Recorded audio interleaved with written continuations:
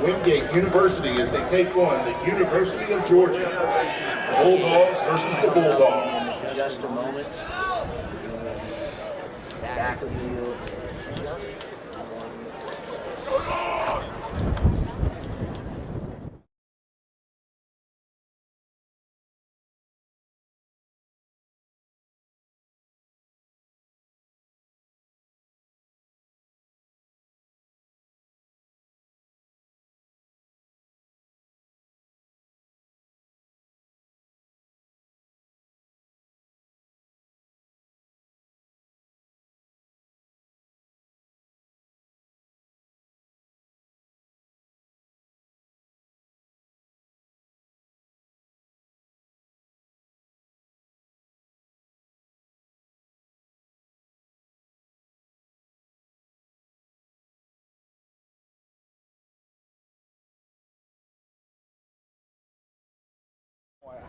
The mics were muted.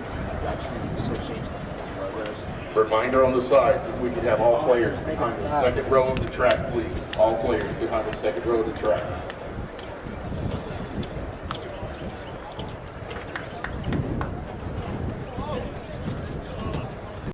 Looks like we're ready for match 2 to begin. Windgate will be kicking off to the University of Georgia.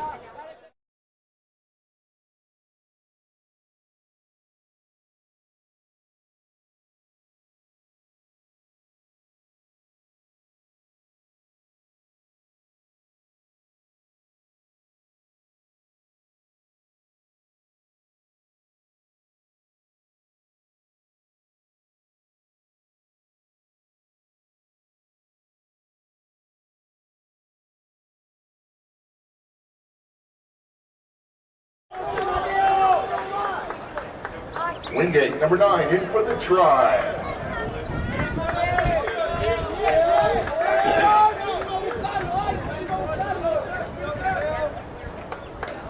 All right, and starting off our second game here early, Windgate with a quick try. How about that? Yeah, I mean, that's the thing with sevens is a quick mistake like that by UGA. I mean, you got 8 less people to cover for you, and you got 15. Yeah. So easy to get a long try. Yeah. Number 8, good on the conversion. We'll bring up 7-0, Windgate. Rolling up early in the first half, and this one, we're sorry for some more technicalities, but we're making the most of it. We've got a new color commentator now, too, for pleasure to have you. My name is Dylan Seymour. I've been on the rugby team here for the past couple of years, and being here and talking to you. Yeah. Thanks for being here, Dylan. I appreciate you. Always love being with the rugby folk. I haven't been able to make it up to the game yet, but all of my commentators previously have. I said, what did I like?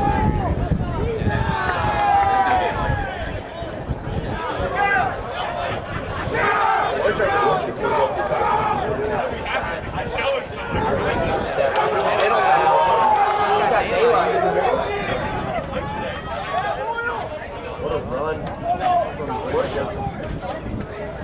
Trying to work that left side right now. Yeah, they're working to try to work the left to right here so that they can what a great move. Right the ball. The 5-yard line, the right side. Oh my goodness. Here it is, number 2. Very effectively by Georgia there. He just working the ball left to right and right up the middle. The defense was all out of sorts. Just well done. It's pretty to watch. Good resiliency there. It's right up the gut for the most. Looked like a little bit of UGA good on the conversion. Really brings it. That was a start. Head knocking, but 70, you get a couple more two steps. Good physical right. double tie game. This one might be a little bit more competitive than our first game of the day.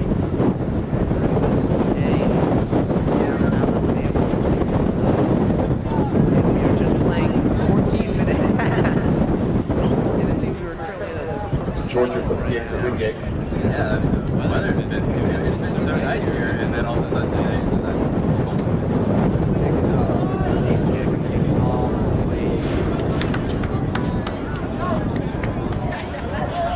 Kick rolled out before the try line.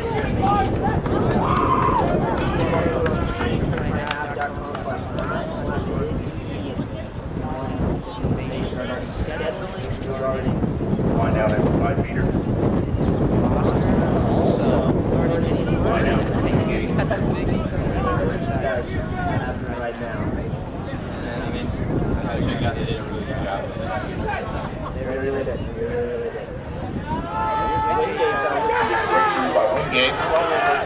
Chasing out He's got a lot of daylight that's Lightning pulling away. This is it. In for the try. For the try. Ball is touched As I down. said on that one though, you can't teach speed. Yeah, you can't catch speed. So, I mean, I can't run that fast, but hey.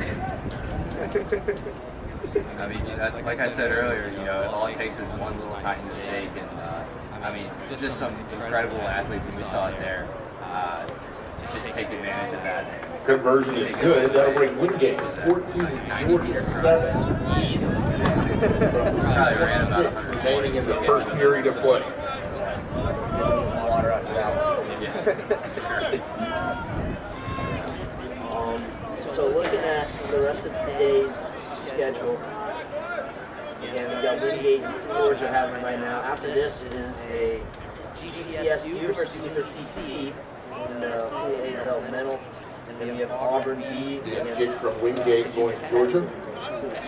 Developmental and Auburn A, Alabama.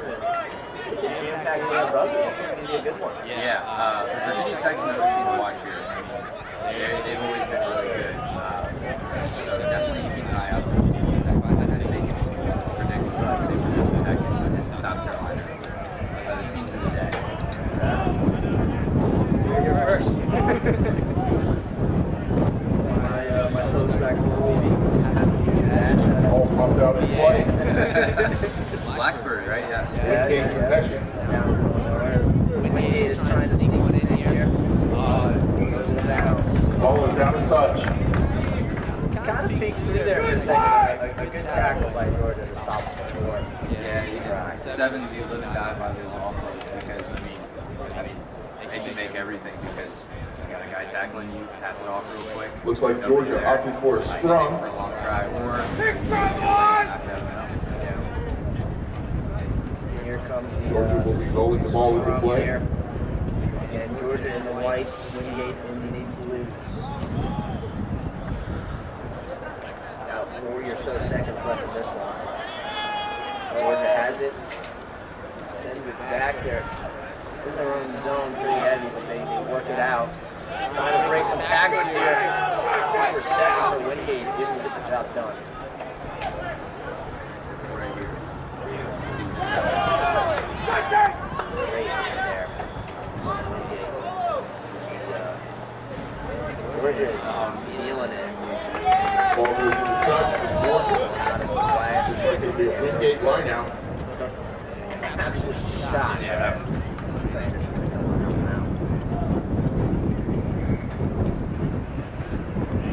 So strategy-wise, how much is different from 7s to 15s as we end our first half of play here?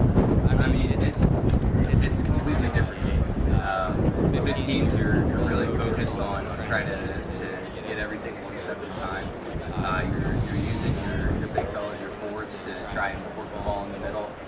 You're just trying to punch it in, and you want to bring the defense in so that you have a Shortstop is playing good on the outside, working out to your outside guys, and hopefully you can get a longer run with them. Worst case scenario, you keep going up the middle. Line out for Windgate. Down here, there's no time on the clock, but Windgate trying to knock it in. Off the throw in, they bring it up the middle for another try. How about Center in that? the try zone. Just well executed there. I mean, just work the left, come back inside.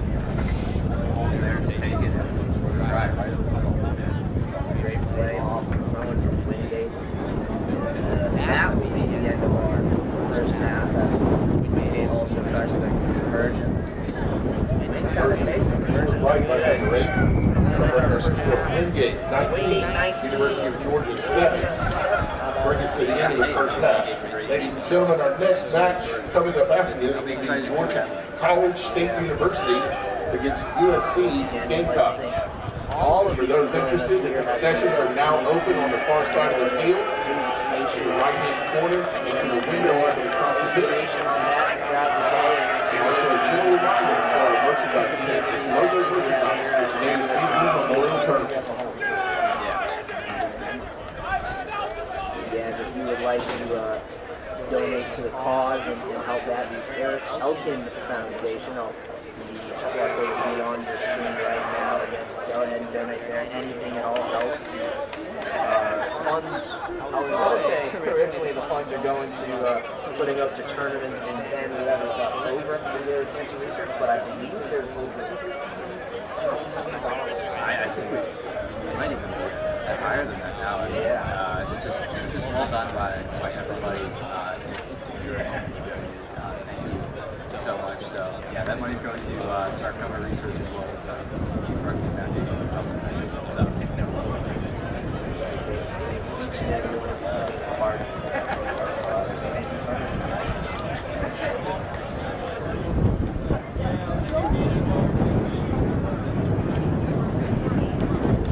Turn the camera down. It's catching the announcer really loud. All right, we're back into play. Getting ready for the second Yeah, half of our that's all you can hear. match Also, today. this is just catching Play. like the sound.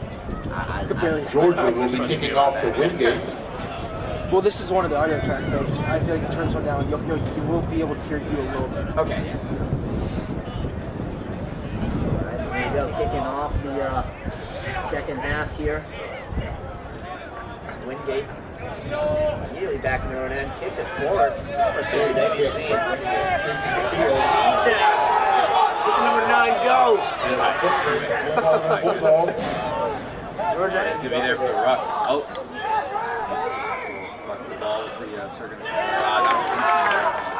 Not releasing against Georgia. Ball given Windgate. 4 half to go. Great kick down the field. Working it back.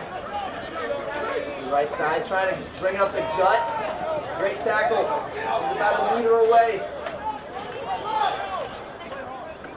Number 9 again. He had some speed earlier, fighting his way through to the try. That would be a try to Windgate. Again, good physical rugby there, down by the Big hard run in the middle. That by that kick there just really set it up. That's another thing with sevens though, is that you don't normally have a guy deep. You have what's called a sweeper. If you watch the sevens defensive line, you see 6 guys and then 1 guy who's kind of back. Good. You don't have the numbers to Bring us to the single kicks can really be effective. Yeah. We saw it there, D. That was pretty effective.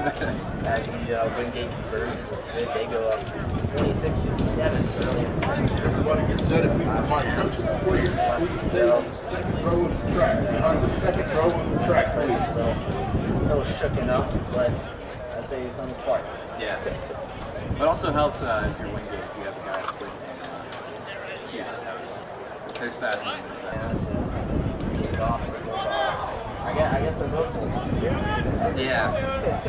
Bulldogs. Looking down on the 1.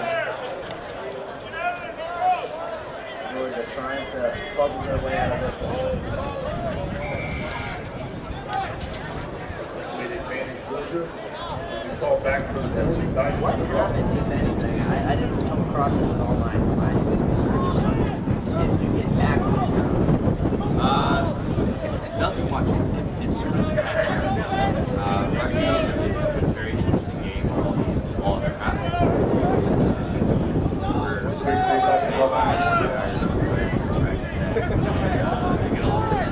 Complicated at times, but if you tap it down, so you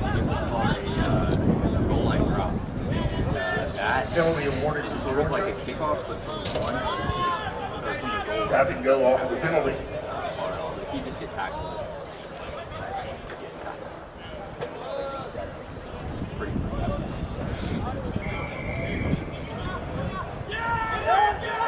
Got a penalty against Georgia. Wingate on a quick tap and go. Try. Kind of sneaks through for another try. Oh my goodness. Yeah, that quick tap there off the penalty, I mean, just, again, so effective in sevens, especially when you have, you've been running up and down the pitch all day. Just tough to get back on defense and get set, and number 9 catches him sleeping a little bit. So how much of rugby in general, especially sevens, is kind of the war of attrition? Oh, off the post. Oh my goodness. Well, it's interesting. It's not Conversion no good. That'll bring us 31 to 7. Wingate. Wingate. 15s We have roughly running 3 shorter minutes and distances 12 seconds for a remaining longer in the second time. period as the players get reset for But kickoff. in sevens, you know, you're just up and down the field, so you're really working that like initial occupancy line. Really is what you're doing, and so you kind of get to the end of the day in a tournament like this, you'll be physically exhausted like you would in a 15, but at the end of the sevens, it's all about Georgia trying to get the win back to their sails with about 2.5 left in this game.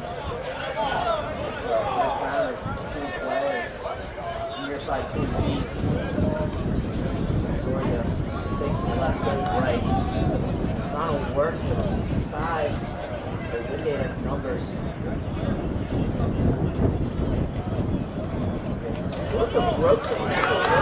That's no quick dump off. He's got a lot of daylight. Here comes number 9. With a lot of speed, it's going to be close. Can he bring him down?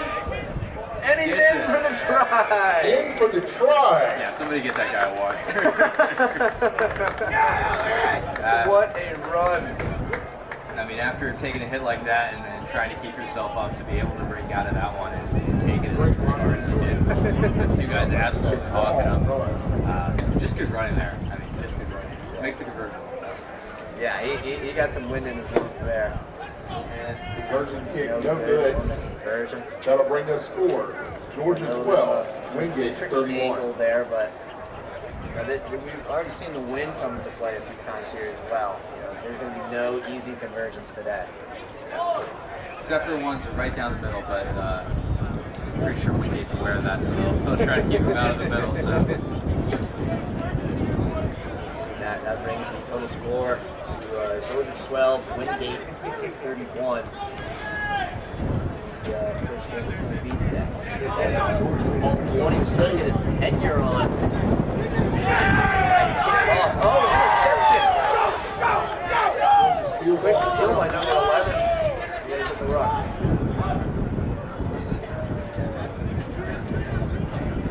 13, trying to work down the right side, trying to dump it off, loses it. Wingate steals it back.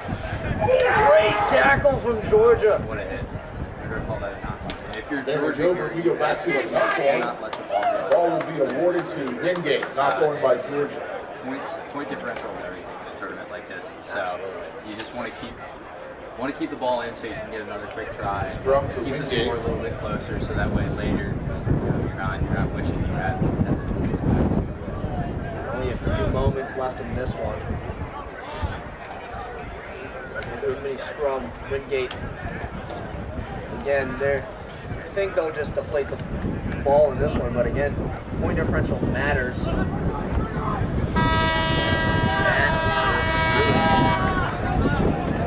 Oh, Georgia interception! Oh, couldn't quite handle it. Georgia number 8, all sides on the left. All sides ball there. Yeah, so when the game ends, still getting flat. Exactly.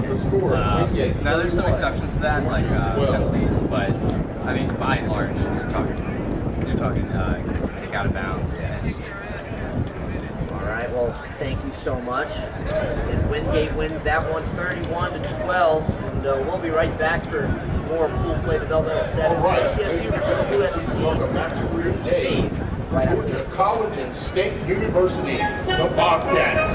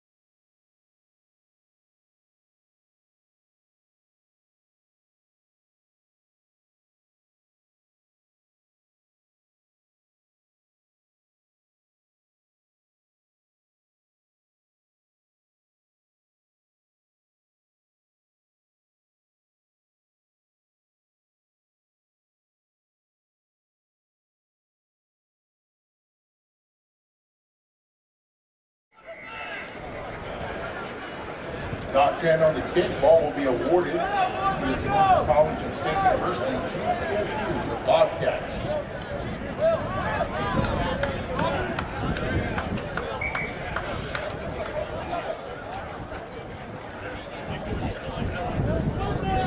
The scrum at the 50 after the kick did not go to 10 meters. It will be a scrum to GCSU.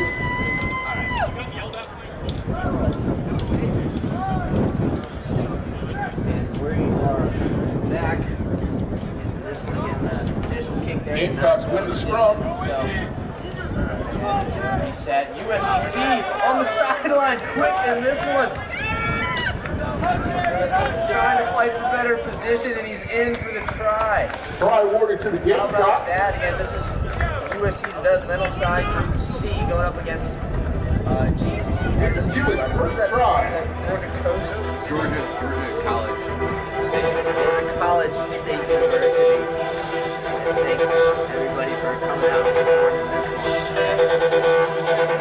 was just about to say, these have a couple guys who Conversion no good afterwards. Got to bring her forward. The Gamecocks 5. Georgia College State University. try out on the way there.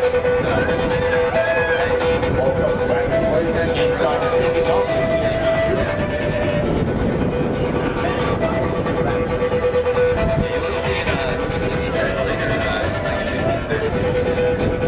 Before that, I believe that kicks off around 1 o'clock. Stay tuned. Information on that. So, wind kind of working against them here. About a 12-yard kick. UCC ends up with it though. Good shake. Oh my goodness, right through the middle. Oh no. Looked like it's a dump off, but USCC still ends up with it.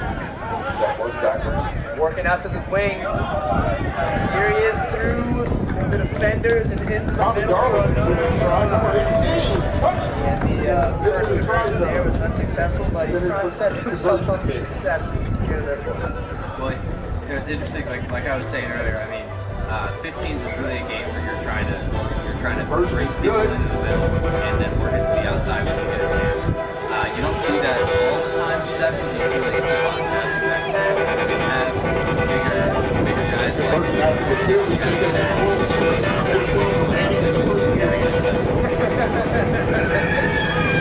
Number 4, number 18, all these guys really they've been in the gym. and in the most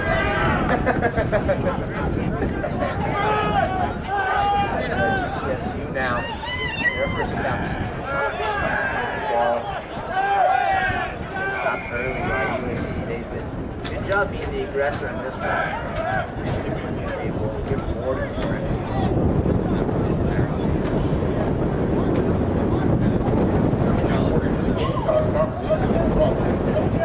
Fake pass. Trying to break it up. She's still with it.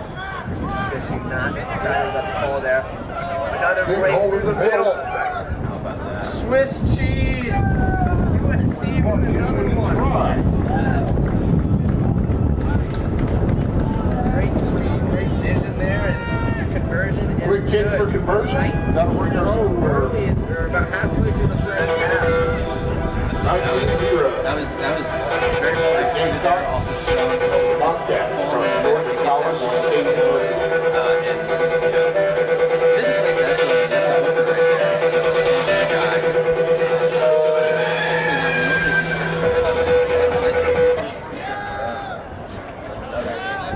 So 10. Wind really playing a factor here.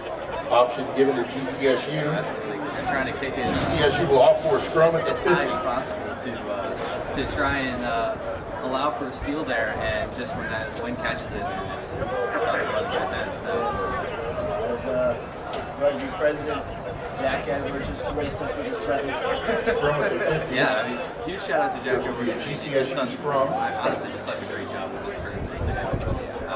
And there's just been so many people throughout that have done a great job to set this whole thing up. Scrum stolen by the Gamecocks. There's USC dance along the sideline. Ball will be called back.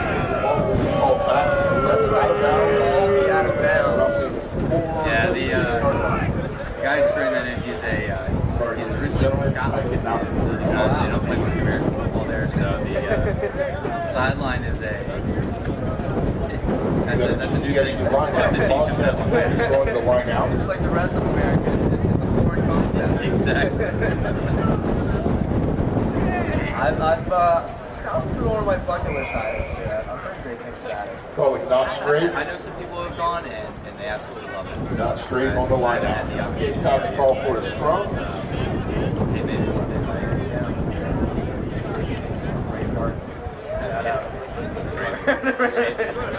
As the throw-in wasn't up to standard, so we'll have a scrum here.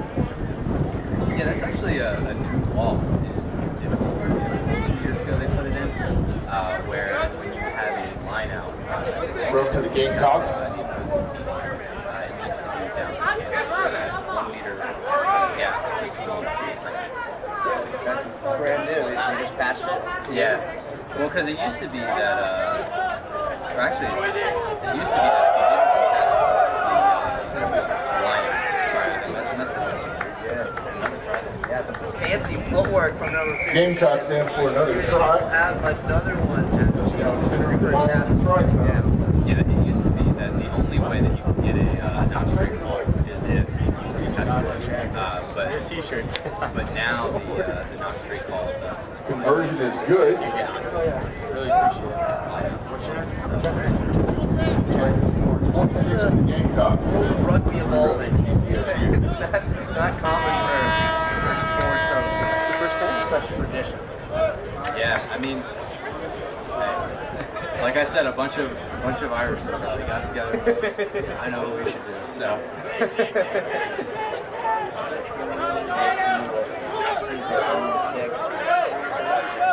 Time for the half has ended, so USC Ball will be kicked into touchdown in the first half of play. Second half in just a moment. Into the first half, your Gamecocks are up 26-0 for Georgia College and State University. That front Ladies half and there gentlemen, our next match. pretty good for the Gamecocks. I would say so. Where I mean, Auburn just, will take on Team really well, BE. just good use of space, I would say. Just getting the ball to where it needs to be, reading the defense, and capitalizing on mistakes. Now, if I was Georgia College, what I would do is, first off, I think we definitely need to come up a little bit, because that's just where the Gamecocks are attacking, and sometimes you don't quite get a 10, but we saw it on that last one. It's got to be up to receive those kicks, and just making sure the defense is spread out. So, if I was Georgia College, that's what I would make sure the defense is spread out. Try not to give those like easy gaps up the middle there. Trust your guys to make those tackles. Yeah, definitely had some. Again, like you mentioned, the Booker made a move right up the middle, and the college stuff we got to break down on that. And we'd like to thank all of you for joining us here for the Big E Memorial Invitational. More information on that on the website. Also, would like to thank one of our sponsors, Salem Investment Counselors, for helping support this. Rugby's got a lot of sponsors. Yeah. Getting ready for the second half of play. Shout out to Salem Investment Counselors for being our sponsor for today. Again, if you would like to donate to support the Aaron Elkin Foundation, again, information or funds for that will be going towards cancer research. QR code will be put on the screen throughout the cast today. You can even go find more information at unifyapp.com/live/big. Second half of this one. Turnover by Gamecocks advantage. We got a little bit of possession here by UGA. Let's see what they do here. Like I said, just work it left to right. You have a slower team like is probably out there right now. Say left to right. Jordan College is looking a little indecisive here. They've got Ball was in the tuck, however, it comes back for the advantage. what is that reaction? From the awarded to GCSU. Things are moving so fast. You got to find the tomahawk right away, and you got 250 pounds, 6'2" coming at you. It's all you almost have to make your decision before things happen. I know for me, whenever you kick the ball opportunity does present itself, you have to do a calculation.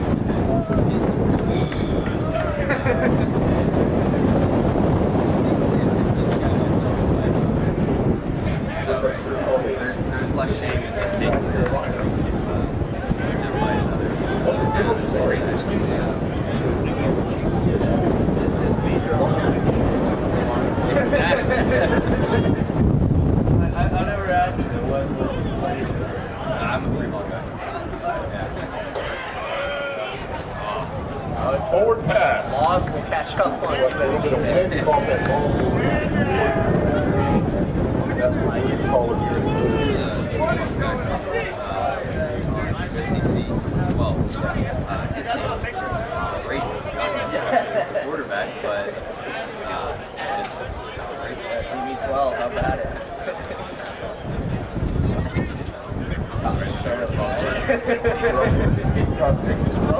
There's Brady up the middle. Look at Brady go. Step forward from Brady into the end zone.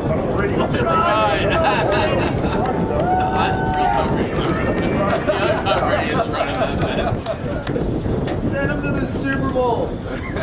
Oh my goodness. Spoken into existence there a little bit.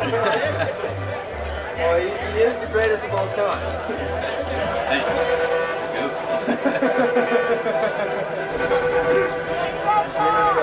Good kick. That's him. great kick.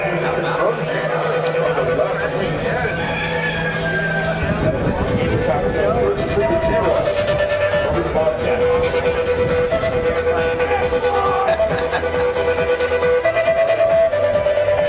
probably a big comeback is the South Carolina fans, so.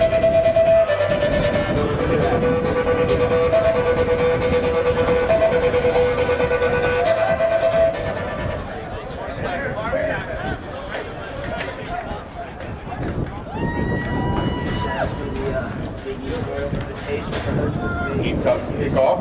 You can find some info on merchandise right there on your screen, and then I believe it is available until March 30th. So get it while it's hot. Alex, it might be my favorite person in the world. We have chairs in.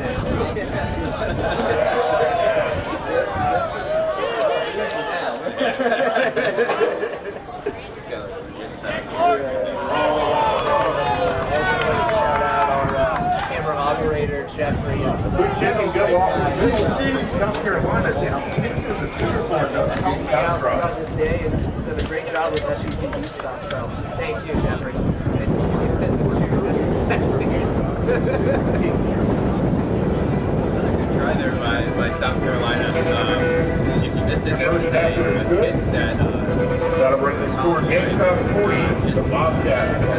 College and State University. just bad luck.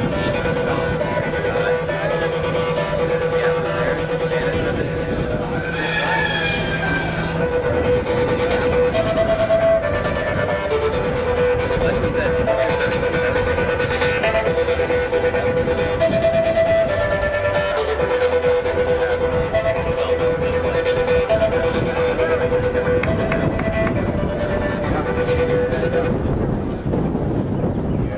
USC to kick off to Georgia College.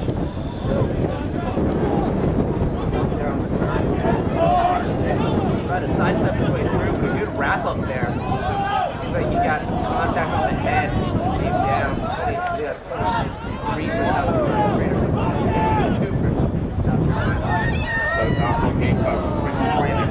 He's up now. yeah, that's one of the things about rugby and athletic trainers. Don't always love it, but the game is not so Florida is kind of stuck until the play stops. He's got to pull the ball away, however, we'll come back on the Right. Seems to be okay now. Play the original penalty. Ball is have a drop here. How about Quick that? snap and go from Georgia College. Boom. How about it? Right up the gut. Talk to me nice, number one. How about it? Yeah, that's a guy who doesn't That's a rugby player right there. Now we're going to knock the ball loose. Scramble with Guy it. on France. Yeah. Oh, interception! Offload is intercepted by the Gamecocks. Oh my God! Touchdown at the try zone.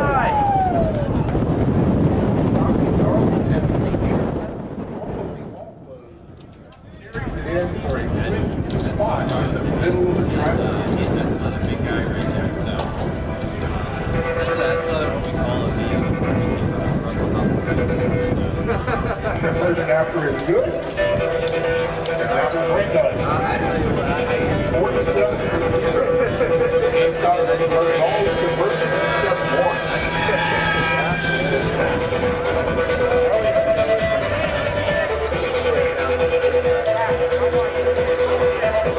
USC goes up 47-0. College. Pool A of developmental sevens. After this, we'll have Pool B of developmental sevens. Auburn B takes on. Kick there. Second pool kick of the day. Yeah, that Spin move. 14, some fancy footwork. Out there. Oh my. Double off. I had number 7. GCSU just can't quite work into the wings like they want to. Gamecocks stealing the ball away. However, quick penalty is called. Penalty is awarded to GCSU. My apologies to GCSU. Can't play the ball like that. Jumped it off the big number 1, but he's taken down immediately. 7 now for GCSU out wide. Great form tackle. Yeah, that's one of the things that with GCSU. You just got to get the ball outside. That's Every time they got the Gamecocks. Just like that. From the rug, scoop it up. And that's Tom And they are in for another try. Tommy Darwin. Touching the ball down in the try zone. But Tom Regan. on the big He even turns for the quick Oh, drop let kick, the, however, does not make it. let the big man That take will it. end our match. Gamecocks 52. Good try. Georgia College and State That will University be 0. the end of the second half there. USCC in Ladies and dominant gentlemen, fashion. reminder about our Taking the concessions win on there. the far side of the field. All Well done proceeds from will go USCC, to the and Big we E will Memorial be Foundation. right back for Auburn taking on Virginia Tech. Right.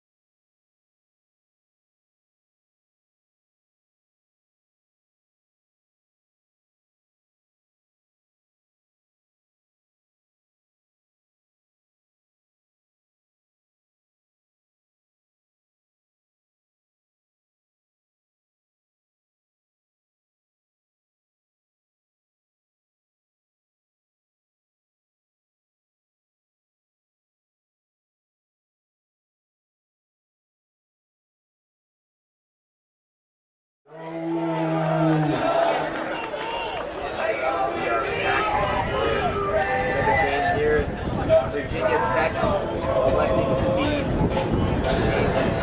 Big E. Yeah, mostly Virginia Tech B-side. Reminder to our players and coaches who are on the sideline. Please leave behind the second row of the track. Show some cones marking the pitch. We did not have ropes today, so please stay back. Second row of the track. If you're a spectator or not a player or a coach, Fun match. We got a couple older guys who maybe haven't played in a year or so, but How about scoreboard to reflect that? And thank you all for joining us here at the Big E Memorial Invitational. For more information on how you can support the cause and donate to funding cancer research, donate to the Air Healthcare Foundation. touchdown flags are handed off. So bad as We were waiting for touchdowns for the other side.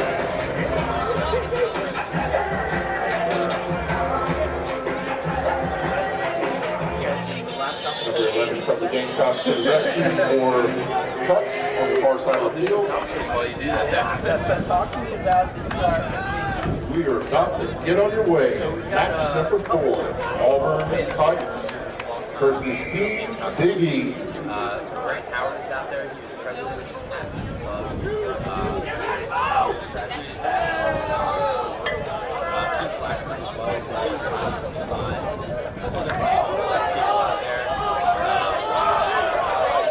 Most of them,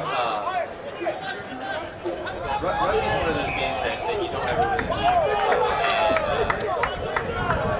there's Not going by Team Big E. everywhere, and I think a lot of them play. It'll bring us a scrum to the University of Auburn. Way up and down the country. In Columbia, it's as far north as New York City. So just awesome to see some of these guys come back. So if you're going back later, Big E Alumni side, watching us glory days a little bit.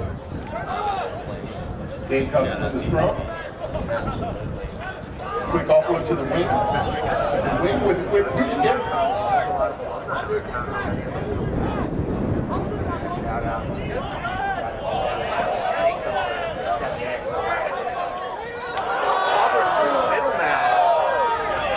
Auburn is receiving very quick drops. The back of pass, ball still in play. Saw a little bit more space. Took it for a little bit. Knocked on by Auburn. Ball will be Yeah, that's awarded to the another great thing about Gamecocks. rugby is that, Gamecock boys scrum. they gave a lot to you. So, I mean, our alumni base gave these are some but as far back, goes back to 1967. So, just, I mean, being able to meet just a lot of people. I mean, people have done all sorts of cool things. Sales, like distribution, and then you have, we had a guy who actually lived in Los Angeles Rams. Oh, no way. Yeah, he was tight end. His name's escaping me. But, yeah, so. Tom Allison, number 3, with quick roll in. Pretty prestigious. Matty Mora off to the wing. Oh, a quick knock on the wing. That will give the ball to the Auburn Tigers for a scrum. Whole little table that we got set us up there. Checks out. Shout out to one of our other commentators, Billy Reinhardt. He's done a couple of rugby games now. He's a big Bills fan. They have some more success for his sake. Up in upstate, Lots of pressure. Scrum goes to Auburn. Kind of playing a factor even in these small passes. Just kind of duck around. There's another one. Sticks with it though. Auburn had it. They had it there. Down on the near sideline, trying to work it back. Now it looks like we have a couple of South, or at least one South Carolina player, number 9 in the white shorts, playing for Auburn today. So that's always pretty cool. You're always trying to make the matches happen. So We've got a penalty against the Gamecocks. things to play against. Looks like hands in the front. If I get that right. Shout out for gotta do what you gotta do. Yeah. If I'm Auburn here, I think what I said earlier. Auburn on the quick tap. Number 1 is the kind of guy I want to just trying to bring in Kick guys. to touch. Let 2 or 3 people tackle him, get it out to his wings, number 9. I can see him all the way on the left wing, and just see what he can find. Yeah, they've got some speed there, and like you've been saying all day, that speed is golden. Looks like a line out from Carolina. Quick throw in. Line out. Tries to throw it over. 13 trying to break through the middle. 14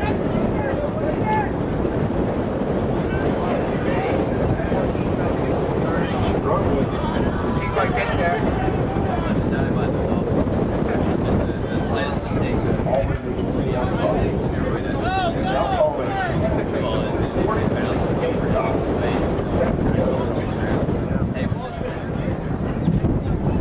Oh, there we go. A little bit of daylight. Auburn trying to catch him. It's going to be close.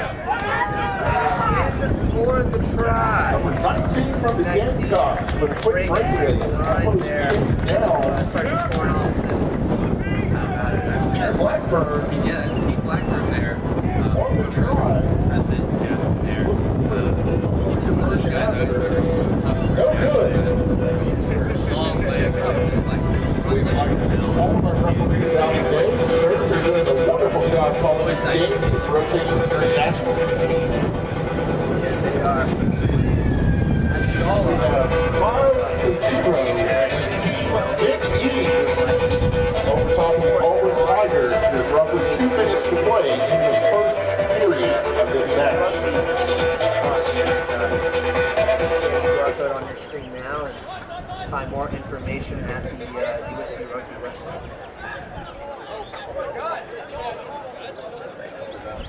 pass in there, but it bounces too long. Oh! Auburn gets taken for a ride there. USC now Ball in the with middle, the game comes up to 2 minutes move all the way. Gotta get that ball outside there. An advantage to the Gamecocks for a knock on by Auburn. Scrum will be awarded to the Gamecocks. Yeah, they always have.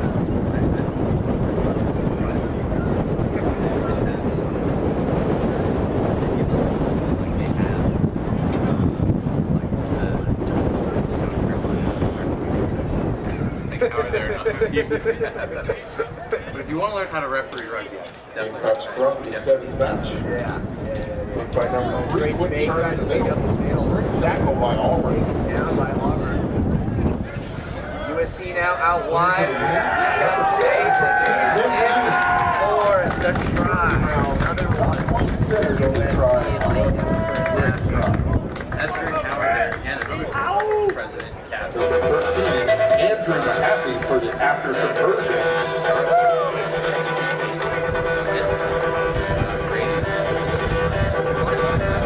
Legacy there.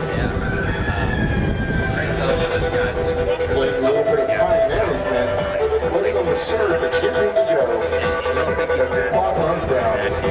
Strides are probably 2 or 3 yards. The conversion was so good, that will end the first half of play. With your team, Big E 10. For Auburn Tigers half here. 0. As, Ladies and gentlemen, we hear this halftime.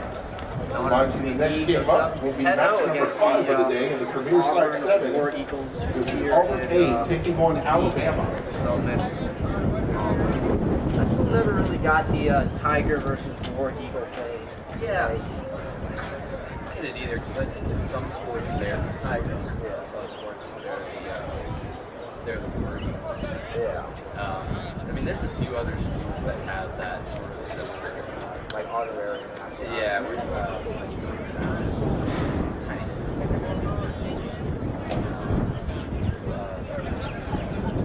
And Mary Washington is one it's called. Yes. They have 2 mascots. They have lovers. I think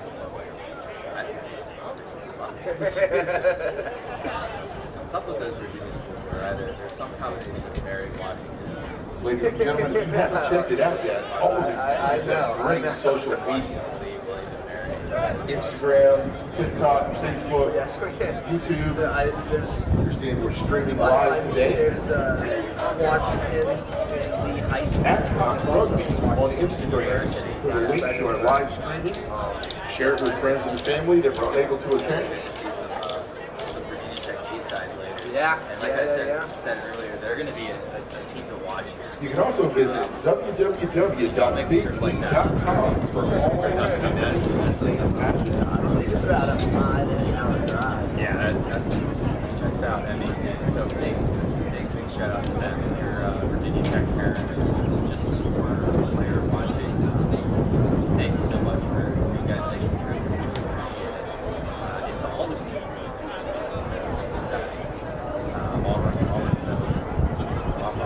I'm skipping away. So just a great day. All right, we're entering the second half of play here. Sides of the field switch. More coming again.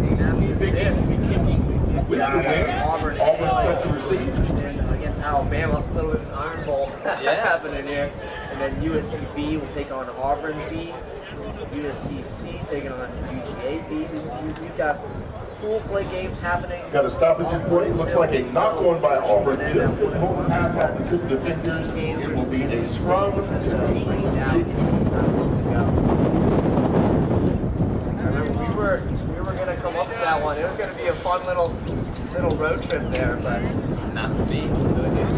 Yeah. Not really.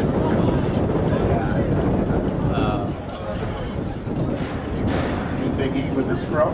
Ready to roll the ball in. Think about scrums and sevens is that really just in 15 you're Looks really like trying to drive. Big E did not properly pick the ball up. Dropped it forward for a knock on. It looks like it's being awarded to Auburn. Scrum to Auburn. But you're not have done the sevens. Really what you're trying to do, if you can, is wheel it enough so that the side there, you see how that side there Auburn on the front play here on the edge. Auburn, number 9, he's got space. We have a chase down. However, Auburn will touch it down. Try. For the Auburn Tigers. So if you see some handshakes, that's why. A little bit of friendly fire, if you will, in ways. If you're watching at home, the guys in white shorts on Auburn are South Carolina guys. And guys in blue shirts. Fill out roster spots. I think I see Hunter Soa down there playing for Auburn. You got Alec Early and Jackson Devlin and Frank Grayson. Conversion's getting no good. That'll bring our score Auburn 5, Team Big E 10. Ladies and gentlemen, if you're interested, we have Kendra Scott on site today in the merchandise tent. Kendra Scott bracelets for 20% of the proceeds will go to the Big E Memorial Fund. Gentlemen, if you haven't done so yet, think about those anniversaries, birthdays, and upcoming holidays. Father's Day is right around the corner. What a great gift of a personalized bracelet. Auburn Tigers are set to kick. I thought We're in they the might. second half, 4:15 remaining. Yeah, they have a tournament they had to make guys. This is our first time doing this tournament, so we've got the kinks on that. But next year, you guys are Ball was hit by TV. It actually goes here in touch. so not the same. It's just like it's tough to do. Now we'll go to Auburn. Auburn will be throwing in. Yeah. This, there's no reason to stop now. It's getting bigger and better. But so far, this has been an amazing setup. This is the only thing I've come to for SEC live streaming. Good job. Stolen by Team Big E. Yeah, I've got a player pass and everything. I was like, we have passes here? We got credentials? All right. I'll see you at the cocktail lounge. Advantage wants to give it to Auburn, however, we will go back back to the not going for a scrum. It will be an Auburn scrum. Yeah, our president, Jack, like I said, just a fantastic job, Jimmy, and especially some of the parents who were sitting just big thank yous to everybody because there was so much time put into this, and can't ask for this. Rugby, they say Saturday is rugby day, so. We're gonna need a day of rest after this one. That's for sure. That's A good quick tackle there from USC. Big E. They kind of surprise attacked them. Play is called to a stoppage. We'll come back to a knock there, and we'll have Auburn knocking over the ball. It'll be a scrum. It's not the same. With the scrum going. We'll see real scrums later. Yes. So I thought I understood a knock. Brother, explain to me for potential viewers at home. What exactly is a knock? So a knock on can be done by any player. It's any knock for lack of a better word.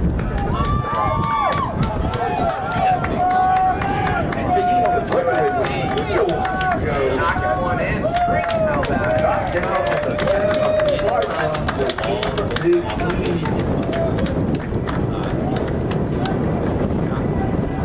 And it has to go forward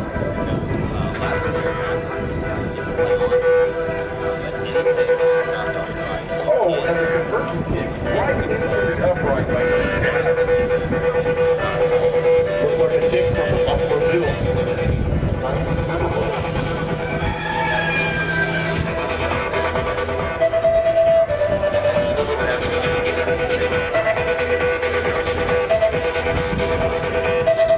They reset the kick.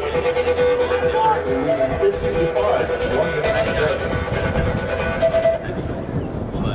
But you have that occasion. Something you see the ball, you think it's one.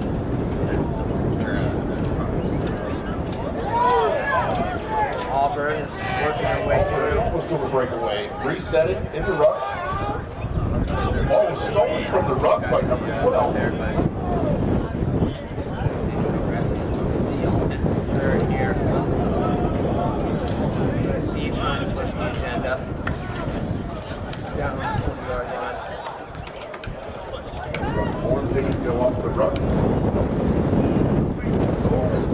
Big physicality, but Auburn ends up with it. Back to Soap. Kick forward. More equals the chase. Big E back to net.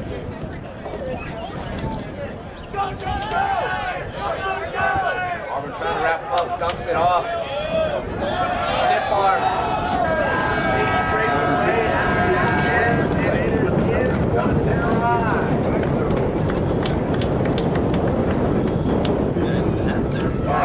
Great end to that. And a great performance from the USC Alumni. How about that? As time expired, with the kick, conversion is good, and that will end the match. Your Team Big E 22, Auburn Tigers 5.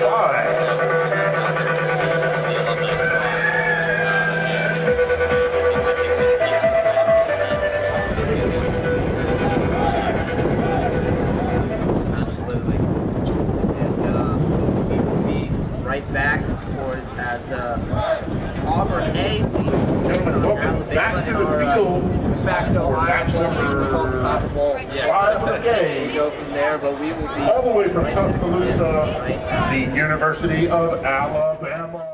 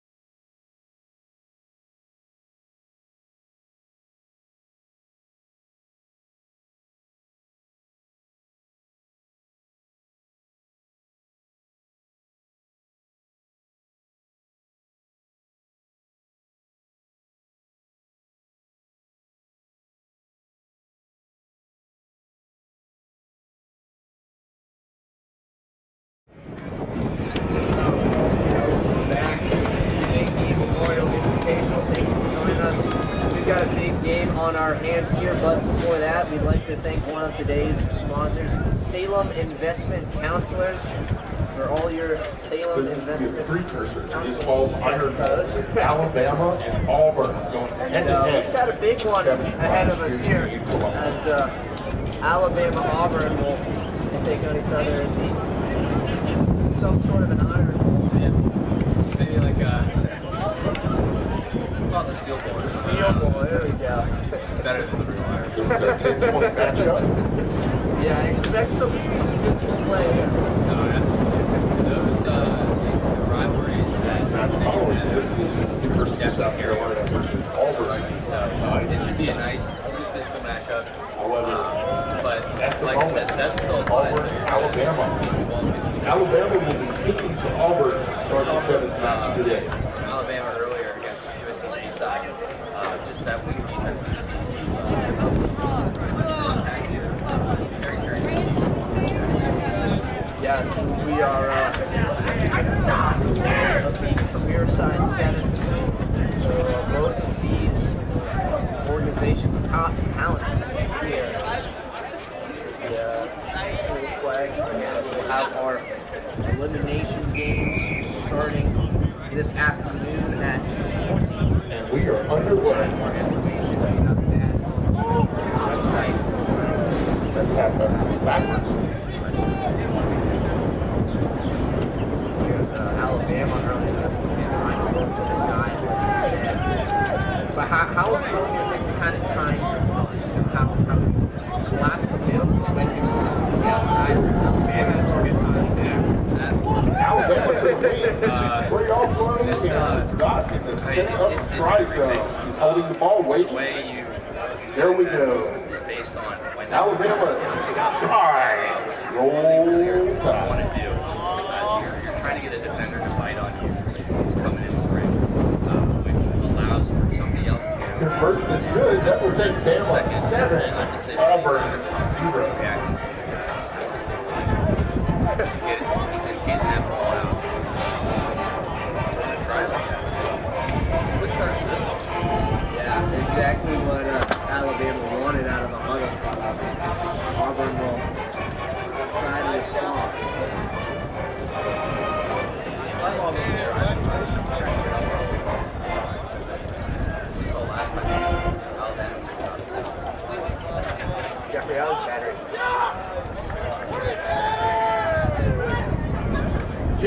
Kicked by Alabama, recovered by Alabama. Pushing it a mile. Down the center of the field. So you were mentioning earlier when you got these big guys that are fast. I'd love to see Derrick Henry put on goodness. this. Yeah, that would be that'd be scary. I think that would be the end of my rugby days if I had to play against him or Miles Garrett. Oh. I think those are your two guys you would start with. Those are the monsters right there. There's Alabama.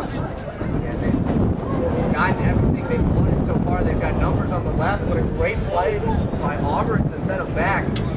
Ball just bounces weird. But they're playing advantage. Alabama has the advantage on the play with the knock on from Auburn. On a quick kick, he's going to try to run it up the middle. Play with the stop. So we had a early advantage there for Alabama, and the way that works is when you have advantage, it's really the time to get aggressive. Looks like we got an elbow there. Yellow card against Auburn. We will spend 2 minutes in the penalty box. Penalty awarded. But yeah, you want to get aggressive there because Alabama with the tap and get it off the penalty.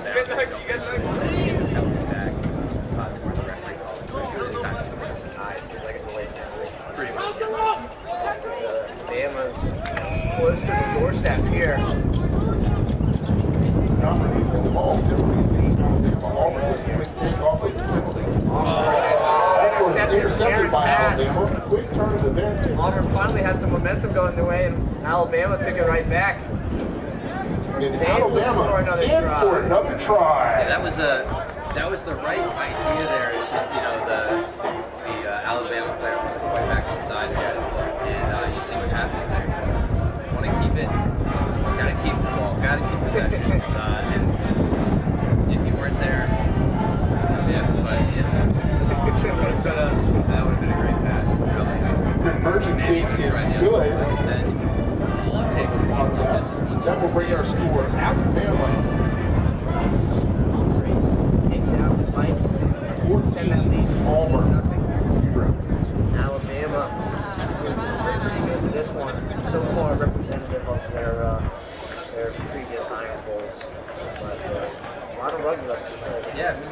I remember an Iron Bowl that came down to the last kick. So. Oh my goodness, I've got to have one of those calls. B-side line. Let's go win the rugby game. What a moment. Yeah, that's one of the better calls of all time. Oh, easily. Yeah, Alabama just is punishing them. Penalty against Alabama not releasing. Auburn will be awarded the penalty. You got to kind of be fair with the ball and don't. But you have to be. Similar good. Auburn. Gets tackled with the ball through there. Not releasing. He's got your arms up. Not much you can do there, but Yeah, I feel you there. That ball was sent into the stands as some kid grabbed it for a souvenir, Shirley. yeah. Maybe somebody put the world's a rugby ball. Get it? Auburn will have the line out. Yeah. Shout out to, we're here at Charles F. Moore Stadium in Richmond County. Gary Middle School. Tipped in the air. This field also used by the C.A. Johnson High School nearby. Really? Not scored by Alabama. So we will go scrum awarded to Auburn. They are redoing. So, Yeah. let's see.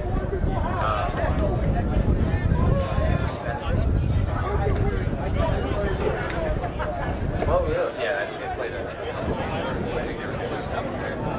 field. Really nice. Oh my goodness! So good, they ran into each other up the middle. He's got so much space, and he's in for the try. Starting What the try zone in Auburn for the try. That was just a switch right there. I mean, you can't draw it up any better than that. So well executed. Oh my goodness!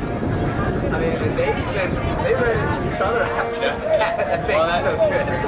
That's how you know it was good. I'm sure Alabama guys saw that stuff for a second. Oh yeah, that was beautiful. How are they supposed to do it? That will bring us 47. Alabama with Auburn coming back.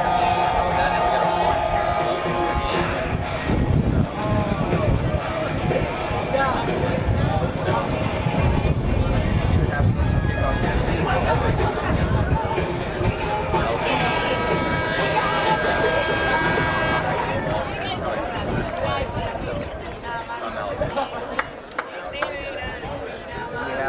We have our 7-minute halves, and so the next stoppage will be the final stoppage of the half. We've got plenty more games today after this. We've got, I believe USC and Auburn B is coming up after this. USC UGA B and UGA A. Virginia Tech Day.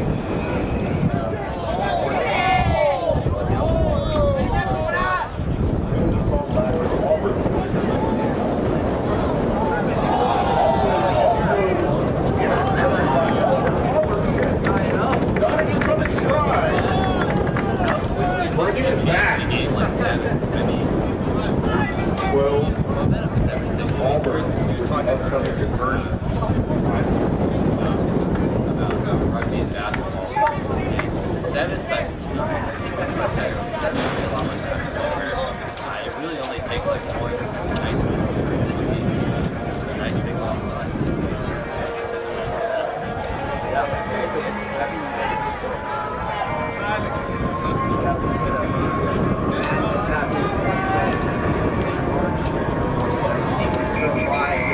Conversion is no good, and that is the half with Alabama 14, Auburn 12. We roll into halftime. Our next match will be Auburn B versus USC. Whether I sign up for it. That will be roughly 9. gentlemen, if you're curious, all the way down south, Concession stand located across the field on the visitor side. Lots of great snacks and drinks. Thank you so much to our volunteers today that have made this tournament possible. We truly appreciate your efforts, collaboration, and teamwork to pull this off.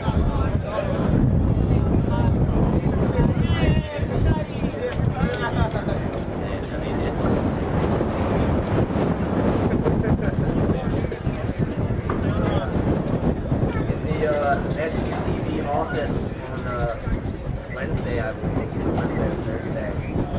A couple of us Florida fans gathered to watch the opening day as they started off pretty good. I love baseball, and this is like, well, it's almost the time of year. I think they started to realize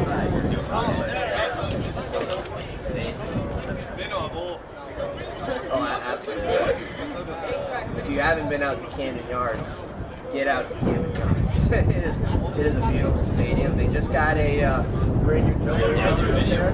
Got a pretty sweet new premium seating area that I will add to the window. But really does look great. How about that?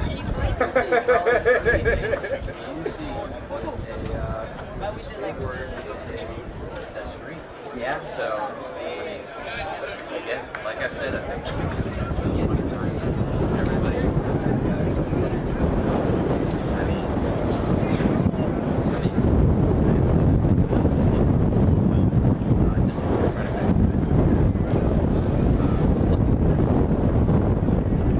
Oh, absolutely. I mean, the production value is already amazing, so I can't imagine that. Next one.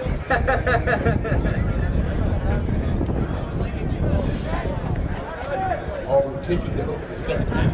The ball is hit backwards. Alabama picks it up. Not backwards by Auburn. Advantage Alabama not going. So, Ball is out. They have Reminder, been really ladies and good. gentlemen, for our players, today's match, we are playing quite out. So we'll follow the sideline of the football field. White will be out. yeah, just the way they're running. When it's originally called back to a knock-on or scrum advantage will be given to Alabama. Alabama will roll in on the scrum. Like I said earlier, sometimes it pays to play stuff just like 15 years ago. Just smash the ball in the middle and try to use something on the outside. But the downside of that is that you don't have this big consistency. So you can have something like that happen where you get tackled. Because they will blitz down there. Get tackled behind the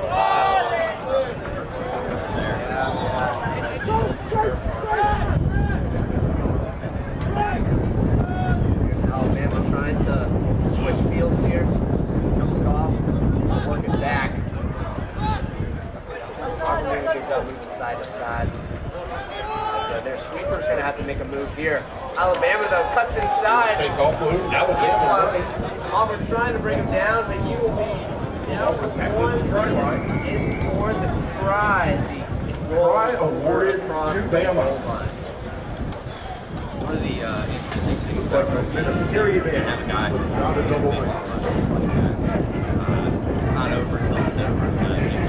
If you hold the guy up, you actually get a penalty call your way. Get yourself in fire. And good.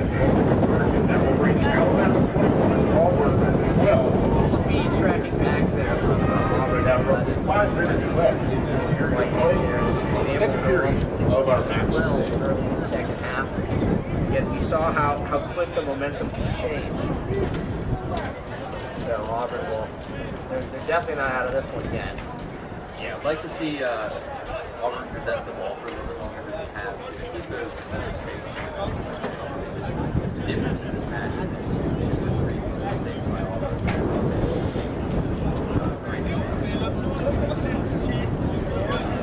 Kick to Auburn. Tipped back. Great fake He's got a little bit of space, grabbed by the shorts and run down. And he works his way out of it. Thought he wasn't held, but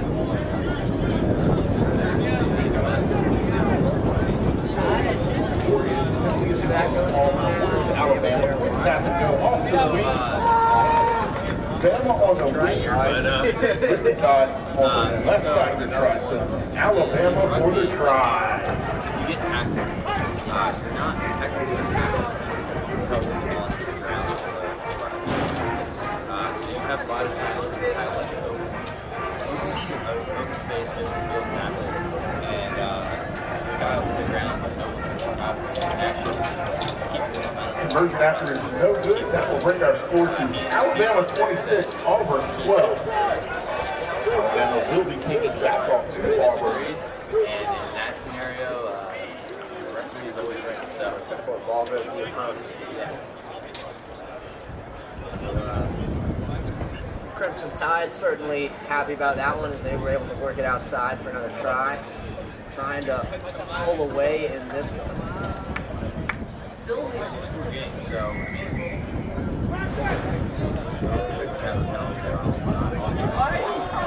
Offside's called against Alabama. We will bring the ball back to center field.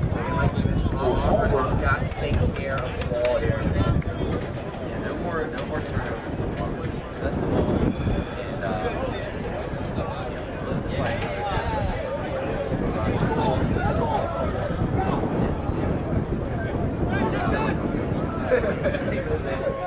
So yeah, I wanted to talk about that.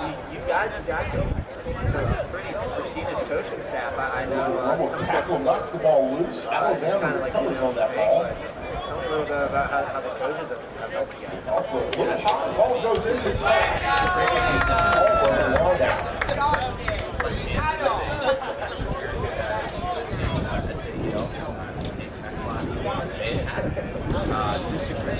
He's one of our former coaches, does a great job. Been in rugby a long time. You have Coach Jeffrey Smolka, Line out, Auburn. played for USC back in the 90s. All around, just a great guy, just very knowledgeable. Third ball time.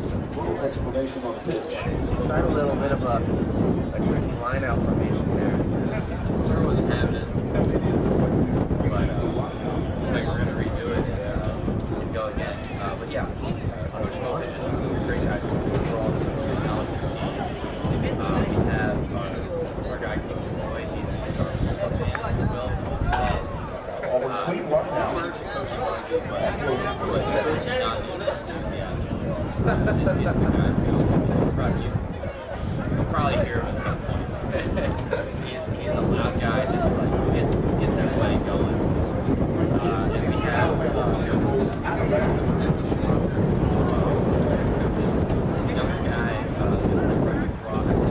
Line out will be Auburn. yes, By Auburn.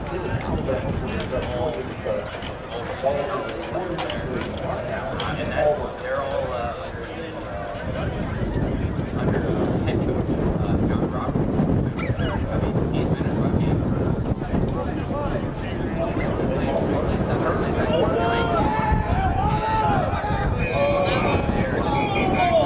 And he actually coached at Furman and back here. I mean, just again, just a great understander of the game, knows how to motivate guys. It's been 2 minutes in the sim bid. Number 22 from Alabama. John Roberts really is a class act. Yeah, he's Great guy. Good guy there. Been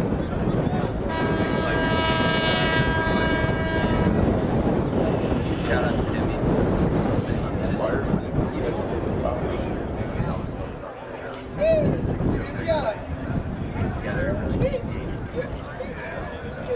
Here's Auburn's last effort here. Again, they got it didn't go their way after a pretty big run. Trying to play quick. Penalty awarded to Auburn. A little too quick. Tackle. Again, point differential, big difference here. So if Auburn can get into the end zone, that could be meaningful down the line. We'll just have to see. A fake from 10. dump off. Plus, you don't want to lose by 2 scores to your rivals. Alabama, What's going to happen? Alabama able to knock it out of play. Alabama 26, Auburn They will 12. take their win and That is this match, ladies and gentlemen. May I remind get you, still in play and Scott, coming up with another matchup right after ladies and gentlemen, they got this. sunglasses, bracelets, USC taking on Auburn with some amazing sunglasses. as It was great. Alabama wins the Iron Man here with the Invitational. We will be back for the next matchup, right?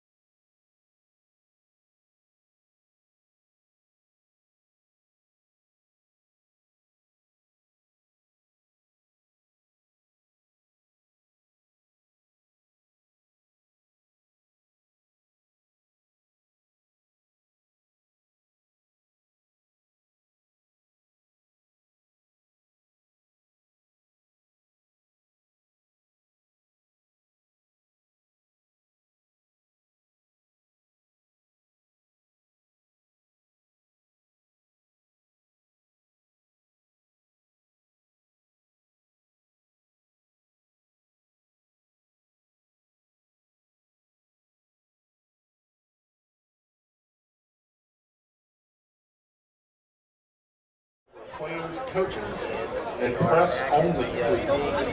Memorial Invitational. Thank each and every one of We you. prepare for match number 6 of the day with USC Gamecocks taking on Auburn. We would also like to thank our medical staff and trainers for being out with us today. Thank you for listening and taking care of our young Making men, this all possible. ensuring that they can And continue once playing, again, if you would following like them off to with donate to help make fighting cancer possible, QR codes are on screen now for the Parent Health Foundation and some of the Big E tournament merchandise. Again, the proceeds will go to funding cancer Captains research is net. It looks like Auburn will be kicking off to South Carolina. in honor of Parent Big E Health.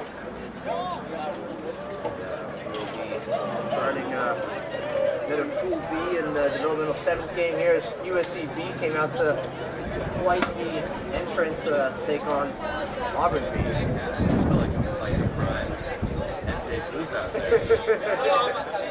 We'll see what put up here.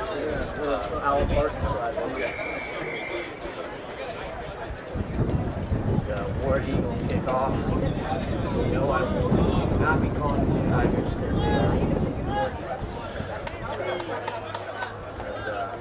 Big number 10 for USCB. They're making some moves. They're trying to work it out wide. Breaks a tackle. But he will be pushing it down just barely. That's the thing with playing on it. Looks like we had a South Carolina player going to touch. Actually, a penalty. Penalty on Auburn. We all thought, Awarded to South Carolina. South Carolina with the breakaway, number 10. It's the gap, and he will be in for the try. Tony Fry. such a great guy. We're so glad to have him out here.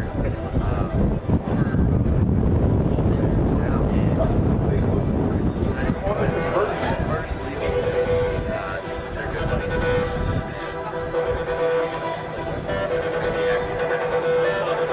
I will say though, when I was practicing, man, it seemed tough to tackle.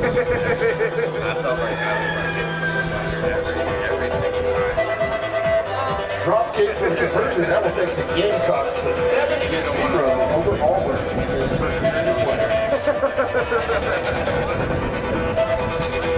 Making some good moves there, and I know Shane Beaver was with the Rugby boys yesterday. Saw him some reels and TikToks. Yeah, I don't know how they got super awesome of him to do that. I'm sure he's so incredibly busy right now. Just huge shout out to head football coach Shane Beaver. Just great job. Got his chase for crackling. Yeah, I love that. As Auburn receives Big half try. Auburn with quick offloads. And they've got a couple of volunteers helping their side out a little bit. Yeah. I mean, that's David Hubert. Gamecock pick it up, number 12. USCB breaking through off the penalty, and they'll be in for another quick try. For the try. Gamecock try. Yeah, these B-side guys, don't be fooled. I mean, there have been historic tournaments where our B-side, the finals will be South Carolina versus South Carolina. And, that's one of those things that's really, really tough as a coach. No one tells players, okay, you gotta tell them they're not getting engaged. Right. So.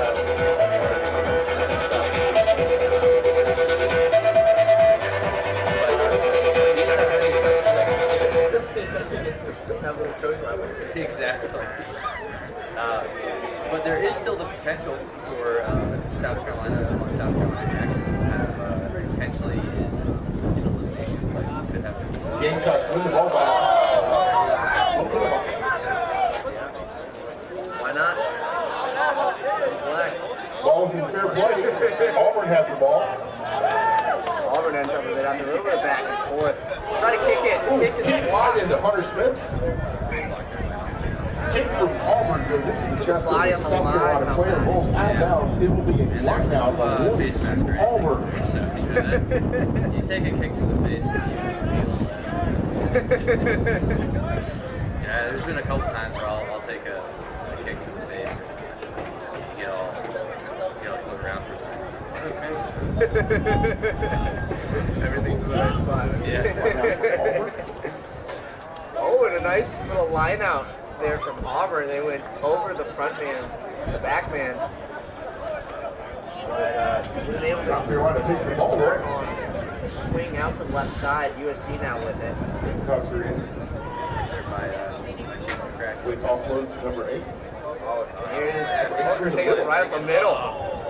Just timed it a little bit. A good way to clean it up there. Number 12 trying to break to the outside. Slip on the Turf turf. monster bites at the ankles. Yeah, that's Ball another thing recovered with before it playing runs out of bounds. is, one of the things you play on grass, you have a different type of spikes that you use. So, it's quite awesome. I'm trying to say. Oh, and here was some speed in the middle. Another try for the Gamecocks. In for the try. Just great timing. That takes our Gamecocks. 17, Auburn. Recreation to see that space. Playing for the conversion. They get the run with some speed. Converts for 2, and Gamecocks will go up 19-0. Good mix of experience and some guys like Charlie Murphy who's been our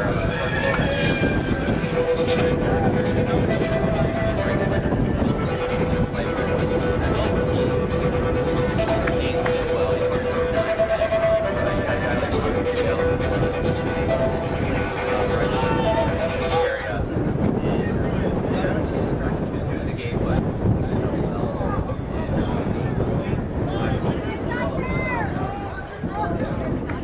And part of what I've heard and what I've learned about it is there's such a big community, especially at USC with the rugby.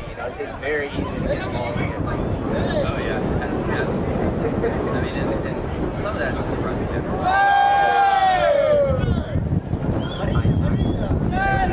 That'll be that's some of that newer experience got on the team. But Bring the ball center field. yeah, I mean that's everywhere. I know. I started playing rugby in high school. it's one of those movies that just they just take it. Goes off on the left. Got a knock on it. Ladies and gentlemen, as we get set into the scrum, just a reminder that we're having an after party this evening. Check the details out at the merchandise tent. Info on the tournament. Again, after party Check it details out. after merchandise. QR code on your screen, or go to turnifyapp.com/live/Big E for more. Again, there's info on today's schedule, on rosters, on some Big E Memorial merchandise. Yourself a nice shirt.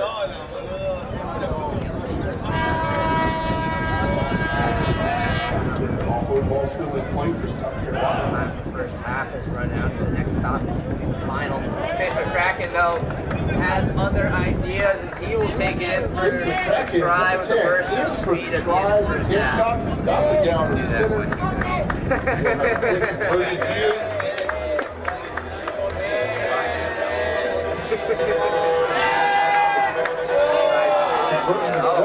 Potterly crossed by a little line drive. Halftime. University of South Carolina 22, Auburn. Let's see what Auburn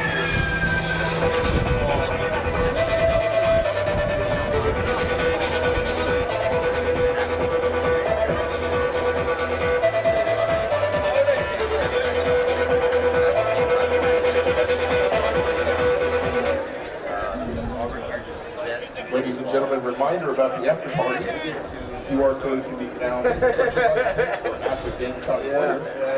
We also have a Big E raffle. looks like we're gonna have some Prizes will be one of three $100 gift cards from the World Rugby Shop. Tickets are 1 for 5 or 5 for 20. You can pick those also up at the merchandise tent, which is to the far side of the home stands. There we go. Our next match coming up soon will be at 11 o'clock. Jed in the number 9 right there. USC Gamecocks will take on the University of Georgia He's wearing Bulldogs. he's wearing the scrum cap. Oh, yes. Clarification on the raffle, you do not have to be present to win. There's that this weird. What's your name and information? You do not have to be present to win. 15s, you can tell a lot of this. Oh, yeah.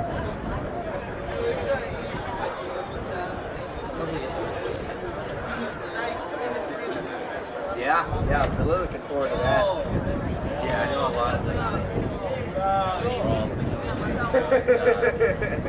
Highly anticipated. Completely different game in 7, so. Yeah. And We get ready for the second period the of rugby play. side doesn't know that, but on our Next side, year, we had a whole the group Concessions chat Center do this great hot dog hamburgers, snacks, called and everything. the Renaissance Band. The Renaissance The Renaissance Band are going to Rome. We were talking about that for probably a month straight, and then we got the word the day before that the Rain had other ideas, but Yeah, I remember getting that text and just being like, I get to play it today. Yeah. So. Auburn now is something to say. Coach actually got one there with a nice Penalty against Auburn, not releasing. Quick tap and go off the penalty from South Carolina. Trying to get out and get going. Yeah. As they're going to swing it wide. This will overlap. Oh, looks like we have an advantage call. Third falls back to advantage. On the Auburn was offside. not 10 here. Like So we have a South penalty. Carolina. Oh, it's Not good. 10.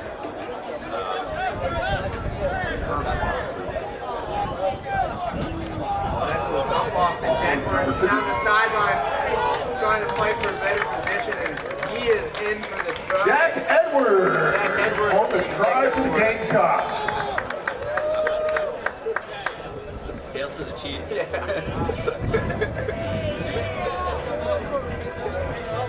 I'd like to come out and say that's the first time I've ever seen it. Tournament director Jack Edwards getting in on a little score there. That would always be great. Working in for his senior year. Jotting down a try in the try zone.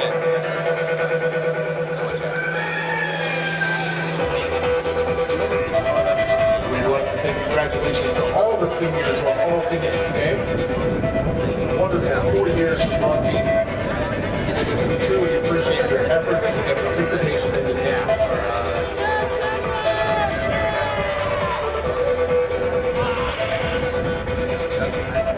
Really amazing here at Invitational. Along with that, I'd like to thank my good friend Jeffrey Vasquez for helping on the tech side of things and the camera operating as well. Auburn on the off one. Yeah, I was trying to get people to sign up for tech. Ball goes in tight. After I put the sign up about Jeffrey signed up for every single slot. That's just how much of a trooper this guy is. So. Looks like we will have a line out South Carolina. Auburn hit the ball with his touch.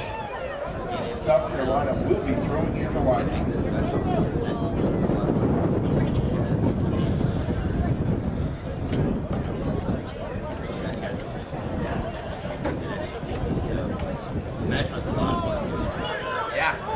Yeah, it's fun just being Line there. out taking off with a bounce on the double throw. Dumping off, couldn't quite get it. Offload slightly missed. We call a knock on. Sir calls a knock on by the Gamecocks. Yeah, it was right there, but you know, again, it's just, you know, Great attempt, although the offload was just dropped in. you get nervous because you're not used to .7. We've got subs rolling for Auburn.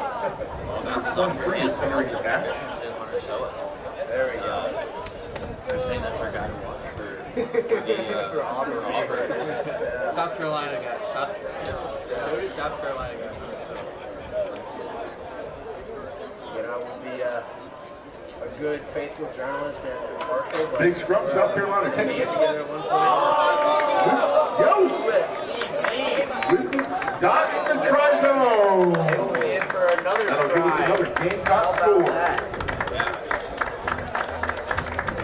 Not much to say there. It's just Quick off the mini scrum and got some speed going downhill. With a conversion, that'll take us University of South Carolina Gamecocks 38, Auburn Tigers. I'm not a journalist. Here with 3 minutes remaining in the period. Yeah, like I said, for Auburn, they're just gotta really want to look to possess the ball. It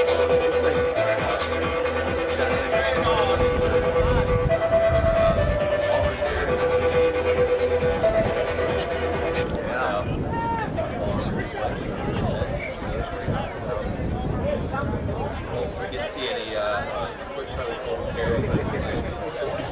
Probably actually will be starting. Straight out. He will bring the ball back. Midfield. Auburn's ball. And that will be at 1 o'clock against the NC State back. More info, you can check out the Penalty against South Carolina, not rolling away from the ruck after the tackle. Up, got to come back to the spot of the penalty for the tap and go.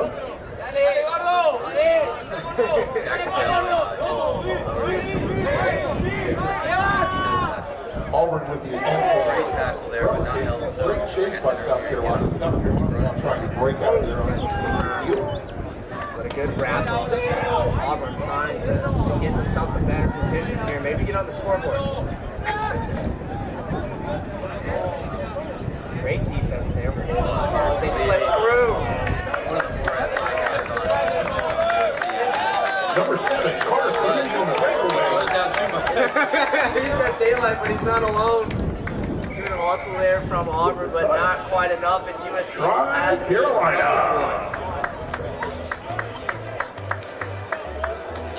Last week we got to play. Conversion is no good. That'll bring our score. University of South Carolina 43, Auburn 0.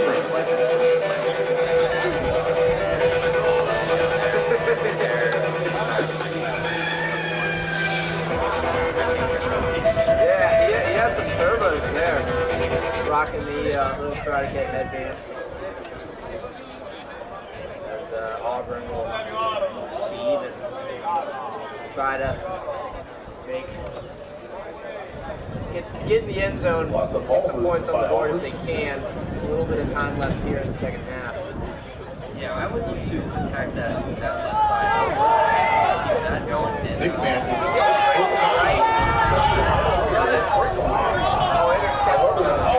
Intercepted by South Carolina.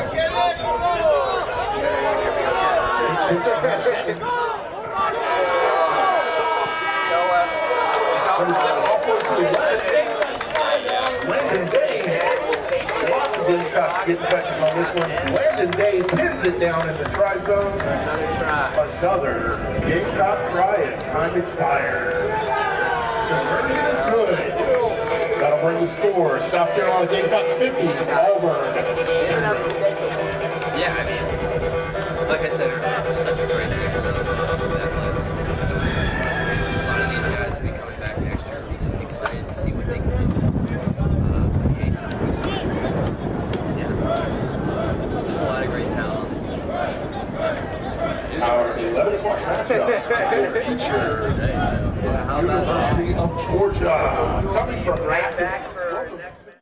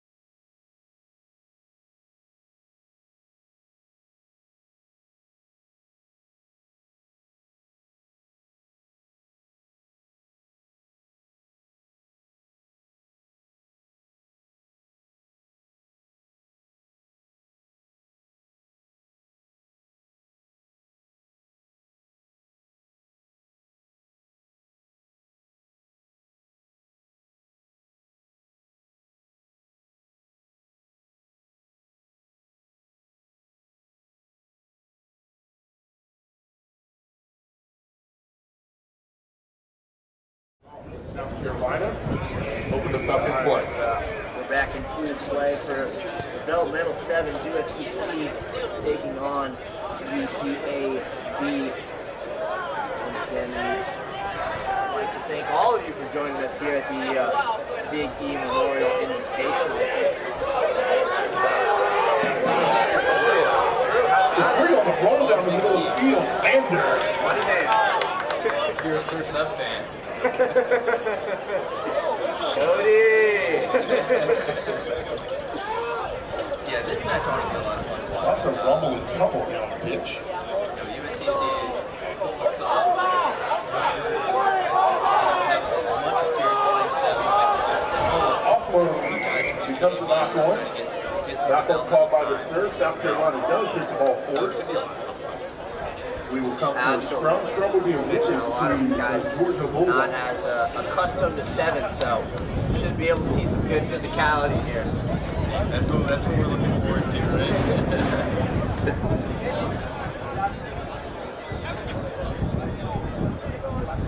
Looks like we'll have another little scrum there on the knock on by South Carolina. Ball rolled in by Jordan. Out. Wheel it back. Quick off the line. I like the jerseys out here today. I was looking for Auburn B jerseys with the stripes and nice. Georgia's got the collars there, which is pretty classy. Yeah, it's The ball off that tackle. I still think It's hard to bring it down, man. yeah, and then Really bad trial is going for it. Picks up. They kind of lost it again there. it's South Carolina's uniforms today are great. Yeah. Those guys are amazing. Custom big jersey in honor of They think their intelligence foundation. from awarded Georgia. Proceeds will be going to supporting From the Georgia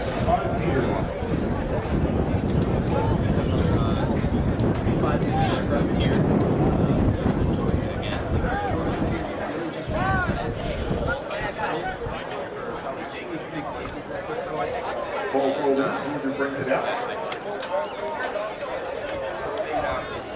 Trying to get out of here. Got out of that awful corner there.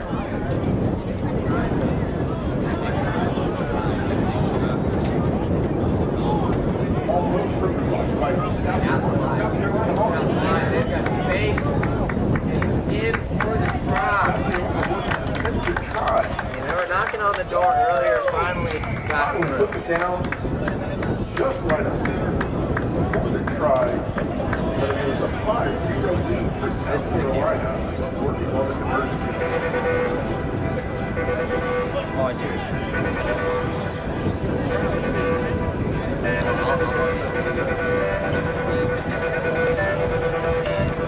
Good there. That brings South Carolina 7. Georgia. A little bit better now. I think that should be about right. I'll turn this down. There we go. And again, thank you all for joining us here at the Big E Memorial Invitational. Great try there from USCC there. My apologies. I said B earlier. USCC. As they again they were aggressive off the interception there. How important is defense in a game like this? Oh, That apparently important. pretty important. As Georgia broke free, he's grabbed and Oh, able to keep wasn't it in. brought down. Very well done by UGA there. You see a lot of inexperienced teams. They'll get too close to the touch line, the out of bounds, and we'll turn the ball over. But you really got to be careful. And there it is. Yeah, as you see there. But going back to what you were saying earlier, I mean, defense in sevens is just it is everything because you know, if you mess up, right, like there's 8 less guys to cover for you, and there's just so much more space, and it is seven really fast guys out there. So I mean, mistakes like that can really hurt you, especially on defenses. Yeah, it looks like the Surge sort of missed it. Oh, may have missed a call, but I won't say anything about the referees. I'm really thankful that they're here. But you know, in rugby, you're not supposed to push someone who doesn't have the ball. I see. So, especially when you're trying to make a play for them. So. We'll have another baby scrum here, deep in Gamecock territory, as the wind has been picking up and down throughout the day. A little chillier than normal here in Columbia. We've heard it's nicer in the sun, but we are up here in the shade and get up high with all the wind. And speaking of the wind, yeah, he's running with it now. He's got plenty of sunlight in front of him. USC takes it into the middle for another try off of a long run there. I mean, just absolutely well done by USCC there. Just getting it out to the wing, like we said earlier, and just finding that gap and just take what you can and run. I mean, when you can run that fast, I mean, like there's not much else to it. Yeah, and that's the thing with sevens is you see a lot more of those like really big, long runs, and you know, it's a lot of fun. It's really exciting to watch some of the athletes that compete. And actually, the USA on the national stage, when it comes to 15s, we're not all that great. You know, sort of developing, if you will, just because you don't grow up playing rugby. But what the USA does have is a lot of athletes. So we are much better at sevens than we are at 15s on the international stage. And this will be the last play of the half here. Georgia's trying to make a push. Again, they've had some opportunity. Couldn't quite have it last time. He's got a big opportunity here. Right down the middle. Being tracked down. It's going to be close. Couldn't quite get to him. Oh, my goodness. And he's in for the try. Big momentum there for UGA B-side. Now, if I'm not mistaken, that would be the first try scored against South Carolina today, besides the Big East side, correct? I believe so. I believe so. Yeah. There might have been. Was there one in? I'm checking. That is, yeah, that is the first try against USC today. How about that? As that ends our first half here. USCC up 14-5 against UGA B. And you mentioned USCC USC in general having one heck of a day. I would say home field advantage, but this is the first time playing over here at Bolton Stadium. Yeah. I'm pretty sure probably the first ever rugby match played here. Typically, we're normally on Bluff Road fields, and then when we can't go there, we do Owens. I'm partial to Owens. I think Owens is a better field, but they're redoing Bluff Field, so should be interested to see how it plays after that. Hopefully, we can get another match or something in at the end of the year to play on the new and improved Bluff Field. Yeah. So yeah. big shout out to the university for working on that. Yeah. So funny enough, you mentioned that for one of my classes, for one of my journalism classes, I'm doing my story on kind of how clubs get funding. Okay. And obviously one of the big issues, or one of the big things with club funding there is Bluff Fields. How many people use those fields? Right. I was on the phone with James Harris over at Campus Rec, really great guy. Yeah, good guy. And he was just telling me about the renovations and everything, and it sounds like it's going to be pretty good. They're going to fence up the sides so balls don't go out into the street anymore. Brand new grass on the whole thing. Him and the club soccer team I talked to were very excited about the new bathrooms. Oh. Yeah. So that'll be good. Oh yeah, no. Yeah, James Harris, Michael Potter, and then some of the other staff at the university have been super helpful in coordinating everything. I mean, just logistics aren't easy sometimes, and you get caught up in all that stuff, and they just do such a great job of like making sure that we're in the right spot. So, you know, I'm sure that I hope that they're not working today, but big shout out to them and all the stuff that they do for us. We're super thankful to the university. So, absolutely. As USC had a little bit of a run there, but was stopped by the referee, and he will bring out the card for Georgia. Yeah, a little bit of a high tackle there. That's one of those penalties that a lot of referees, some will call it as like they're super strict on it, and you don't mess around with Jim and don't do it or you're gonna get kicked out.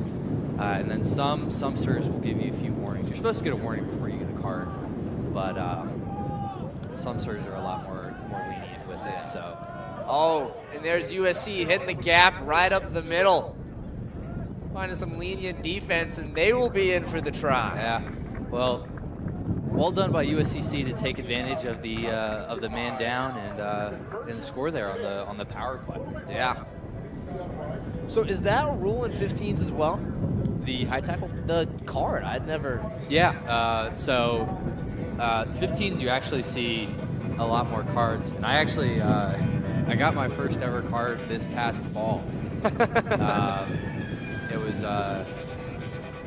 it was one of those things. We were playing Georgia actually, and you go back and forth with guys. You're beating up on each other all game. And, I hit the guy and didn't wrap him up at all, and totally a penalty. Like I probably should have gotten a red. So that guy, if you're listening to that, sorry, glad you're okay. But yeah, we're out here competing. Right. That's rugby for you. As USC will compete a little bit more as they steal the reception and they'll be in for the try. How about that? Great physicality. Tommy Darlington had a lot of tries earlier in that earlier match against the Auburn B-side. as the kick there is no good. Brennan Collins there will probably be the first to tell you that he does not like to kick, and he tries to give that responsibility to other people whenever he can. Couldn't do it that time. Yeah. But yeah, a lot of really great performances that we've seen so far today for the USC A guys. Nick Dubois. I mean, how about in that first match? I mean, just such a twitchy athlete, sees the field very well, especially in 7. So yeah, had a huge performance there in the first game of the day. yeah. He got taken out at the end there to preserve the legs a little bit. Got a long day of rugby ahead of us. Long day ahead. Again, for more information on that, you can check out the tournament website. As USC trying to capitalize, can't quite get there. Might have had a knock. Another pseudo scrum here. So yeah, if you're UGA here, you're really trying to wheel that scrum. Oh, they're calling it a penalty. Sorry. Oh, there we go. So quick start there for USC. Yep. They're gonna work it out wide right. Dump off. Trying to break through, can't quite. Wind picking up immensely. USC through the middle, popped up, out wide.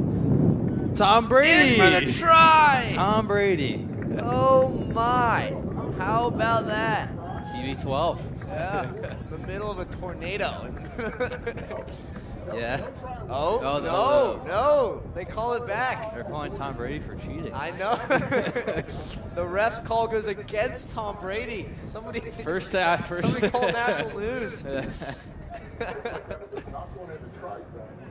Here's the baby scrum again. Georgia trying to kind of caught in their own corner here. Yeah, you wanna wheel it the way that they're wheeling it, so that side stays open, so those 3 USC defenders can't get into the play there, and you can expose that gap that they just created. Oh, it was there, but yeah, almost had a lot of space out wide, but not quite the reception. Non-release. Ball will go to USC. He'll try to sneak it in quick. He'll be in for the try. how about that? Oh, a quick call off the ref, and he goes ahead and sneaks it in for another one. Well, how about that? I mean, that's one of those things in rugby is the quick tap right off the penalty. I mean, that quick restart, because you do have to get back 10 meters, and if you're not back 10, then it's another penalty. So as Tom Brady there, not quite a kicker. That kick was not ideal. Yeah. Well, the quarterback Tom Brady was good at those like little pooch punt things that they used to do, but that didn't transfer over. I mean, but hey, this Tom Brady's got he's got a little bit more speed on his side. So Yeah. One day he's gonna have more championships too. yeah, right. Actually, Tom Brady and I, we went to high school together, and he's one of the guys who got me into rugby. No way. So, yeah. Thank you, Tom. Him and Nick Dubois. Yeah. It was a fun group of guys to play with. Oh, and a kick forward by Tom Brady. Back for a scrum. Scrum advantage. No Ref call. doesn't like it. Yeah, they'll call the knock there, but we'll do our little song and dance, really. Because in 15s, it's just so much more competitive. Yeah. I mean, you're really like pushing, and you'll see it later, where you're just like trying to drive guys back. I mean, you have that here, but it's tough you don't have the same stability, which leads to more things like that, and that'll do it for this one. Yeah. And that will be it. USCC over UGA B 29-5 in a big win. And right after this, we will have a anticipated matchup, Premier Side 7's Pool B. We will have Georgia's A-side against Virginia Tech's A-side right after this.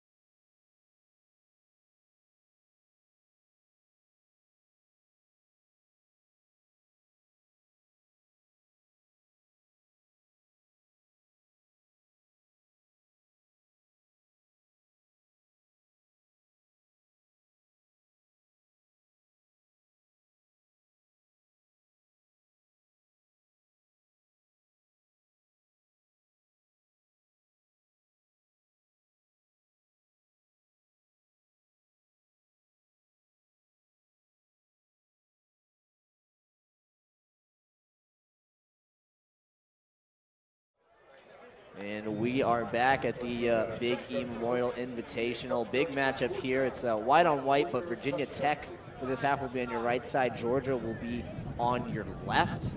Virginia Tech wearing the orange and maroon stripes. Again, we'd like to thank all of you for being with us here at the Big E Memorial Invitational. Also like to thank Salem Investment Counselors for being our main sponsor for today's activities. As we get ready for this highly anticipated matchup here. Yeah. Georgia about to kick off for the Hokies. Really looking forward to see what Virginia Tech can put together here. I mean, just such a great premier 7-side. They put on a great tournament every year. Gamecocks did fairly well in. One of those teams that they attract a lot of the premier rugby teams in college. So. And they get to play against them, so excited to see what they bring to the pitch here. Agreed. As Tech will have the ball to start.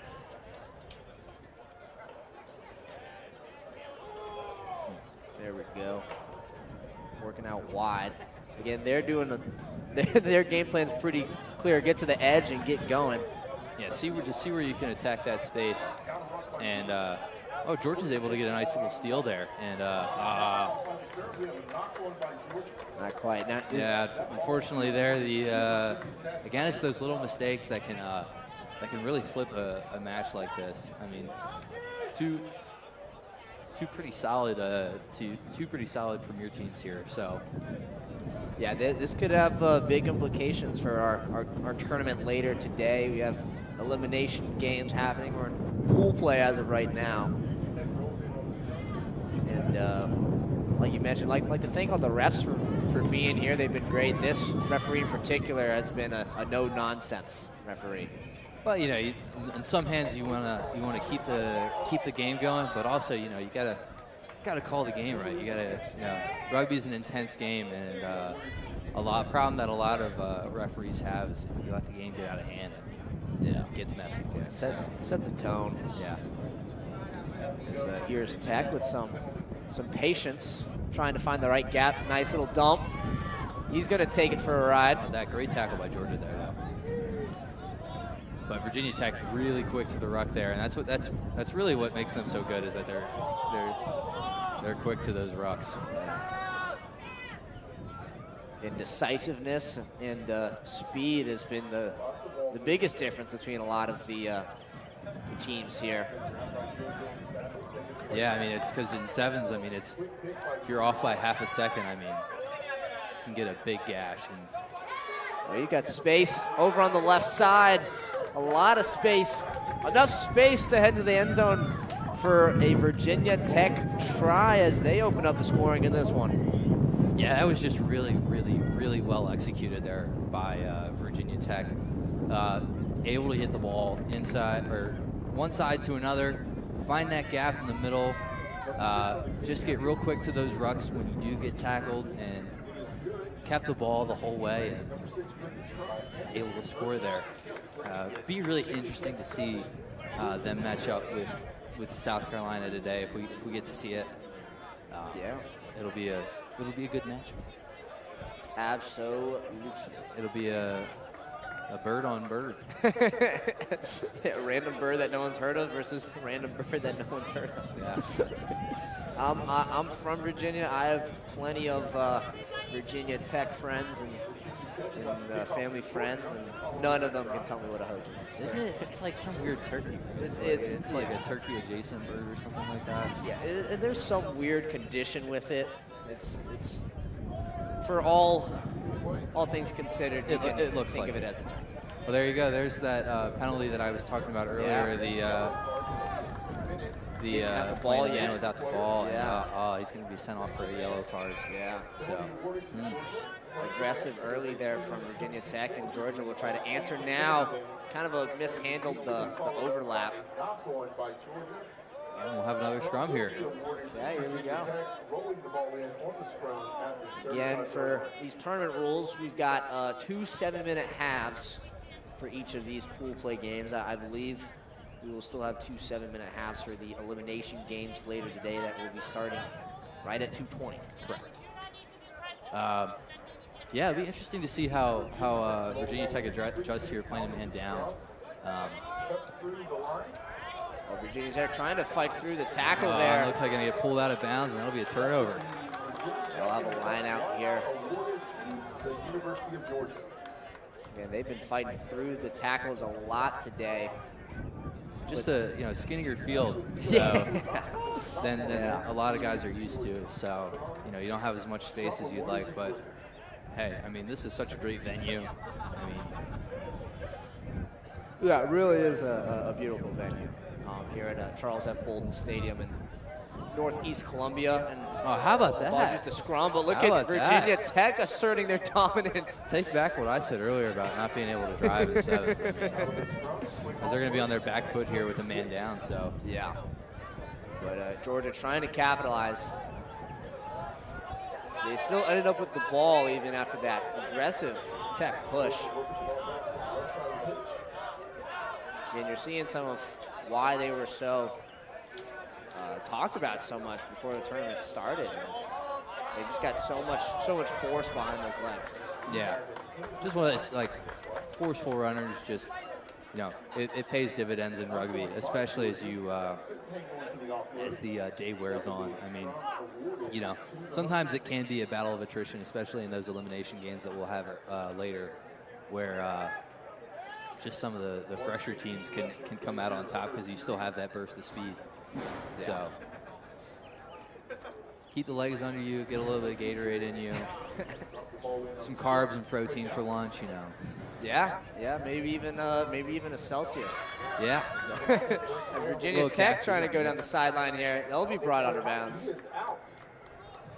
Try to sneak it in, but yeah, Celsius, one of our Rugby sponsors, and somebody said that we have a couple Celsiuses downstairs waiting for us if we ever need it. Oh, so excellent. Yeah, shout out to, again, we mentioned it, but it really is amazing, all the production staff and crew we have here for the Big E Memorial Invitational. Yeah, no, absolutely. I mean, just, again, everybody who's worked to put it on, I know there's some, I think my parents are working at the merch stand right now. I mean, just everybody volunteering their time to help us put this on. So. Yeah. Always cool to see something like this come together. No doubt. As Georgia trying to get out of their own end, Tech has done a really good job of just keeping them down there. Yeah, just wear out that penalty because it's really, really easy when you're doing that forwards and back. You'll find a hole a lot easier just when you're down a guy. Either that or you lose your sweeper, and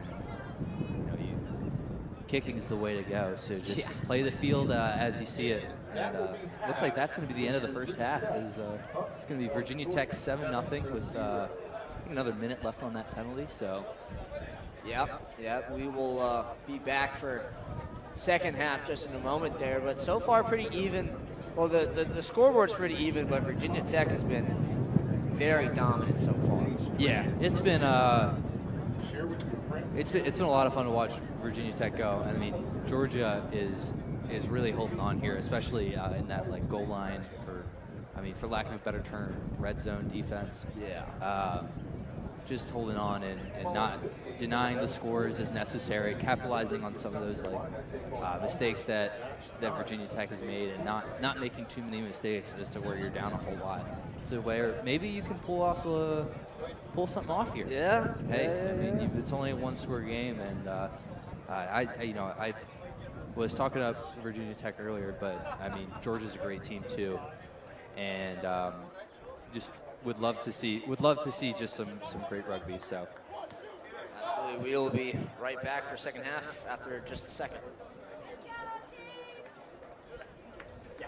I'm just gonna pull over back so they can Wait. Let's try to stand in front here. I'll see if I can just so I'm gonna try to use the camera and do the whole thing. Okay. And I just click on mute when you say ready.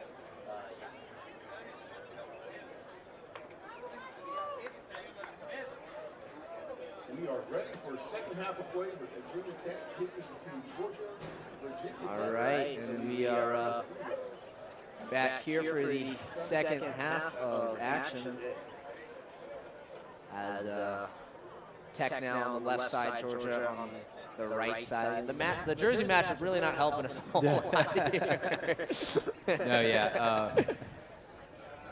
Well, Virginia Tech's got those, got the stripes, which makes it a little bit easier. But there is some distinction as we start our second half of play here. Gets it confusing though in a group like you just had there. There's find that little gap there. Yeah, Tech working it out wide. Still anyone's game though. Again, Georgia had those opportunities earlier. They couldn't quite capitalize. Tech though really has controlled possession of this game. Yeah, absolutely. And possession, I mean, is key in a game like this. Georgia's just not able to take advantage of the man down, but still holding Tech and keeping this a game. Really, I mean, all it takes is one little line break. So yeah, that's all. And they've got the speed to do it. They just got to get past that front line. Easier said than done, though. Got to feel out those gaps. Just keep working the ball left to right, and there's a gap. There it is. He's got some daylight. Doesn't have anybody with him, though. Oh, back. No. Kind of missed the dump off a little bit, and Tech now with it. Yeah, Virginia Tech's got advantage now, so look for a kick here. Or don't. Instead, he's just going to run with it. And, oh, how about that? Nice little dump. Tech's got some daylight taken down, dumps it off again. Great numbers there from Virginia Tech. And oh, they start calling a they will knock come on there. in and, oh, they're calling a forward pass there. Oh, forward pass. How about that? Yeah. No forward passing in rugby. Yeah, well, maybe they should have gone for the kick, like you were mentioning. Yeah, when you like I said, you have that delayed penalty or advantage. You really want to get aggressive. So if you had a gap like they had there, I mean, take it. But if you don't have anything, it pays to just kick off because you never know how that ball is going to bounce. So like it did there, the ball goes forward, it's forward pass, and it's Georgia ball. And Virginia Tech, look at them pushing the scrum. Tech actually got it. How about that? And a penalty on Georgia there in the scrum. So Virginia Tech now with another opportunity near the goal line. We'll see what they're able to do with it. Yeah, golden opportunity here for Tech. Trying to maybe squeeze through on the left side. Great tackle from the Bulldogs. Bulldogs now trying to work it around back to the right. They break through, looking for another try, and Georgia opens up their scoring. How about that? Yeah, that was just well executed. Georgia's defense has been really, really outstanding all day. But I mean, you know, the dam's going to break eventually, and that was just a great run. And way to find the hole there, break the tackle. If you can break a tackle in sevens, I mean, that's a big deal because there's not normally more guys there to help you out. So. Oh my! Oh wait, I think I'm stupid. I think that was Virginia Tech who scored. I think that was. Yes, good for Virginia Tech. They've been just as dominant as you thought they would be. They've been dominant, but the scoreboard doesn't necessarily reflect that. And as a result of that, I mean, game's not over yet. So yeah, plenty of rugby left to be played here. Again, apologies that where the conditions are not. Yeah, we're sort of stuck in a wind tunnel here. Yeah. Just the way that the press box is designed. Yeah. But what can you do? Yeah. We will be here nonetheless. As that kick will go up. And it looked like the wind was starting to affect that one too. I mean, get a couple of breezes coming in here. Woo, it's windy. Got to hold on to everything here. Oh yeah. I ought to look at the weather and see how gusty it really is. Goodness. Yeah, the wind tunnel factor is not helping us a whole lot here. Oh, it's Georgia. Georgia now though. Down the sideline. Oh my goodness. Couldn't quite take advantage of the gap there, but had a good look, and they should have better possession. They can stick with it here.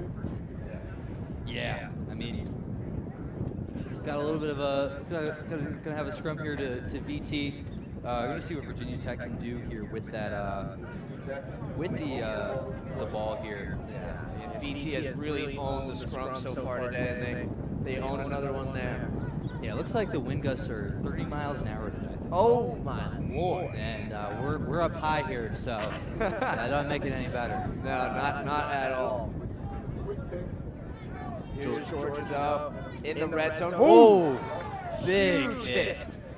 Oh my goodness. Yeah, Virginia Tech not messing around today. Yeah, be curious to see how that matches up later with some of the teams. Oh, there's some speed there from Tech. He's going to go ahead and kick it forward. Yeah, didn't have the wind to get it, and it goes out. So.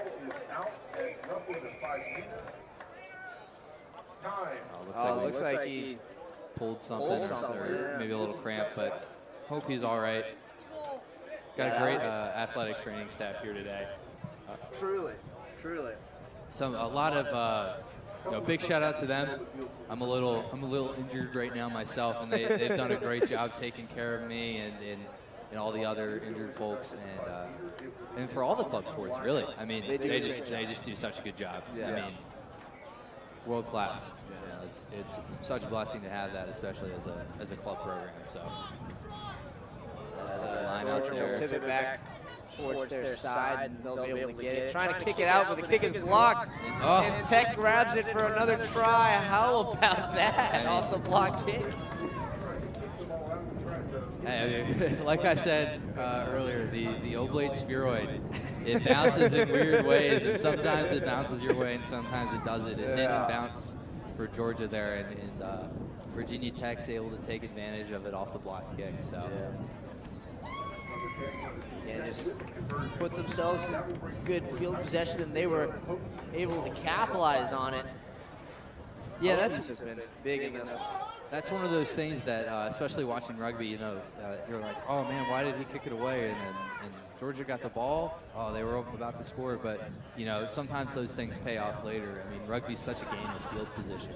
You never really want to be caught down in your own end. Special teams, special players. Exactly.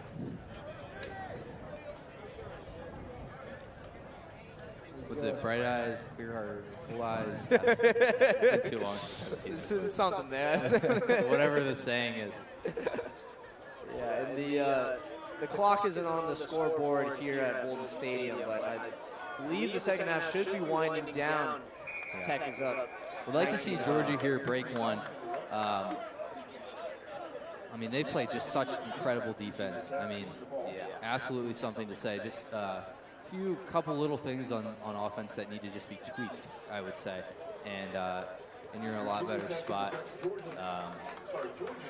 And some of that is the wider field, and that'll do it though. Yeah, that will be the end of the second half again. Tech in dominant fashion, and Georgia was good, but Tech was just better. Yeah, absolutely. I mean, but great rugby all around by both teams. It's sometimes it's tough to appreciate good defense when it happens, but I mean, it's a thing of beauty to watch in motion, especially when you have. I mean, there's teams out there that would, if you play even a step or two slower on defense, the score would have been completely different. So we would have been filling the air a little bit more. So. Yeah, well, that was a great matchup. We've got another great matchup in just a second here. USC A taking on Auburn A and Premier Side Sevens right after this.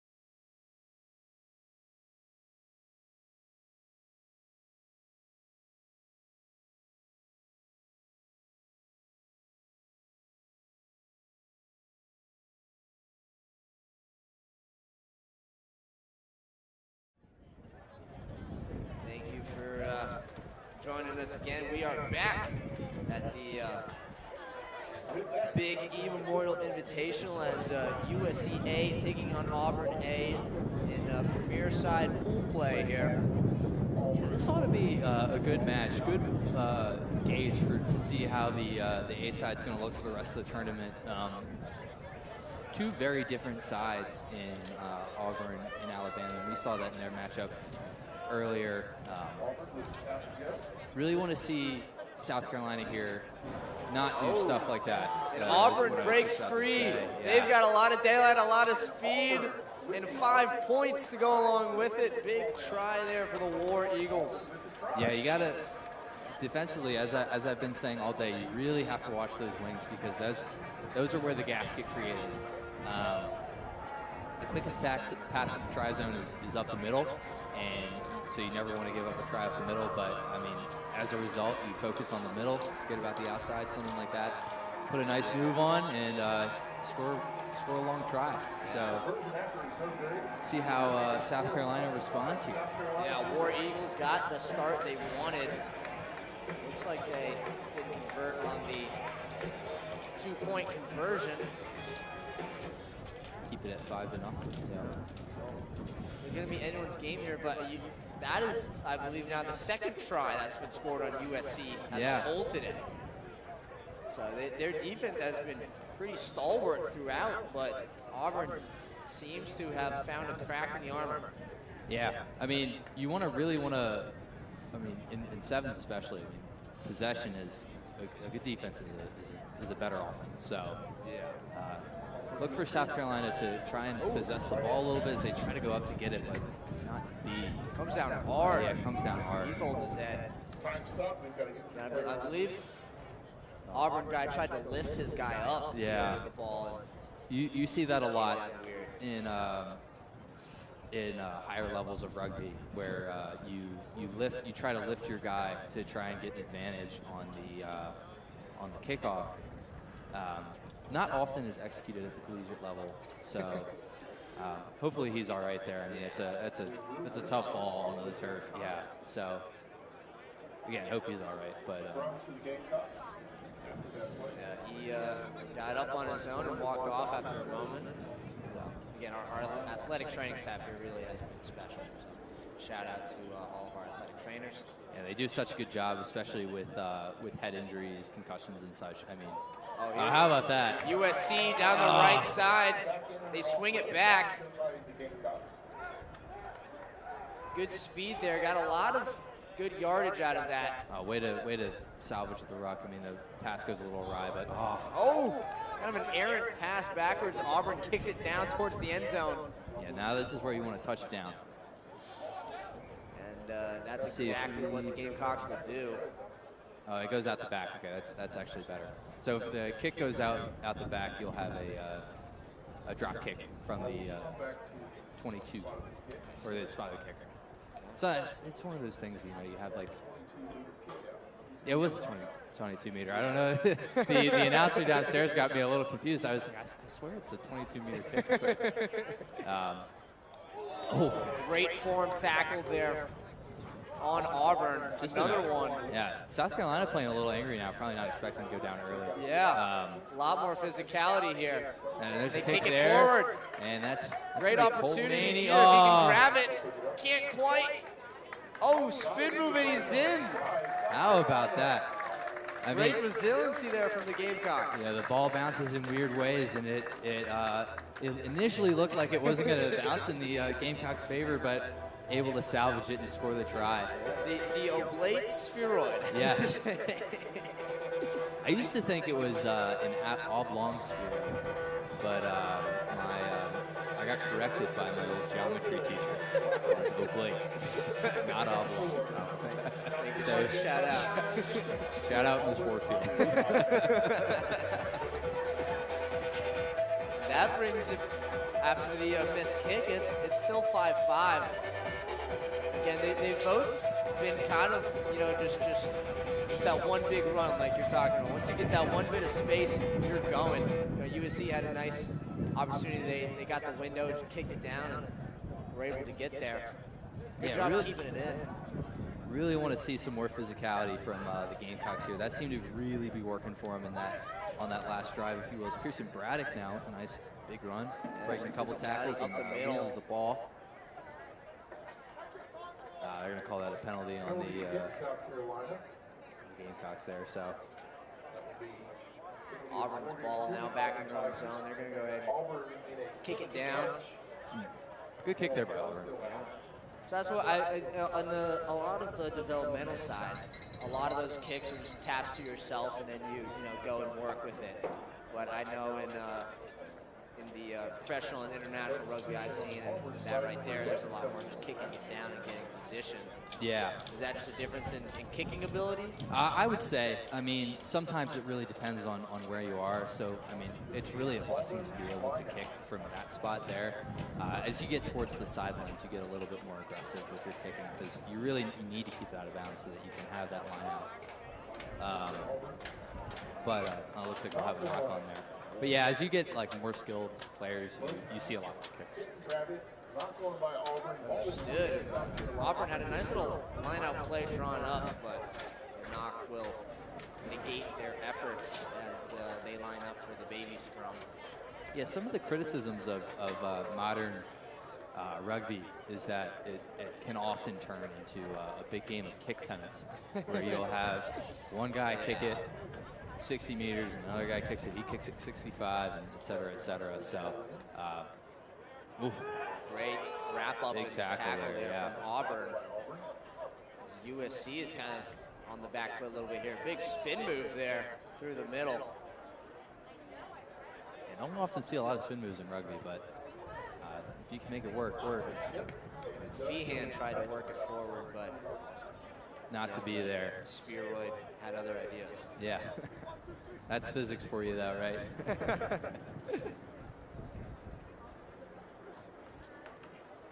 We'll have another line out here, and very interesting, again, with these premier teams. You see a completely different style of line out, where you'll lift the front man with only one guy, and that one there is not going to be straight. But you have with these premier teams, you have the ability to do that sort of thing. Whereas when we watch some of the developmental teams, you'll see two guys lifting them. So just one of those advantages that you have. Yeah, I mean, there's some big boys out here. Yeah, definitely. Russell House enthusiasts. Yeah. Russell House enthusiasts, the Strom Thurmond and Blatt enthusiasts as well. Looks like it's going to be called for wheeling there, so we'll get another scrum here. Yeah, look for USC to try and drive it the other way this time. Definitely want to keep that lane open to the right side as the scrum half, Max Hendry, works around there. Another guy from Scotland originally. So I believe in Max Hendry.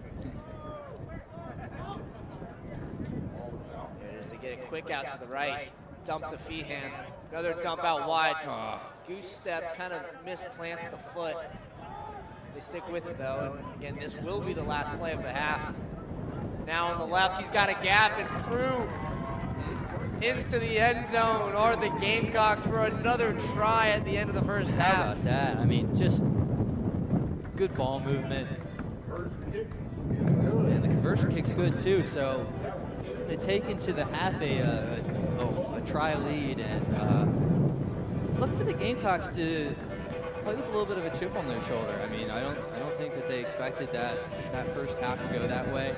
Auburn though, just doing a great job. I mean, no ifs, ands, or buts about it. I mean, really, all the teams that we've seen today, just a lot of good rugby being played. I hope exciting to watch. I'd say so. And it's so cool too the way the tournament's structured, that you get a whole bunch of sevens, and then you'll get 15s, which is sort of a nice change of pace, and then we'll play some more sevens later as we get into those elimination games. And look for some fun matchups there. Looking forward to hopefully seeing some maybe some Alabama versus Georgia potentially, things like that. Some, good SEC matchups. Yeah. Kirby Smart versus Kalen DeBoer. No longer Nick Saban. Yeah. But Still weird. yeah, I know, right? You think Alabama, you think Nick Saban. But yeah, for more information on our matchups for the rest of the day, go to the tournament website, tournifiapp.com/live/Big E. Again, there's all roster information, schedule information, even some merchandise information if that floats your boat. Also, if you would like to donate and support the cause, the Eric Elkin Foundation QR code is up on the screen right now. All proceeds will go towards cancer research and fighting a good fight there. Thank you so much, all of you, for joining us here at this amazing tournament. Also, thank you to our main sponsor, Salem Investment Counselors. Appreciate everything you're doing and making this amazing tournament possible here as Auburn is going to kick off to start the second half. And that's not quite going to make it 10, so see a scrum down in the middle here. And that 2-point kick from USC there at the end of the half, I think is going to be more impactful than one might think, given the conditions out here. Yeah, those conversions they're not a given, especially in rugby. It's nice to restart there. Great tackle by Auburn. I mean, how about it? Looks like we're going to have a quick restart there. Gavin Curran, vice president and incoming president. Oh, it was there, but yeah, nearly had it. We'll get a restart here on the scrum, and then we'll keep playing after that. Look for the Gamecocks to try and keep Auburn in their own end here. Charlie Feehan there now playing that scrum half position. Look for him to hound on their scrum half. I mean, yeah, it's one of the things he does very well. Here's Auburn, a nice little basket drop off. There he is on the tackle there. Auburn trying to just kind of push their way through the middle, little by little, get some yardage. Working out wide now. Oh, Nick Dubois was tackled and taken by Dubois. And the short field gets you again, or the skinny field. Yeah. Field needs to go visit Russell House. Fatten up a little bit. Yeah. Yeah. I guess it's confusing because normally you'd call it a pitch, but this is a football field, so. This will be pitch. Pitch is subjective. Yeah, it's a pitch in heart. Yeah. So we line up for. Had a not straight line out there, so we'll have a scrum to South Carolina here. Feehan in the SH position. It's awesome. That dominance from Tech in the baby scrum earlier was really surprising. That was really special. I mean, also very, very tough to do on turf, just because you don't have the same dirt as errant pass. Dubois to recover. I mean, if you want anybody to make something out of nothing, it's Dubois. So, and he will down the sideline. Well done. Falls forward, back to Feehan, trying to find a friend. Back towards the middle. Oh, it's a long pass there. Tough to make that one, but would have been there if you could get it. Feehan now with it. Didn't have anybody there rucking, so I had to offload it. Working it's left. The wing. Oh, just let him a little bit. In and out of the hands, and will go out of play. Looks like they're going to call it on a forward pass there. I think the wind may have took that one, but potentially. One of the big differences between rugby and American football is the way the a forwards versus backwards pass is called. Yeah. In rugby, it is you include the momentum of the ball. So as long as the ball could be moving forward, but it goes backwards, if that makes sense. In football, it's more objective. I said if the ball has to go backwards, it can't be running forward and lateral. So you don't see a lot of rugby passes in football for that reason. Auburn breaks right through the middle. Scrum half versus scrum half. Taking him for a ride. Yeah. Oh my goodness, Auburn now in primo position. Yeah, that inside gap that the scrum half can take is so deadly in sevens. And out wide, and he will tuck it into the corner for a try. Yeah, that middle part can be so deadly in sevens because you let your momentum carry you, and all of a sudden you step back, and then it's there. I mean, took advantage of that gap and was able to get it out wide. Yeah, and that's what you talked about. That's what we've talked about all day is work the middle, push the middle, and then bounce it outside. Yeah, really a game of space, and if you can recognize space, it's such an advantage. I mean, there's so much space on the field just because of how few people are on it. So look to take advantage of the space and score. We'll have quite the difficult two-point kick here. Looks good for most of it. Didn't quite have the distance. And that'll have USC 12, Auburn 10. Coming into the home stretch here towards the end of the second half, Auburn's got to make a push if they want something in this one. Yeah, like you said earlier, I mean, that two-point conversion can really make a difference in a game like this. But 5 is greater than 2 last time I checked. So try will also help you out here as we still got a one-score game. Also could have a 3-point kick as well. Yeah. Don't see those very often in sevens, but it does happen every so often. Opportunity is here.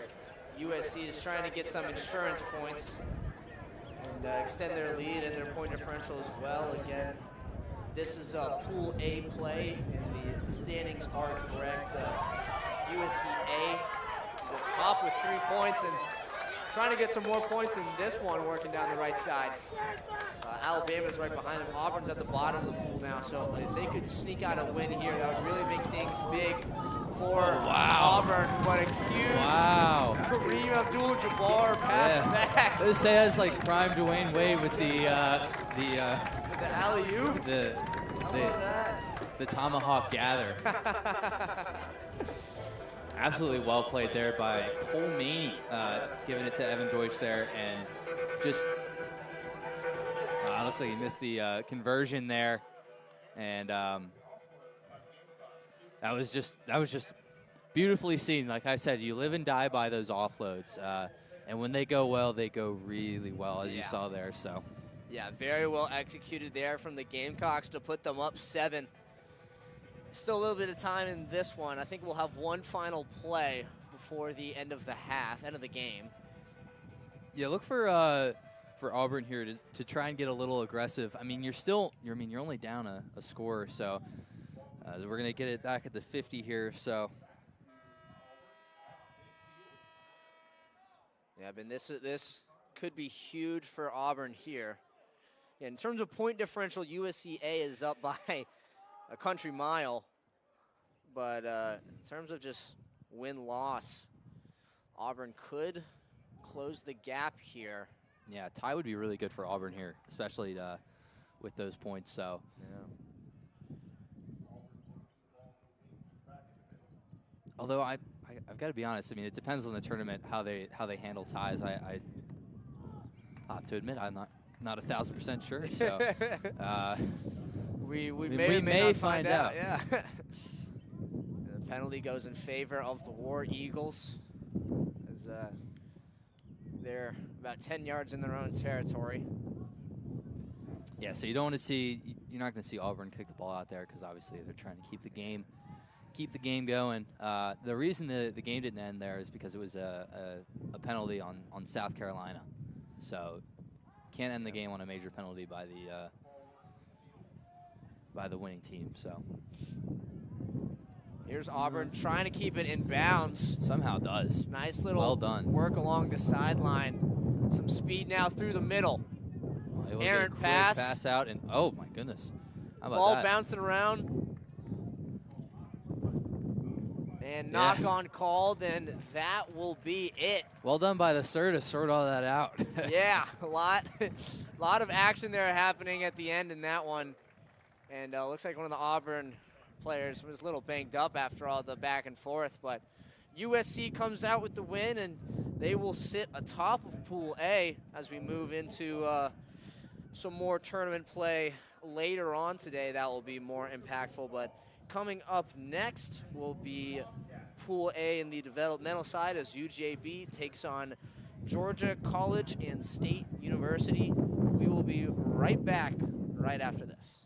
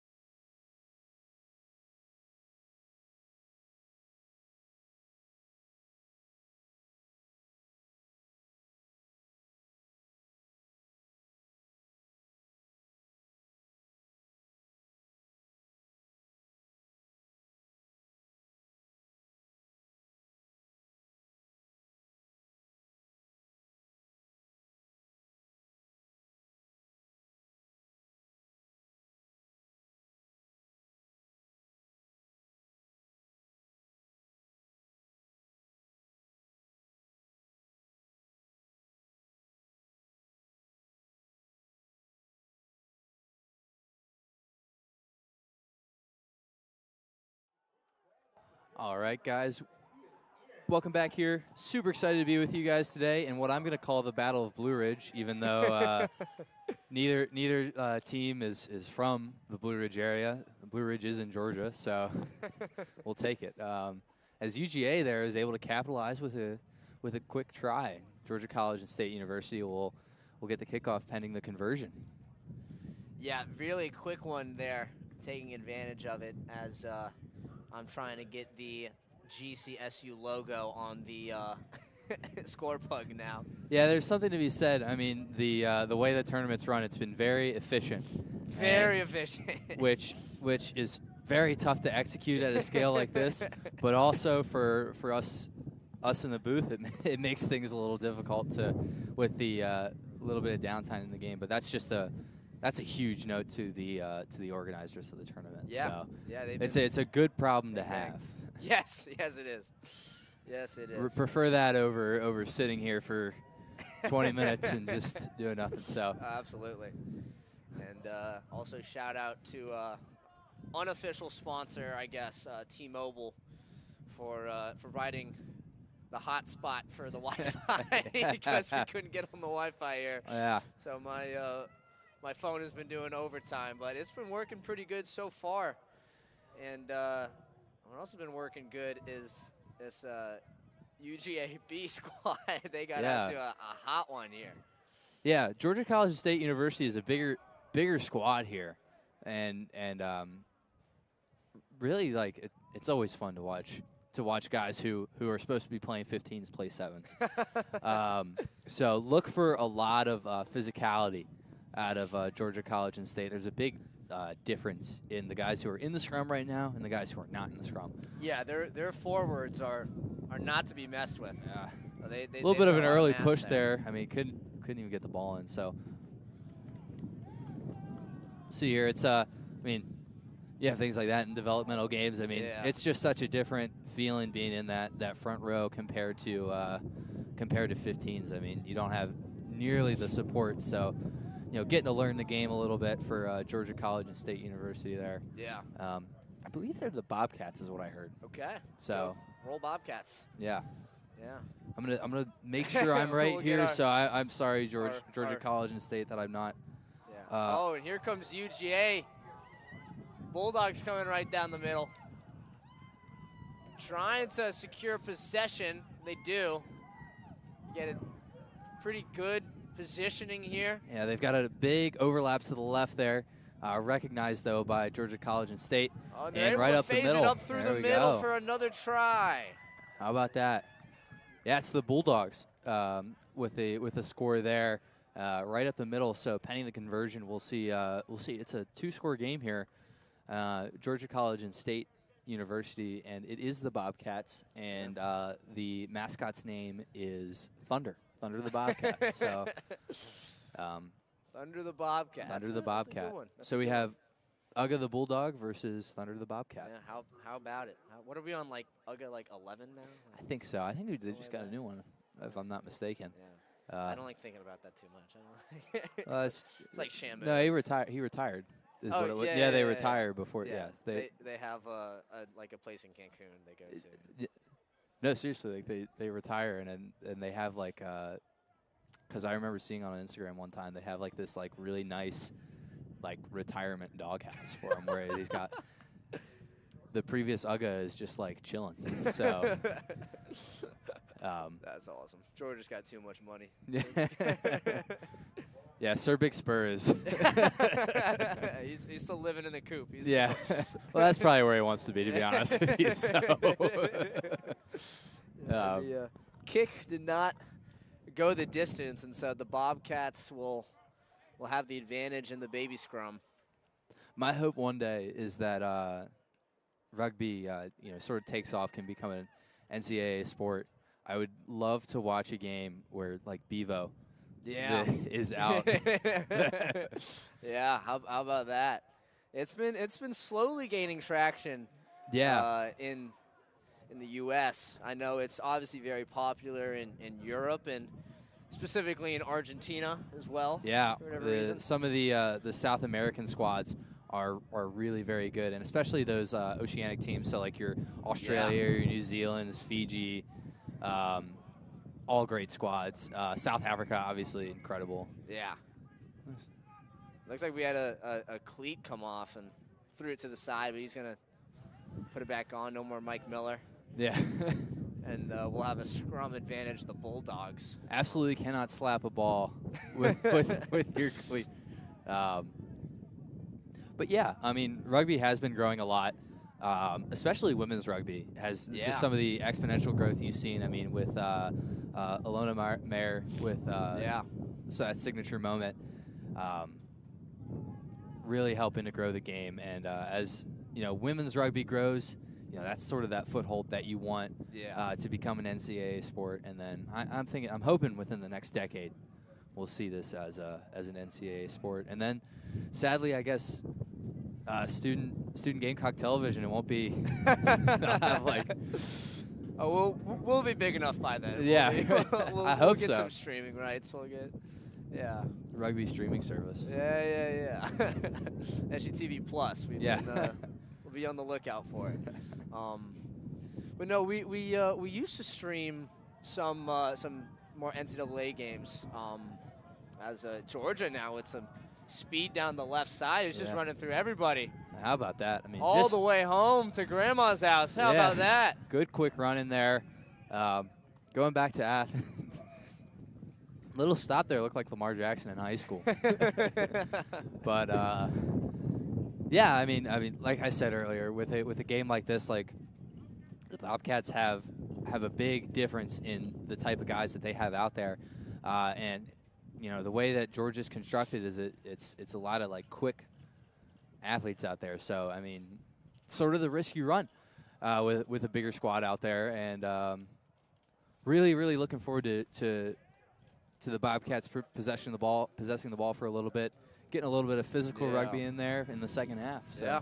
Yeah. That will be the end of our first half here off the missed 2-point kick.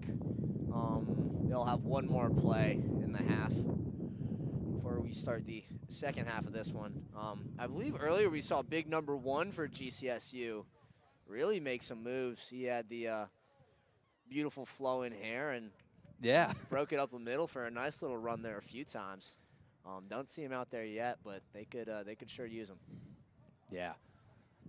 As we'll have more of a squib kick back to the Bobcats. Get it to the big man. There we go. And there it is. Oh, quick pass. Don't do that. Wide right. Back to number 2. They're going to call it a knock. That's been one of the blessings of playing rugby. I grew up as an offensive lineman, and didn't get to carry the ball all that much. But he always dreamed of picking up a fumble and running around with it. Absolutely. That's part of the allure that got me into the sport. I was a baseball Yeah. kid growing up, baseball and football, and it was like a week before the baseball tryouts at high school, and one of my friends was like, "Hey, you should come out and play rugby," and I was like, "You know what? You're right. Maybe I should." So Yeah. just such an awesome sport. Love to see, especially schools like that we don't get to see very often. Yeah. Like Georgia College and State. Yeah. I mean, even Windgate, you know, they've yeah. got a really good team.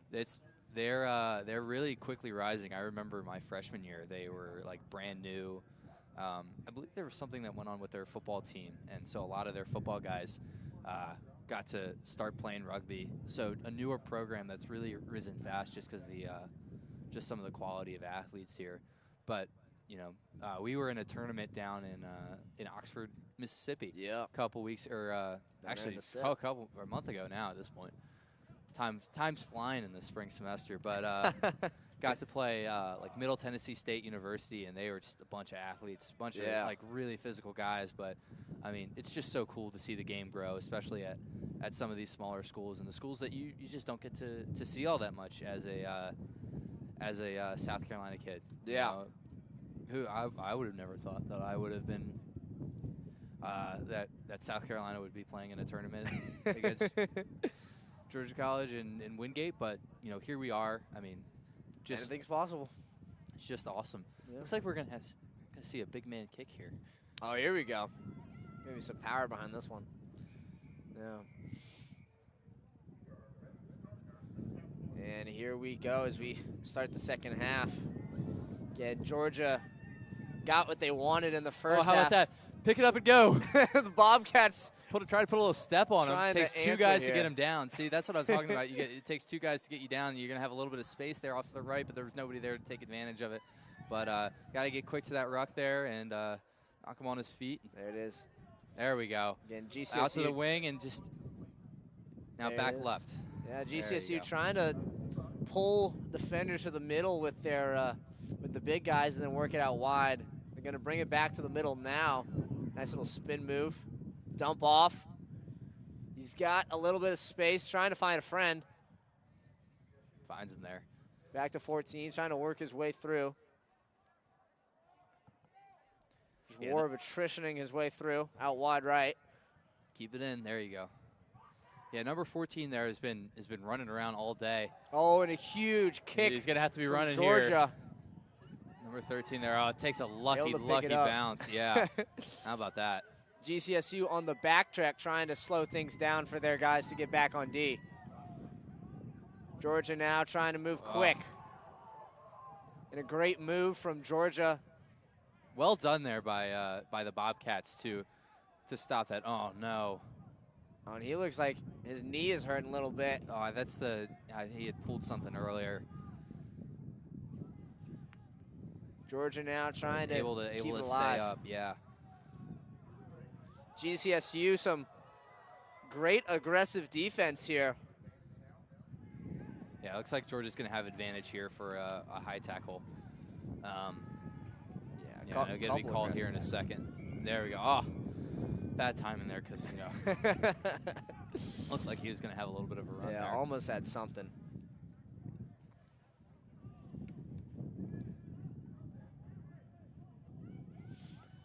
Yeah, Georgia now with it. Again, they're up 19-0 here. We're still in the approaching the halfway point of the second half. In Pool B, I believe, of the developmental side. Georgia now through the middle. And GCSU had some more aggressive defense, but they got called for it. Playing a little more conservative now. Georgia trying to push their agenda. They swing it out wide right, fake through the middle, and he's got space. Couldn't quite make the tackle there, but and he's in for the try. Just great offense there by Georgia. You know, love to see it, especially from these developmental teams as we work them out here. Again, just working that ball left to right, and then you take what you can get and score off of it. Yeah. And GCSU has done a great job on defense today. I mean, it's been really cool to watch. They, you know, a couple of really like special players out there. It looks like number 14 has been running around all day. He's got some tired. speed. Yeah. I'm tired just watching him, but yeah. But no, I just, you know, one of those things, you know, you just gotta have fun. You know, Yeah. That's what Yeah, this is all about at the end of the day. Playing for a great cause. So Absolutely. have a great time while doing it. So. Yeah, and this is, I said Pool B earlier, but this is Pool A of the developmental side. If you would like more information on that, check out the tournament information website on the screen right now. And then also, thank you for joining us at the Big E Memorial Invitational. You mentioned we're doing it for a good cause. Please feel free to donate to the Eric Elkin Foundation. Again, all proceeds will be going to fighting cancer. So thank you all for joining us here as Georgia steals one, and they go down the sideline, and he's in for a try and a spectacular somersault. Yeah, how about that little showing off the athleticism? Yeah. And, you know, I always say that's, you know, sometimes you have something silly happen with the ball down there, and Georgia able to take advantage of it. I mean, rugby's a strange game like that where you have those little things that just like that happen like that, and you don't really know what's going on, and then you get caught. And it's just like, all right, now to score there, and looks like the conversion is going to be no good. You know, it's interesting. If you've ever watched professional rugby, and I know you have for research, it's the goalposts that they use are ridiculously tall. Like ridiculously tall. I mean, if we had those goalposts up today, they'd probably been knocked over at least 10 times because of this wind. Oh, and the kick, it tips it, and it goes out of bounds. And they're going to have a line out here. Georgia line out.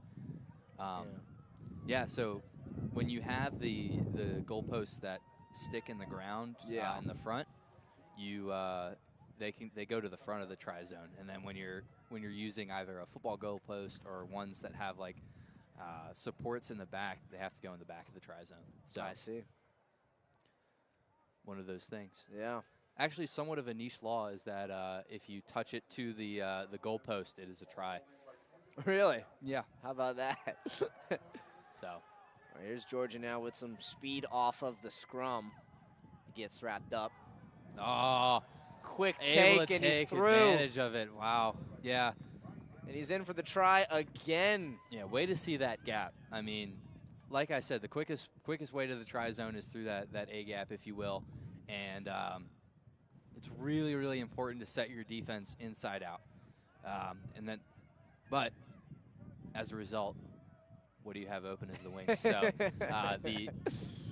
but it is incredibly important to set that defense inside out. Yeah. So you wanna call those first two pillar guys, if you will, and then you build your defense out from there, because you can sort of move with the ball a little bit. But tough when there's a gap that big and guys that fast. Yeah, a lot of speed proved beneficial there to the Bulldogs as the spheroid takes an odd bounce back towards the Bobcats. They're going to try to send it forward. Goes more skyward. As this will be the last play of the half. Georgia trying to be a little aggressive, score another try here for seeding here because the just the way the tournament's going. So ref will stop play. Yeah. Looks like not quite. Yep. So there it is. In Georgia's favor winning. of the Bobcats. Got called for the penalty. So match not quite over yet. Who knows? Bobcats will still have an opportunity to get into the try zone here. There we go. The big Great man run. pushing the agenda. Out wide. It's number 9 for GCSU. Great. Sets the ruck. They've got space on the right. 14 can't quite handle it. Oh, but he breaks breaks one. Turf Monster got him there. Oh, and a nice little dump off. He's got a little bit of space over there on the right Way side. to keep it in. Breaks Way to the keep it in. tackle. He's still got a not guy alone. in the inside there. Looking for a friend. He finds number 14. Don't call that a knock, please. Oh, nice little dump off again. GCSU in great position here. And they are tired. Breaks another tackle. Head down On the and left just go. side, he's got space, and he's in There's for the a try. There we go. Oh How my about goodness. that? What a And run from the Bobcats. How about that? That was awesome. I mean, GCSU, I mean, how about that? That's awesome. Scoring on a program like that. I mean, just that was such a that was well done. Oh, That was a work of art. A lot went into that try, and number Worth 14 ended up with the points. Just misses the conversion there. And that will be the game. UGA B 34 to GCSU 5. Again, right after this, we've got Team Big E taking on USC B. Yeah, how about that? Looking forward to that one. USC E versus USC B. We will see how that goes right after this.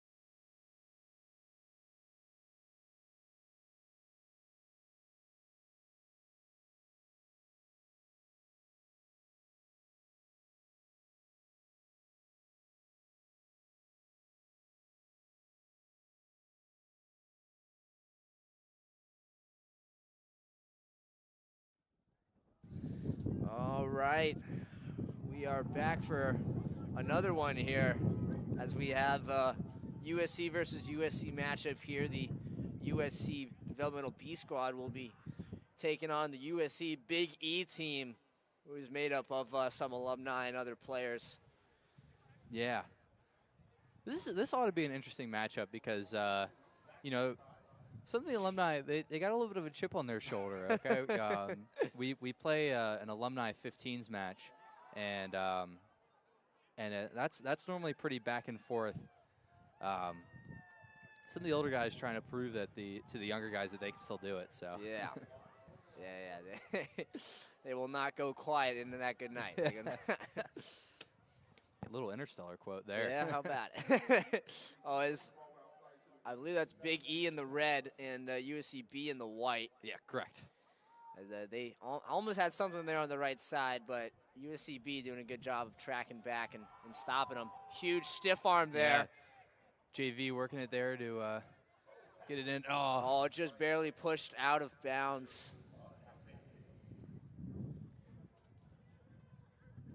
Yeah. Look to see number 11 there in the red. Jack Van Vliet, he was great scrum half for us. Probably one of the better boots in the Southeast. We'll see if he kicks in any here, but man, when he gets a hold of one, he gets a hold of one. So. Yeah. Alumni trying to stay in it here as B will have the throw for the line out. Toss up, tip back towards B. Looking on it there, but Oh, what a great the move, turf and he's monster got gets so much Grant space. Howard. Jamie Franchuk with a big long Oh my run. goodness, and Poor Grant Howard hasn't played on turf in who knows how long. Couldn't keep his feet, and Jamie Franchuk able to take advantage of it. Oh so. my, and he's in for the try. How about that? What, I mean, he just planted his foot and turned and had nothing but daylight after that. You gotta have the right spikes on in the on the turf there as my napkins go flying. Got a little bit of a care package in the break there. I got some hot dogs that I'm very much looking forward to eating it, taking a bite out of at halftime. Yeah, again, we've got great concession and everything here. Cannot keep harping on it, but cannot talk about how amazing the production has been here. I mean, we even have our own merchandise and everything. You know, feel free to order your own Big E hats and T-shirts and other apparel. I believe you can order up till March 30th, so get them while they're hot. As Team Big E trying to answer back. Got a little space here. Yeah, good run there by JV. Just trying to feel out the space. Yeah, again, not much there. And oh, nice little move there. Great fake as they try to work it up through the middle more. Again, they really had great offense. Just that one slip up on defense cost them. Slip up. Out wide to the right. Quite literally. Yeah, one of the great things about that we at South Carolina and our coaches, we harp on a lot is being really quick to those rucks. So after the guy gets tackled, I mean, offense, defense, they are right there as you see right there. I mean, yeah. it puts so much pressure on the offense to have support with you, and a little bit of a blitzing defender there, but Big E team unable to take advantage of it because of good recovery by the B-side defense. Yeah. And here's Team Big E on the left side trying to work it through. Can't quite make it there. Big pass across, trying to work it through the middle maybe. He's got space on the right. Step back. Nice little move. Oh, and he's in. He It's reaches in. for the try, just barely. What an effort there. How about that? That was Grant Howard who had the little slip earlier that led to the try, making up for it here. Yeah. So pending the conversion here. Yeah, and again, in these 30-mile-an-hour winds, no conversion is a given. Yeah, I don't want to count out Grant Howard, but this is a tough kick. Line Unable drive. to get it, but Not tough there. angle. Yeah. One of the things that's interesting in sevens that you don't see in 15s a lot is the way that they do conversions. You don't have as much time to set up for them because you want the game to keep moving quickly. And so in 15s, you'll see when you have a kick like that, especially if you have a guy with a big boot, they'll move back to make the angle better because as long as you keep it on that same plane, you're good to go. But on sevens, you don't have any time to set up, so you're just drop kicking it as quick as you can. Sounds about right. As Team Big E will kick off to the B-side. Again, really trying to be aggressive here. The B-side on their back heels. Did you ever play on the developmental side of things? Oh yeah. So I've been a little unlucky with injuries in my time. So definitely getting back to those developmental things was awesome. I played a lot of my first A-side 15s this fall. Was able to stay for the most part healthy, except for a couple of gashes to the face. And speaking of gashes, oh, how about gash that? Right up the middle, and another really great pass there to get the extra distance they needed for another try for the Big E side. Yeah, that was well executed there. But yeah, so I mean, I've had a lot of time on those developmental teams, and if it weren't for my leg, I'd be out there now. But yeah, I mean, it's so much fun to play in those developmental games because it's such a tight brotherhood that we have just throughout the team, really, but especially those guys, just because we're all trying to get better together. And yeah, as I was saying, a huge shout out to Charlie Murphy. Really, he's got a lot of his flowers that he deserves recently, but he doesn't get the credit he deserves. I mean, he's just like a central force, especially to those younger guys, just keeping us all intact and slowing the game down for us. Really, that's one of the things that he's on the B side. He is wearing number 13, I think. Over on this side here. Yeah, in the red. Yep. Oh, and they've number got 13 some there. daylight here. Great stiff arm, isn't it? How about that? Dumps off to Speaking Murphy. of Charlie Murphy. He's got space. How about Lamar it? Jackson step back, and he's in for the try. Well done. Yeah, Charlie Murphy is he's really just a great luxury to have on a team like this, because he does such a good job of calming everybody down. And you'll see it a lot in the 15s game, where when you're a younger player, you get excited, you get antsy. I mean, some of the better collegiate rugby athletes in the world, and some of that, like, it can get into your head a little bit, and you panic a little bit. But he's just been such a great leader in keeping everybody calm. So. Yeah, and after the conversion off of his try is good, that ties up the game at 12-12. A lot of pride on the line here as with the USC B-side taking on the Big E squad. I'd like to thank them again for filling in. Had a sudden dropout with one of the Virginia Tech teams, wasn't quite able to make it here, so a bunch of alumni got together and they're wearing the custom Big E jerseys for the tournament today. Yeah, really well designed. I mean, yeah. Shout out to our graphic design squad and everybody who puts that stuff together. Another thing that's super cool about this team is some of the work that goes into social media. I mean, we have a great social media presence, so it's and if you're not following, please do. USC Rugby, I believe. I part-time run the Twitter, or X now, but looks like we are going to see coming in for the Big E squad, Will McKernan, who's their family's done such a great job, and he's really been one of the big contributors to making this whole thing work logistically. Great guy, family's wonderful, and they've had a lot of they've supported us a lot. Yeah. So we really appreciate them and all the work that they do. So yeah. As we're getting ready to kick off the second half of this one, I saw somewhere that there's an alumni who's got a restaurant down in Myrtle Beach. Yes. Who is also helps out the squad quite a bit. Yeah, they're big time sponsors, and you have to forgive me because the name's escaping me right now. I believe it's the Blue Drum Waterfront. Yes, that's restaurant. what it is. I couldn't remember. It's like Blue Drum something. I couldn't remember, but yeah, no, it's awesome, especially now with some of the partnerships that we've been able to create. Yeah, I mean, a lot of tournament sponsors today, and super thankful for them to making this whole thing possible. Yeah. So. We've got Salem Investment Counselors as our main sponsor, but also, there's Blue Drum and Celsius and Kendra Scott as well, helping us out today. Oh, and a great Michael fake. McQuaid, yeah.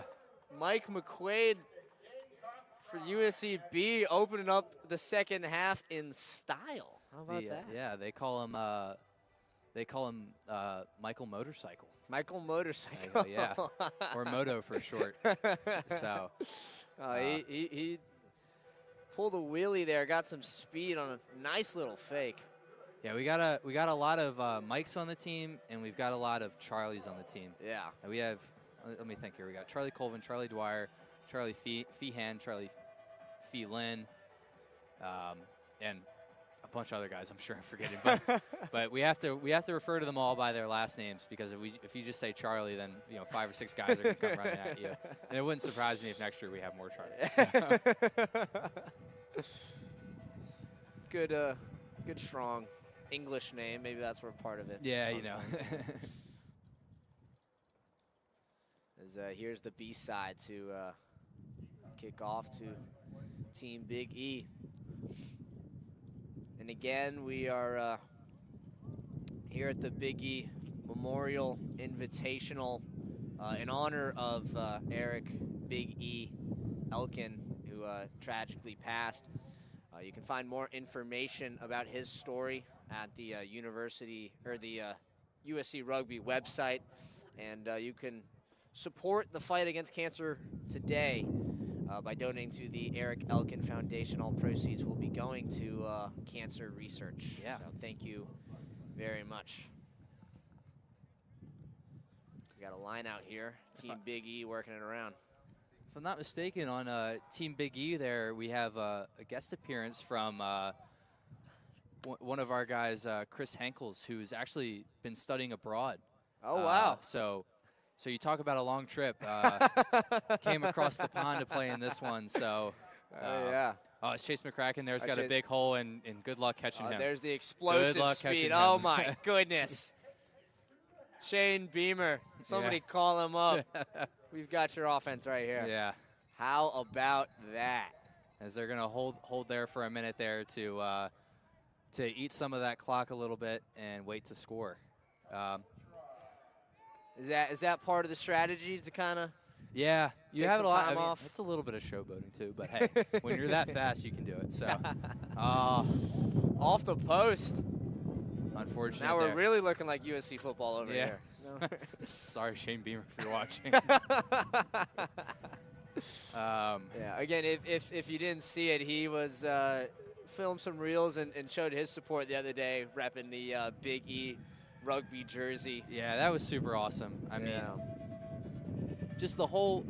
One of the special things about this school is just how tight-knit everything and everybody is. I mean, everybody's looking out for everybody. Yeah. When you have a school of, I think we're at 40,000 now. Somewhere around there, yeah.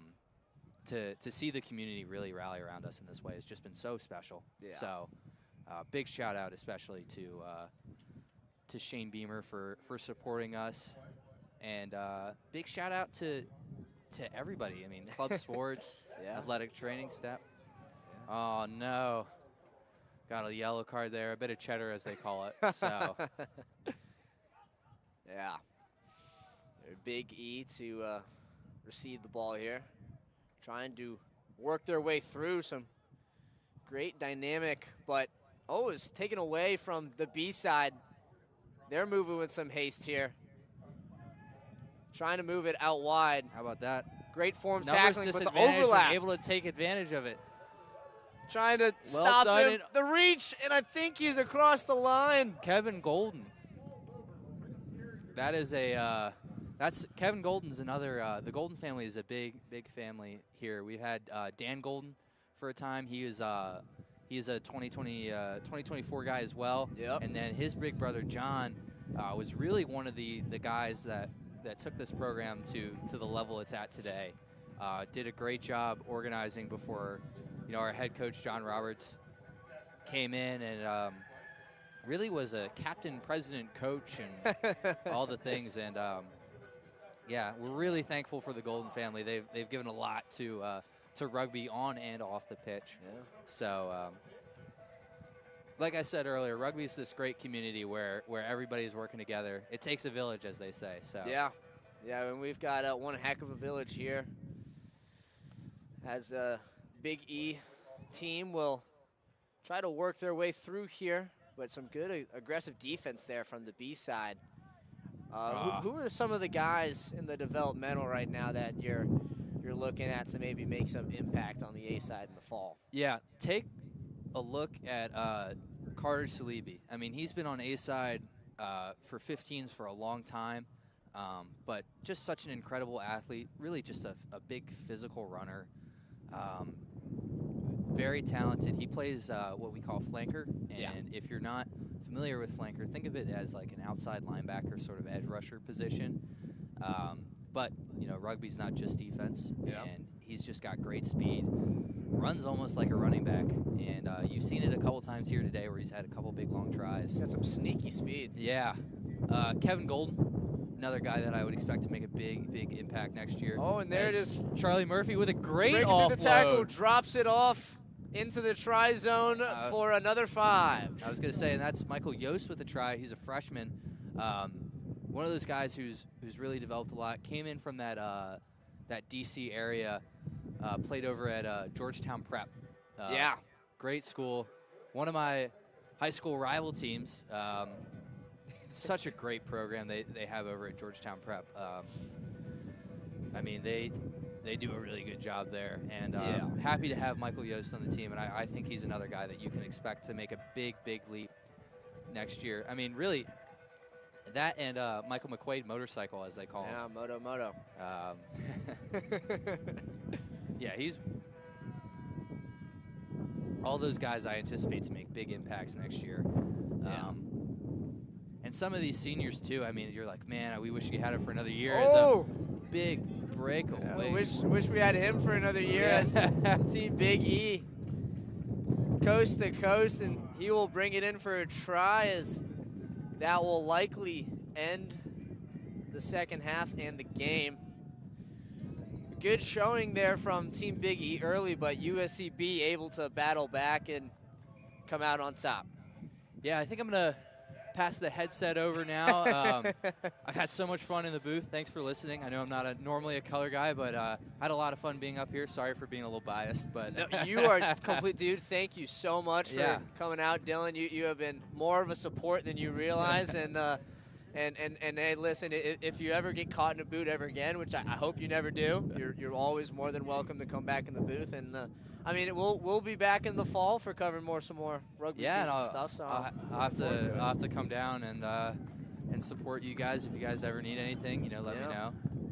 Thank you guys, Student Gamecock Television, for coming out and covering this thing. So looks like you're gonna have a good matchup here, Windgate versus VT. So yeah, I'll pass the headset over. Yep. That will be coming up right after this.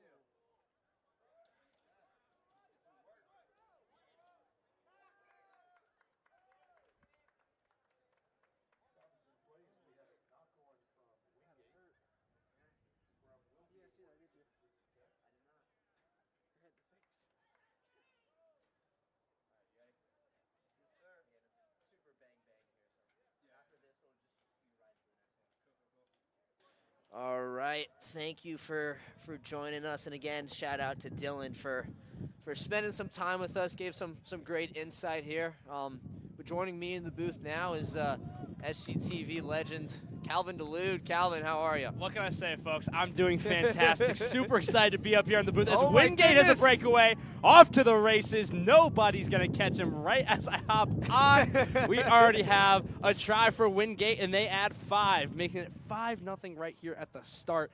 Anyway, I feel like I can barely even say anything before we got some great action. But as Dylan was saying before I hopped on the mic, this is going to be a great matchup. Virginia Tech A versus Windgate, as that is a successful conversion. That's going to make it 7-0 Windgate right here at the start. Start of the first half here. I want to make sure I didn't missee that. I didn't add it to the final scoreboard yet. Our clock is moving up, but the scoreboard clock here at Charles F. Bolden Stadium is moving down. But we will keep you updated on the happenings of the game, and as Windgate early to this one. Dylan was talking a lot about this matchup all day. VT has been very physical in their previous matches, really asserting their dominance. But Windgate, we know earlier in the season they've had some good showings, and they had some pretty decent showings so far today. Yeah, I mean, you're seeing that physicality immediately right there as they go into the ruck. Virginia Tech going to come away with it. Drops the ball, able to pick it back up, toss it back to his man, trying to fake a guy out. Stumbling, stays on his feet, getting dragged forward. They'll hop into the ruck. Great job there by Virginia Tech. 2 successful attempts to keep possession. And now we have a breakaway here. Tackle from behind, but a takeaway for Windgate. Getting wrapped up, brought down hard by Virginia Tech. And now we have an open lane down the sideline. And he is going to take it the distance. Tackled down in the try-zone. He is in. 5 more points Wingate's way. Oh, man, it has been a hot start. Yeah, again, had a lot of back and forth there. Tech had a nice run down the side. That nice little stiff arm action. Tries to drop it off, intercepted by Windgate, and they turn it into another 5 points. This has gone the Bulldogs' way here so far. Yeah, and at that point, you know, it might just be doing a little too much. You know, just trying to make a play when you just got to hop down on the ground and trust your guys that they can get it back in the ruck.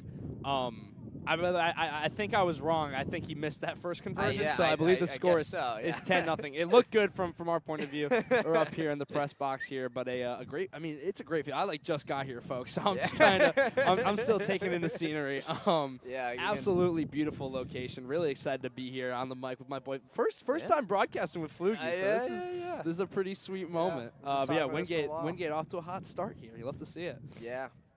They will kick off to the Hokies again. Virginia Tech back to receive.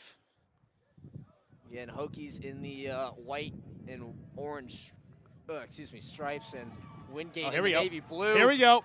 But all they see is Stripes running away down the sideline. Windgate trying to catch him. And he's in for the try. Man, one on Windgate definitely coming in hot, but you see they shake hands after that play. But what a run by number 8 for VT.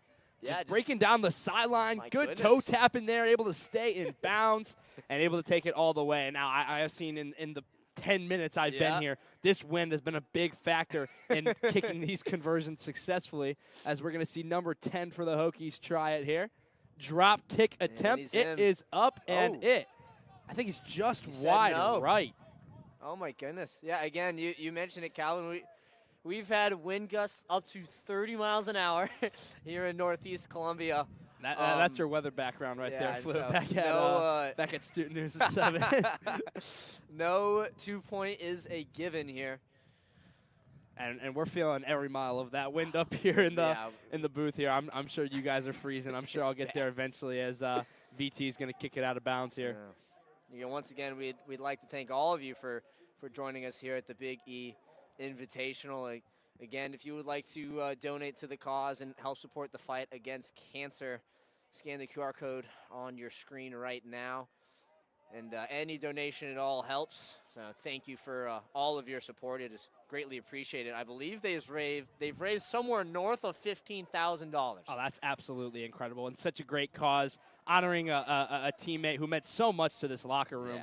Eric Elkin unfortunately passed away after a battle with cancer, and just a absolutely phenomenal cause. Cock Rugby, true class act. And really happy that they're able to do this. But now here's Windgate with some good territory here, but looks like they called a knock there, maybe. Yeah, no, he had to land on the outside. Looks like he was about to cut in, and then the referee halted play.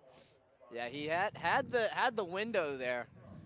Again, there's a lot of speed going on in this game right now. They can work it out to the wings and get the numbers advantage. There's little that can be done, but we'll head into the baby scrum here. Again, Tech has dominated these scrums earlier today. We'll see what they'll do against Windgate. And sure enough, that's a great strategy right there. I mean, he dropped it perfectly right in the middle, got it to roll back between his teammates' legs. A very impressive play there by Virginia Tech. Yeah, it's a pretty good strategy when you can just push over the other guy.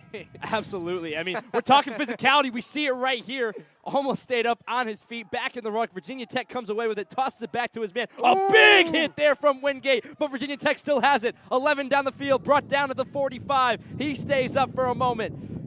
Fighting off Windgate defenders. The Hokies come away with it. Immediately brought back down. Some great defense here from Windgate. Back at it. We are getting physical, and now the referee is going to blow the play dead. I was just about to say we haven't seen a lot of the physicality yet, more speed, but we saw every ounce of what Dylan was talking about before the game right there on that play. That was crazy. That will do it for the half. I believe the scoreboard says Windgate up 12-5, so we will go with that.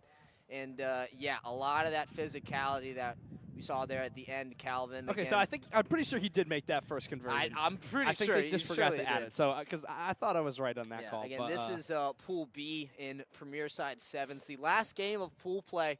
Again, for more information on the standings and the schedule and other Big E stuff for the rest of the day, you can go to the tournament information or turnfightApp.com/live/Big E. Again, all of the information's on that. And Calvin, get this. Have you ever wanted a Big E Memorial Tournament hat? I would love a Big E Memorial Tournament hat. Where do I get that? Maybe a T-shirt. Well, a T-shirt? Yeah, go to the QR code on screen right now. Also at that turnfightApp.com/live/Big E. I believe it's only till March 30th you can order stuff. So get it while it's hot. I mean, something like that's got to be worth $600, and I think they're only giving it out for like 20, 30 bucks, It's only like so 20, 30. that's a pretty darn good deal right there. I think I'd take them up on that. But yeah, no, great merch for a great cause once again. This really is one of the best events that we've gotten to be a part of here at SGTV. Really excited that we've gotten to partner with Cock Rugby, one of the best organizations on campus in my opinion. And nothing but friendly faces, great folk, and some good rugby. It's been a lot of fun. Been a lot of fun watching it. Yeah. After this, we got the 15s game against NC State. Yep. Making up for the unfortunate lost trip to Raleigh that we were supposed to take a few weeks back, and unfortunately got rained out. Yeah. But it was going to be generational. Oh, but my goodness. It's all right. We'll do our best to make up for it today. Should be a good matchup. I've heard NC State is very, very good at rugby. Yeah. But you know what? So are the Cocks. So.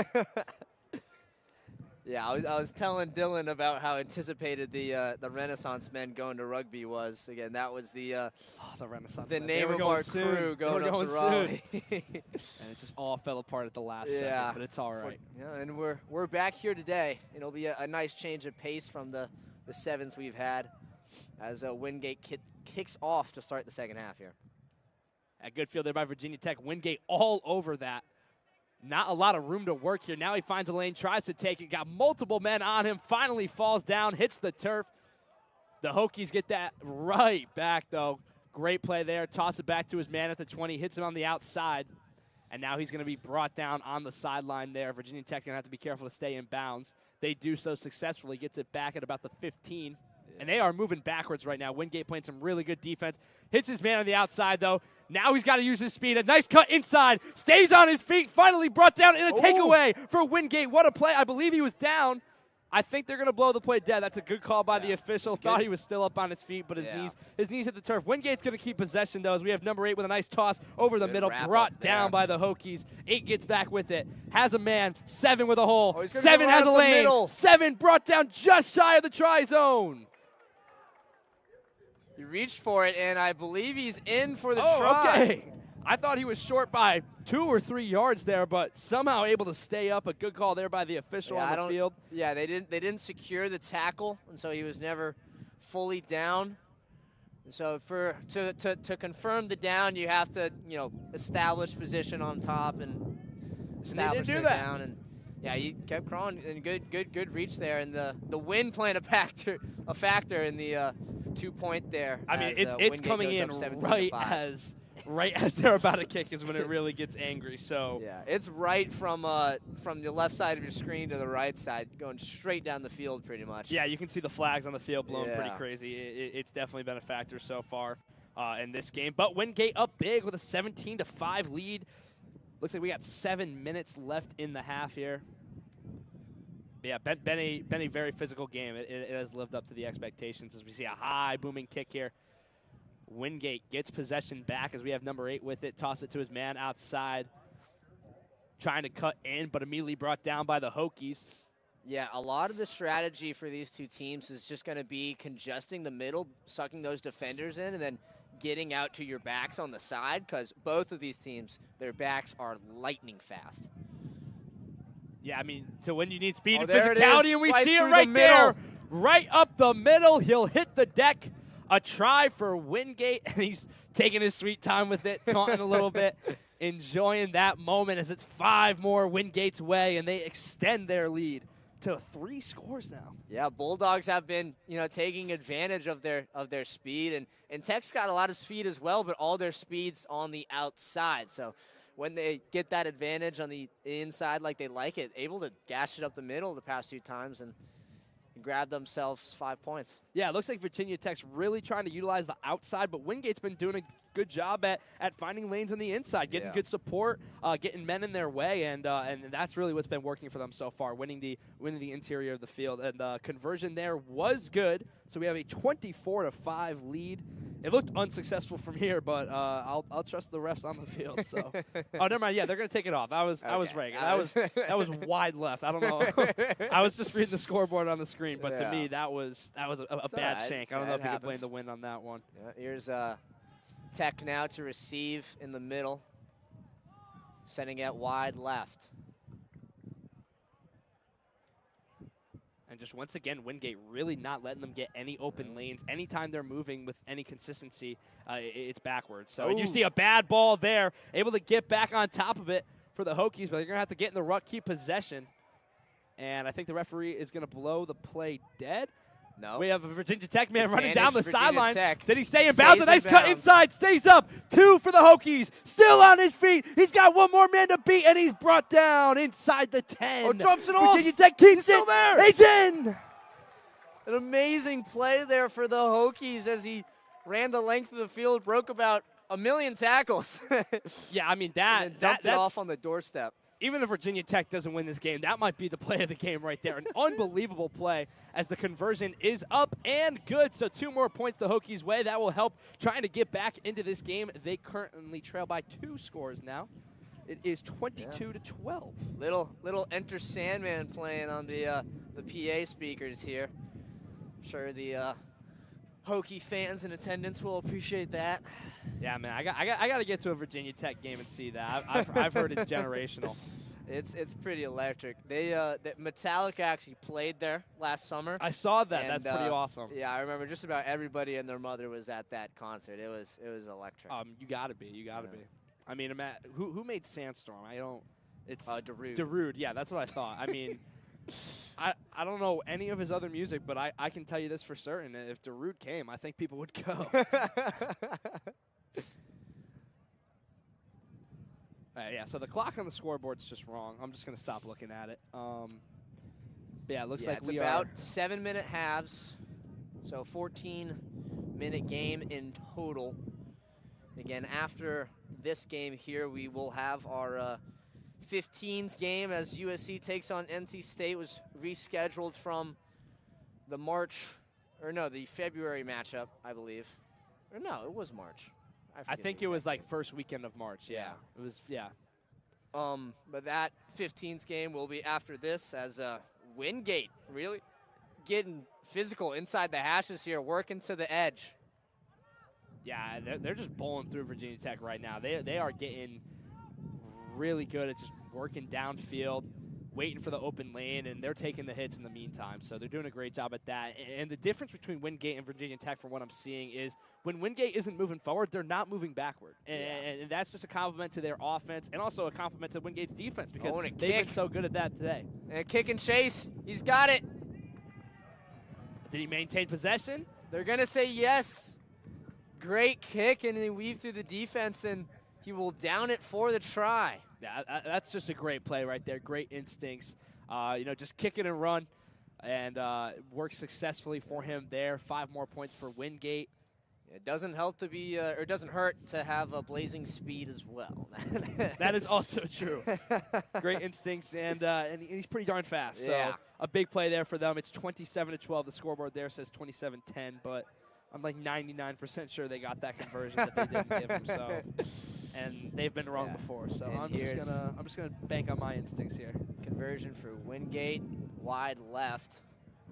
They're up 27-12 here at the last game of pool play. Again, we are going to have our single 15s game against USC versus NC State coming up right after this one, and then after that we will have our elimination tournaments. For more information on the tournament schedule and standings, you can go to tournifyapp.com/live/Big E. Also check the QR code currently on your screen. I'm doing it right now because I just got here. I didn't really know what happened in this tournament. You want to try and break it down for me real quick, Flug? Just yeah. So we've what's been got going on? kind of two divisions. We've got the Premier side and the Developmental side.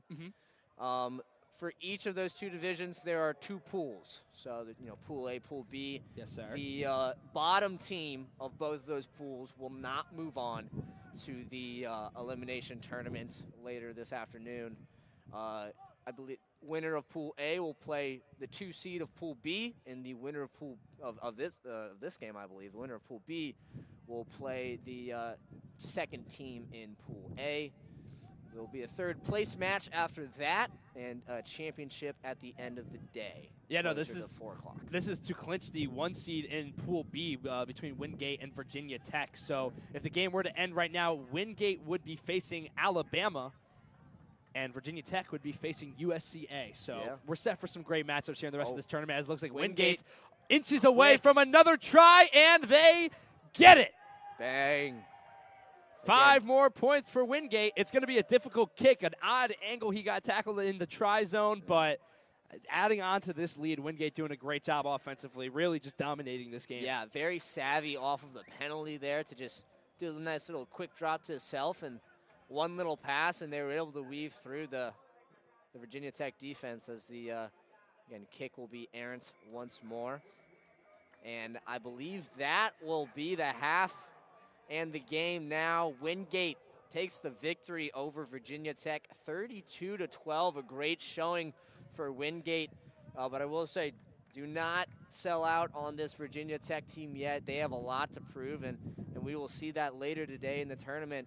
But coming up next after the break, we will have our 15s match as USC takes on NC State. That will be coming up right after this.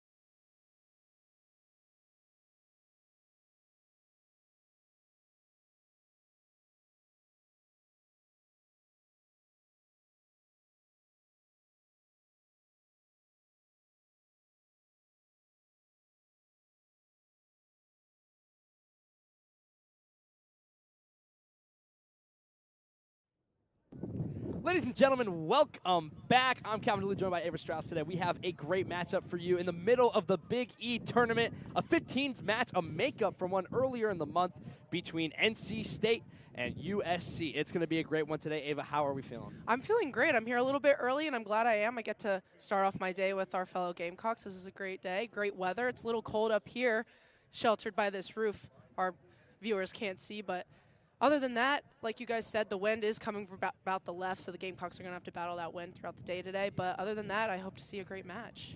Yeah, no, a match a month in the making, finally here. A good break between the sevens games that have been happening so far in the tournament. Pool play finally over, so we'll get you some elimination rounds after this. But in the middle, a nice hearty game between the Wolfpack and the Gamecocks. It should be a good one. Very excited. We're looking at 30-minute halves. It says 35 on the scoreboard, but I was told 30, so we're going to go with 30 here.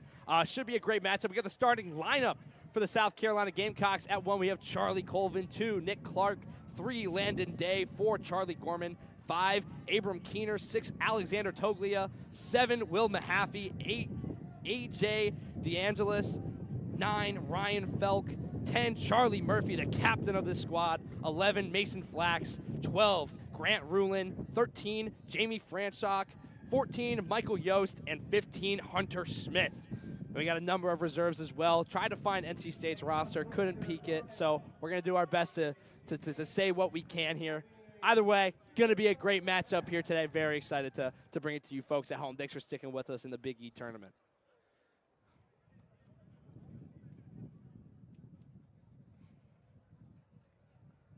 Not sure what the delay is here, but I think we're just getting set, ready to go. We have the Gamecocks wearing red, the Wolfpack wearing white.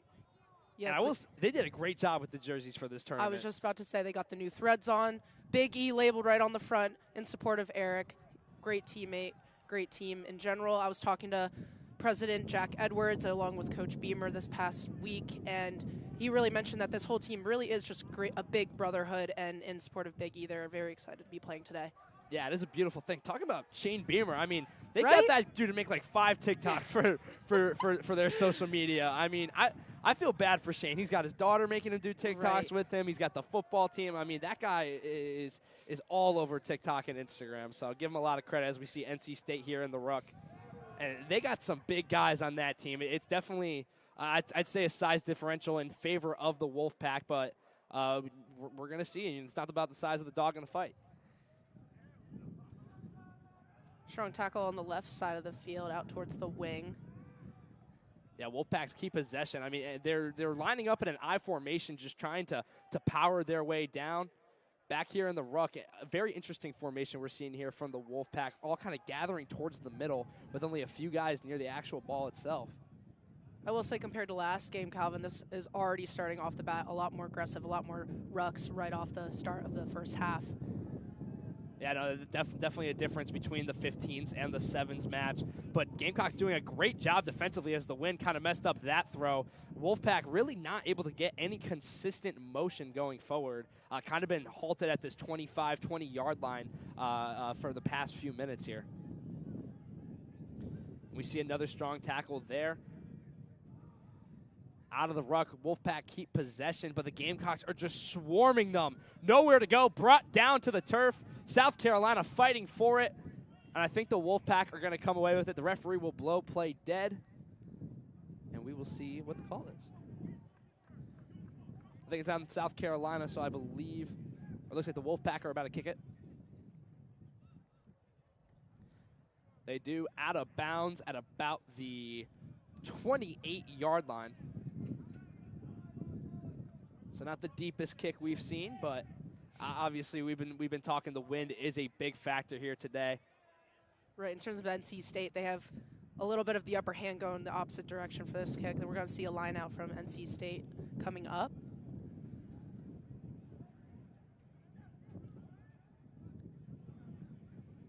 Yeah, the line out is my absolute favorite thing in rugby. That is just so fun to watch. South Carolina comes away with it, hits the deck in the Ruck. The Gamecocks come away.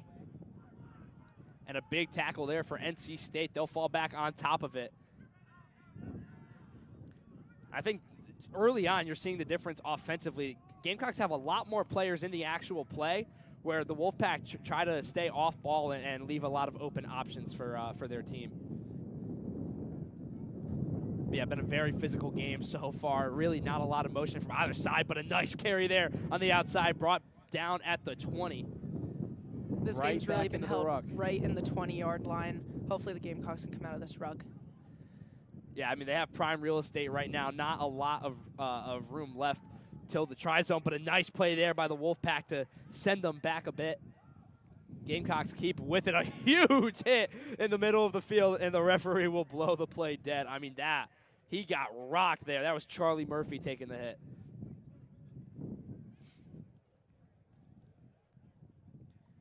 I don't know if it's gone up in the media yet. This might be a little spoiler alert. We did get Beamer to do a line out. Really? If we got Coach Beamer to do a line out, it was epic. He That's did so it really well. He was a little bit nervous, but we were like, you know, we got you. You got a good, strong group of players right here to catch you if you fall. He did awesome. It was epic. That's pretty sweet. And I really do love and appreciate how involved he is in campus activities. I mean, I think that's something that a lot of college football fans don't appreciate, that it's more than just the team, but you also have to be a symbol at the school. And I think Shane Beamer does a really good job at embodying that. But now the Wolfpack are backed up in their own zone, really at their own 2 or 3 yard line. So it's going to be some tough sledding as we're due for another line out here.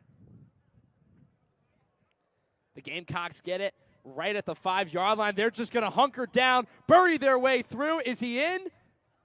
I think he's just short, and the Wolfpack come away with it somehow, some way. Brought down at the 5, but then the referee will blow the play dead. Closest action to a try today. Hopefully the Gamecocks can recover from that. A lot more aggression, obviously, like we had mentioned before. We're going towards the middle. Another attempt. And we see it here. He reaches across, and he is in. The first successful try, or actually, I think they called just short. I apologize. Just short of the try zone, and the referee blew the play dead. So, I mean, we are just itching with anticipation right now, just shy of the try zone multiple times now. So it looks like we'll be getting into a scrum at about the 5 yard line. We'll see if South Carolina can come away with it. So close to a try these past few times. I think the Wolfpack are set up well there. They're able to get it away, boom it down the field, out of bounds into the stands. So for the moment, they have some relief.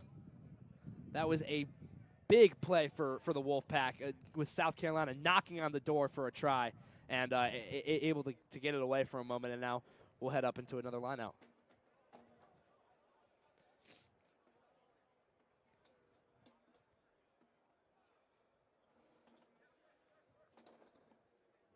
Shout out Flugie bringing us some more chairs. Appreciate that, man. Flugie's been here since. Flugie, what time did you get here? 7 in the morning, ladies and gentlemen. This is a guy dedicated to the craft. Early bird got the worm. Absolutely, and he's been reaping the benefits of it as the line out goes over both of their heads, and so the Wolfpack will come away with it, getting into the ruck, and then once again the referee blows the play dead. Right away, the Gamecocks go for a try, and are they in? He's there we in. go. There's a try for the Gamecocks. Finally, after 5 points on the board. A few minutes into the game, the Gamecocks get into the try zone first and take a 5-0 lead over the NC State Wolfpack. As we hear the Sandstorm queuing up. Pretty good spot for the conversion. He attempts it. It's up, and it is no good. I believe it was just wide right. So the score will remain 5-0 South Carolina, but after a very physical start to the game with really not a lot of motion, the Gamecocks finally able to power through into the try zone and take the early lead. And something I saw last week in their friendly against the Columbia Rhinos was it did take a minute to score. They scored in pretty much their opening possession, and then there was a lot of nothing. But once it starts, I mean, they are really able to take away and get some good momentum their way. So the fact that they were able to stay strong there, get an early lead, and if they can get some momentum here, there's no telling how far they can run away with this game. NC State will start with the ball. Here's the kick. up in the air, hits the turf, and it will roll out of bounds at the 34-yard line in the Gamecocks defensive zone. How is that kid wearing a beater today? That I could not do that, man.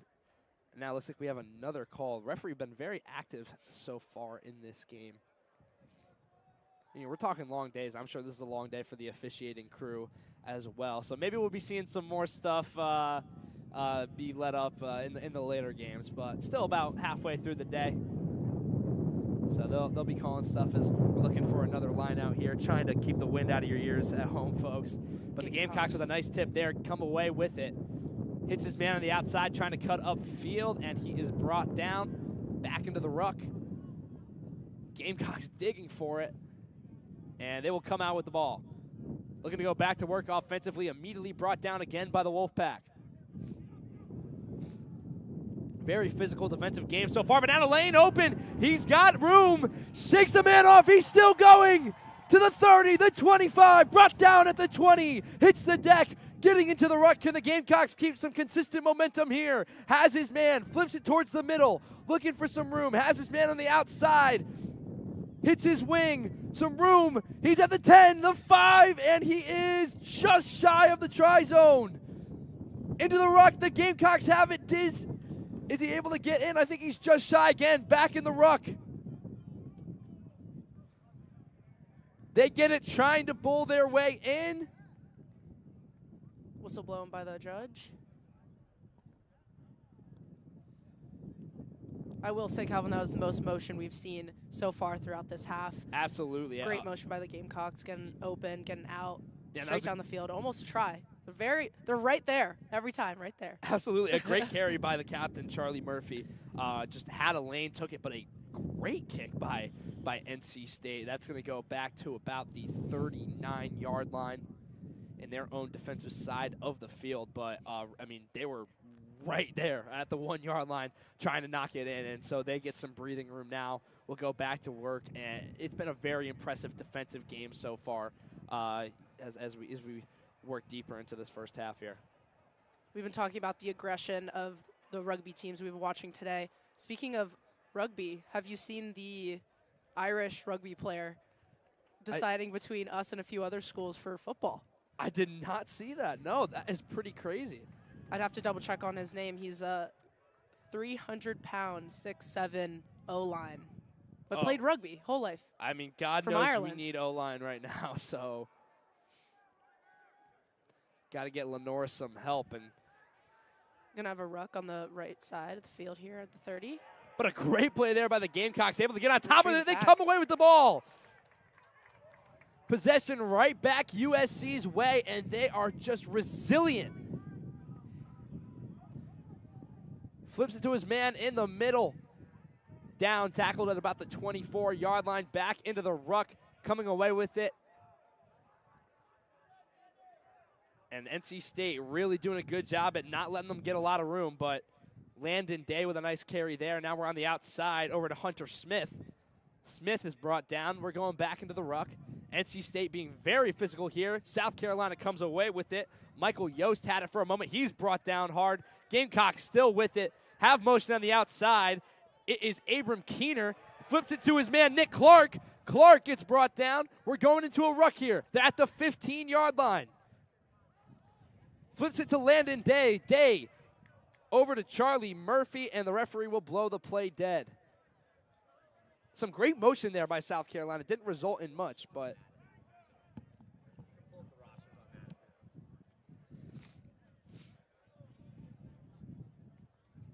no, I mean, that was some great motion by South Carolina. A really strong play there. We're gonna see a scrum over here on the 20.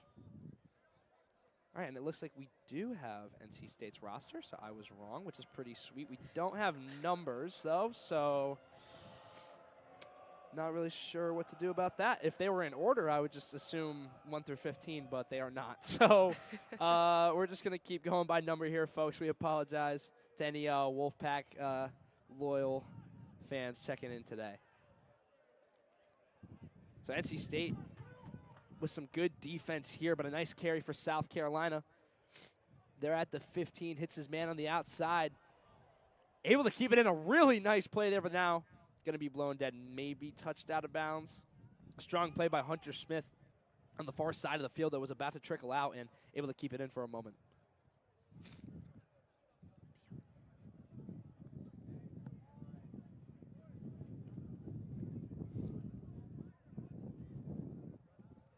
So I believe we're going to be getting into a scrum here at about the 15-yard line on the far side of the field.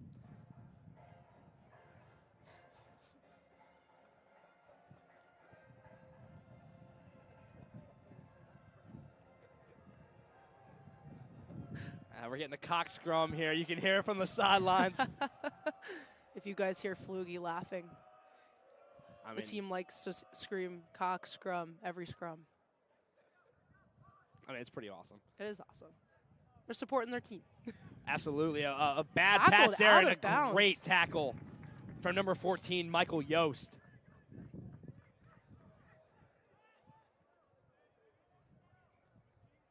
So it looks like we'll be getting a line out here. South Carolina once again just knocking on the door. Are they able to finally penetrate once again, add on to their lead? But NC State staying resilient near the try zone, not letting them get in easy.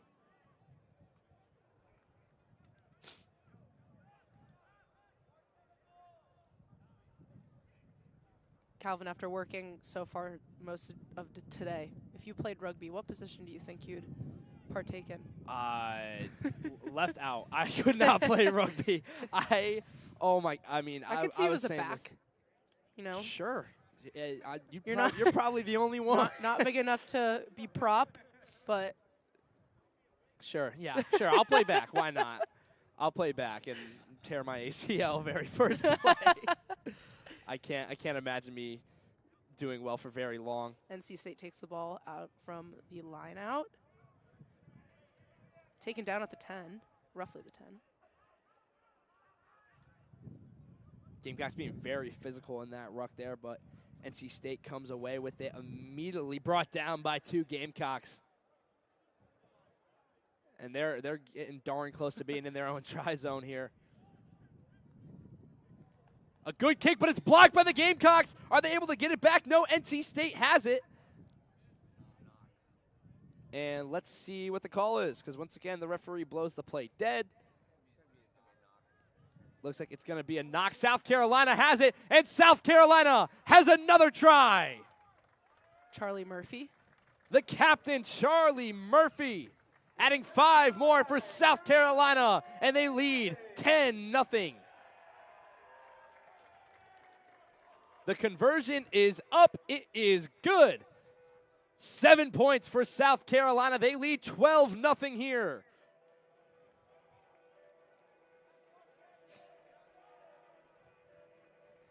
So, I mean, that's a big play. I'm not really sure what was going on because it looks like the referee stopped play. And then all of a sudden, Charlie Murphy had it, and he was in the try zone. So, yeah, so a knock. I'm hearing from Flugie on the side. Either way, Gamecocks score 12-0. And, I mean, a very physical game. It's an even matchup, but South Carolina has just been winning the possession battle, and they got great real estate on the field. So, Ball will be kicked out of bounds to the right for NC State.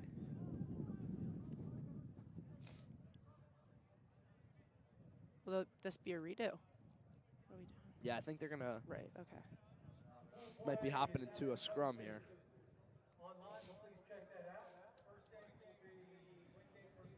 The announcer for today's game, if you guys haven't told the audience, is Will Mahaffey's dad. Interesting. Yes, I did Mr. not know this. Mahaffey. Thank you, Mr. Mahaffey, for announcing for today. Yeah, we appreciate you, Mr. Mahaffey. He's doing a very good job so far. Based out of Charlotte, North Carolina.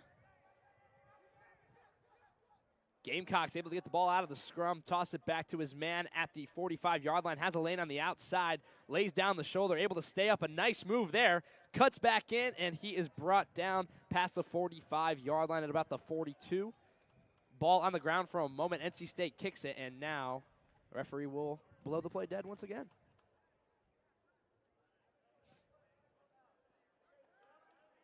So I think we're going to see a kick from NC State here. And it is a good one. It's going to pin them back. Still going into the try-zone. And now the Gamecocks will have to go to work. They will touch it down in their own try-zone. And that's a smart play right there. Should get them some better territory on the field.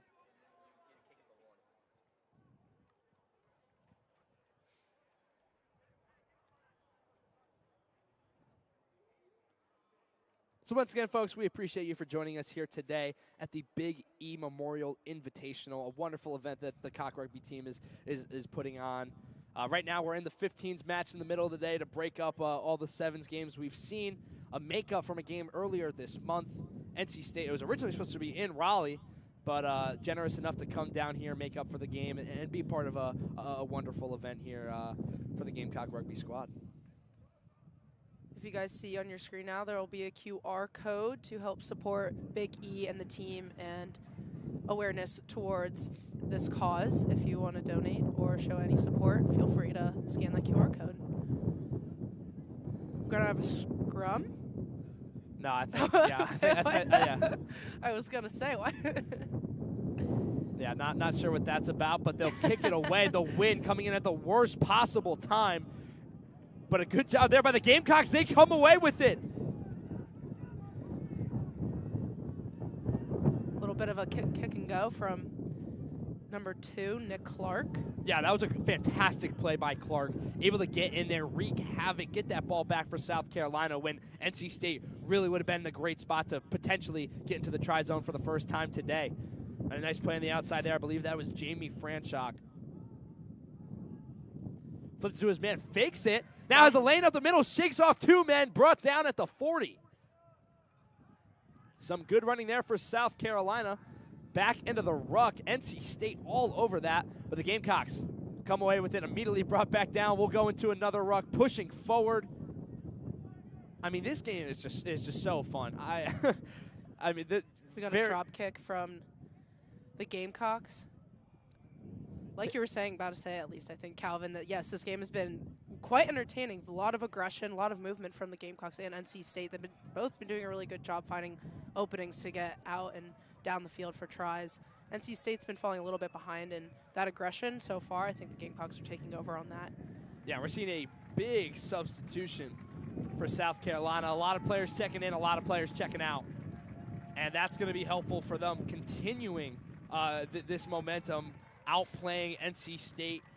And, you know, these boys for the Wolfpack are getting tired, but South Carolina's got some fresh legs out there, and that should be a big factor in the remaining minutes of this first half. We got a line out on the left side of the field here. South Carolina got it. Yeah, that was Will Mahaffey at the top there. And a great strong carry for South Carolina, pushing their way down the field. He's brought down at the 5 into the ruck. Can South Carolina push their way into the try zone for the 3rd time today? Flips it all the way back for his man at the 18-yard line. Able to stay up somehow. An errant pass. South Carolina keeps it. It's Mahaffey.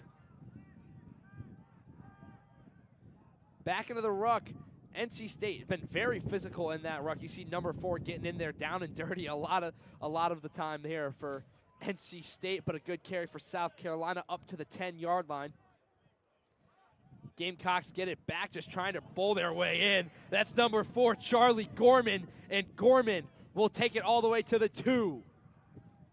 Back out of the ruck, Charlie Murphy flips it to his man, cuts inside, stays on his feet, flips it to Landon Day. And we're brought back down. Now here's an opportunity for South Carolina. Flips it to number 7, Will Mahaffey.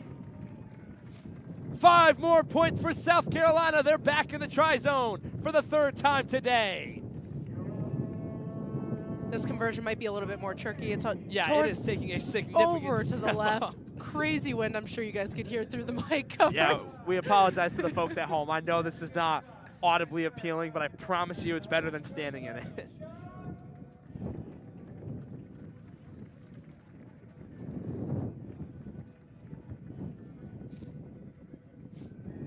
It's going to be a difficult angle to kick this, though. He was brought down on the near side of the end zone, or the try zone, my apologies. And now we're going to see a very difficult kick. The wind has died down a little bit since we started talking about it. They're going to put it down on the tee. And now the referee is going to stop that for just a moment. Yeah, I think they're going to hold it. It's just too darn windy to keep it down. Yeah, our now we'll judge. try it just down the tee. Here's the kick. It's up, and it is good. A successful conversion for South Carolina. Maybe the best kick on the day. Battling some of the toughest winds we've seen. 2 more points for the Gamecocks.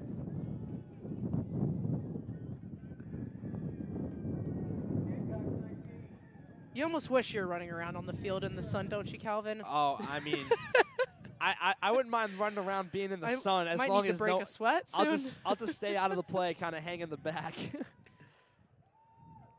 We appreciate you guys listening to me and Calvin announce for this game today. Of course. It's windy, but we're having a great time. We are, absolutely. Both teams, all the teams, hopefully are having a great time as well. Yeah, no, for sure. I mean, just a great event, a great sport, a lot of very entertaining matchups. Gonna have a kick from NC State taken out the middle by South Carolina, number 7, Will Mahaffey. That's a strong carry there by Mahaffey, able to stay up on his feet, bowling down defenders. Back to the middle, over to Charlie Murphy. Down the right, a breakaway right now from South Carolina. Oh, he's got to land. Can he win the race? He can! Shakes He's the good. tackle!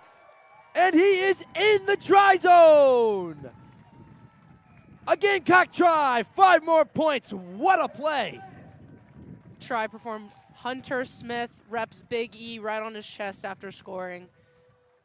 Awesome job by the Gamecocks. We're going to see another conversion down the middle. Yeah, that was one of the best runs we've seen today, other than that one where they weren't able to get into the try zone, but got darn close. I mean, just flips it to his man on the outside, shook off. That was a great play on that sideline, able to shake those tackles, stay up on his feet, cut in, and now a much easier kick, kicking from the middle of the field.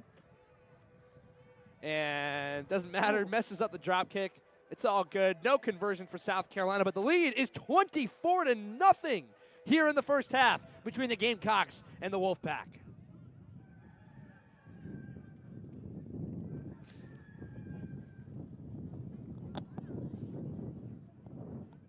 My goodness, it is just so windy. I'm trying hard not to be a baby about it, but for the rest of this tournament, we're going to keep a tally of how much we bring up the wind, the direction of, yeah, the power of. Yeah, we got Weatherman Fluke saying we got winds up to 30 miles an hour, and yeah, you can feel it. Short kick by NC State taken over on the right side of the field, down the middle. And that's just another great run. I mean, South Carolina, like I said, you know, they kind of start a little slow, got to score early after some physical play, and now they are just out tiring NC State, and we're really seeing the wheels get churning.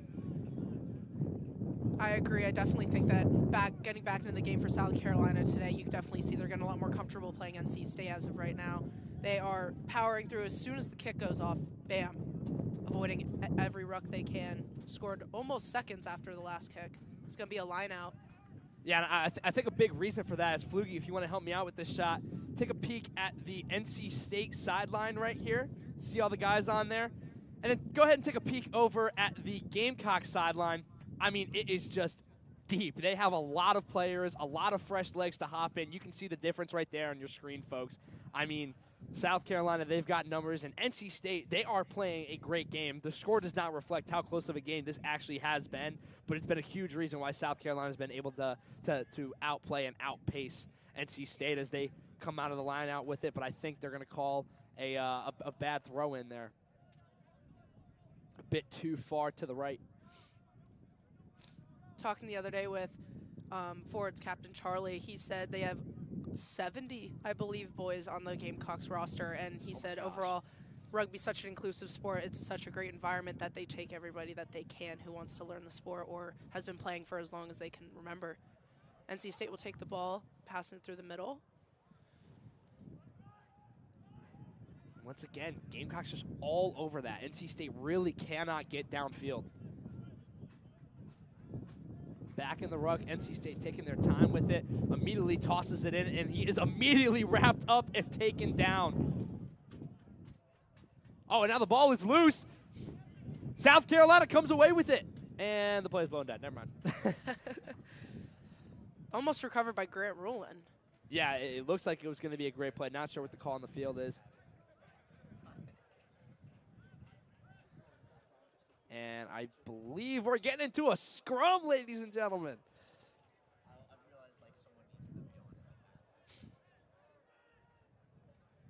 And we are off. NC State tosses the ball in, trying to find it, comes away with it for the Wolfpack, flips it back to his man, but not a great pass. South Carolina has an opportunity for a takeaway here. I think they have the ball. They do. It's number 20 for South Carolina. Stays on his feet, flips it back to his man at the 20, bowling his way forward just shy of the 15-yard line. That was Grant Rulin who came away with it there. And now NC State doing a good job recovering defensively, but South Carolina with a big takeaway. Charlie Murphy flips it to his man, Rulin. Now back into a ruck. Flips it to his man. He has a lane. He has room. He is in. Amazing try effort getting out of those rucks, back over to the middle, found that opening. Yeah, great lane, great vision. Saw it, took it up the middle, slid in. So some style points on top of that. 5 more points for South Carolina. They're going to try and get 2 more here. Good position right at about the middle of the field. Last time they tried it, they did a drop kick that probably didn't go 2 feet off the ground, but better than what I could do. So I think they're going to bring the tee out. Should make it a little bit easier. It stayed on last time despite the windy conditions.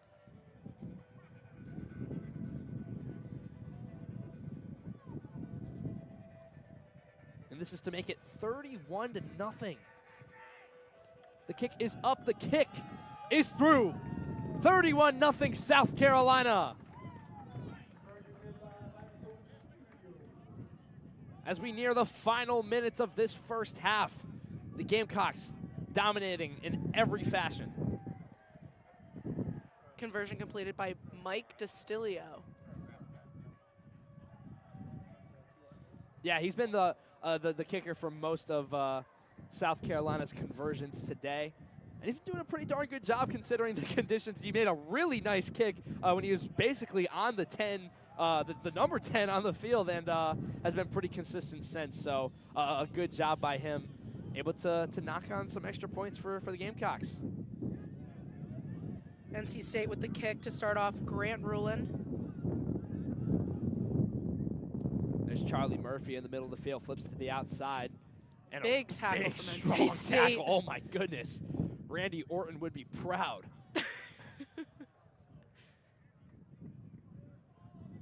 And I'm not sure if he was allowed to do that. They're talking to him about something there, but yeah, that was quite the hit. One of the best hits we've seen today. I mean, I don't know how these boys don't play with pads on. Like, I would. It's definitely a mindset. Coach Roberts, South Carolina Gamecocks, was saying that the environment and the mentality you have to have in rugby is unlike any other sport. Sure, wrestling, football, there's a lot more physicality, but you have to have a very unique mindset and be easily ready for that type of contact. Yeah, I mean, the mindset I would have is no mindset. I would be running away screaming. Exactly. It would just be alarms going off in my head. You know, they can have the ball. It's okay. Yeah. Oh, it's all right, guys. I would just want to be like in the back of the scrum, so I feel like I'm involved. See, you'll be a back. See? Sure. There you go. Yeah, there you go. It all comes full circle, ladies and gentlemen. Line out over here, taken by South Carolina towards the middle to Grant Rulin. Quickly tackled by NC State. Oh, once again, I mean, South Carolina is dominating this game, but it really, the score doesn't reflect how well NC State has been playing, especially defensively. Offensively, not able to get much going. But, I mean, South Carolina has just been getting prime real estate this game.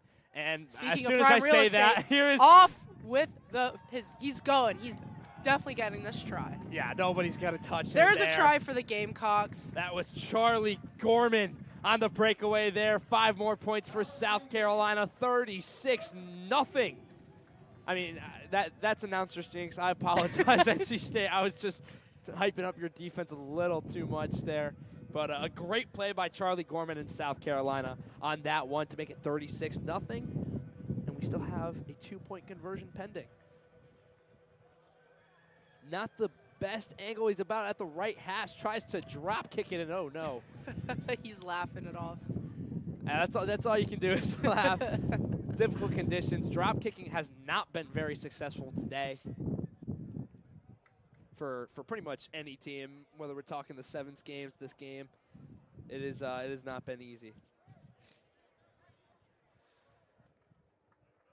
So as we hit the final minute or the final minutes of the first half, I mean, looking back at this game, what are you most impressed by, Ava?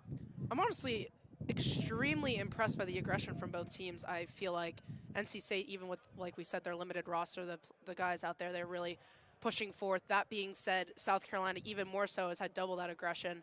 They've been powering through. They've had multiple tries right off the kick. No, I couldn't agree more. It's a very, very physical matchup. South Carolina just out-hustling them right now, outrunning them, and that's a big reason why they're up so much. But an NC State takeaway there as the Gamecocks couldn't hang on, let the ball loose. NC State turnover, and they will go back to work offensively, trying to get on the board before the half ends. I will say, going into their future games, the Gamecocks will need to keep in mind the wind.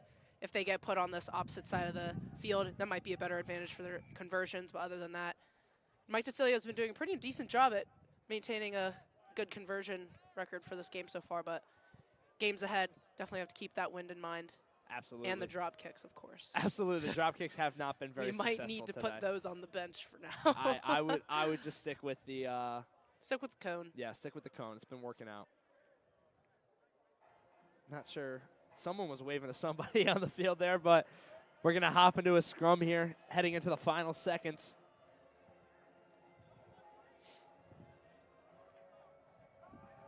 The Wolfpack will drop it in, looking for that ball, and they will come away with it.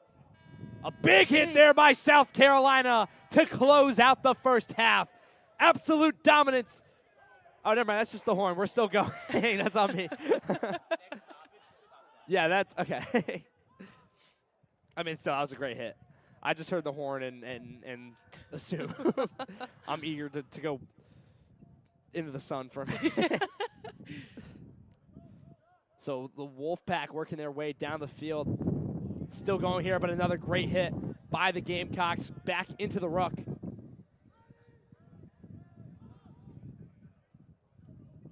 Gamecocks keep them at the 50. Yeah, I mean, they're not letting them get a single easy yard here. Almost picked off by 18 for the Gamecocks. Now the referee will blow the play dead. And he is issuing out a penalty. So it looks like the Wolfpack is about to kick it. They do so out of bounds at the 46-yard line.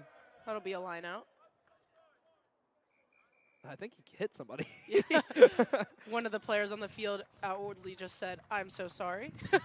And a great way to end the half. I mean, the fans are getting physical in the game here. 36-0 after 35 minutes of some great rugby. It has been just such a fun game. USC dominating NC State. And yet, really not much else to say. It's been a very entertaining half, Ava. Indeed. And you know what else is entertaining? It being the Big E Memorial Invitational. Absolutely. So for all of you guys, thank you for your support and watching. For those of you here maybe tuning in, go check out the tables over there. There's T-shirts, there's buttons, there's QR codes, I believe, over there as well to donate. And yeah. It's for a great cause, cancer research, in honor of Big E. We're going to step away for a few moments, catch some sunlight, because God knows we need it. So stay with us, folks, though. We'll be back in just a few moments for second half action.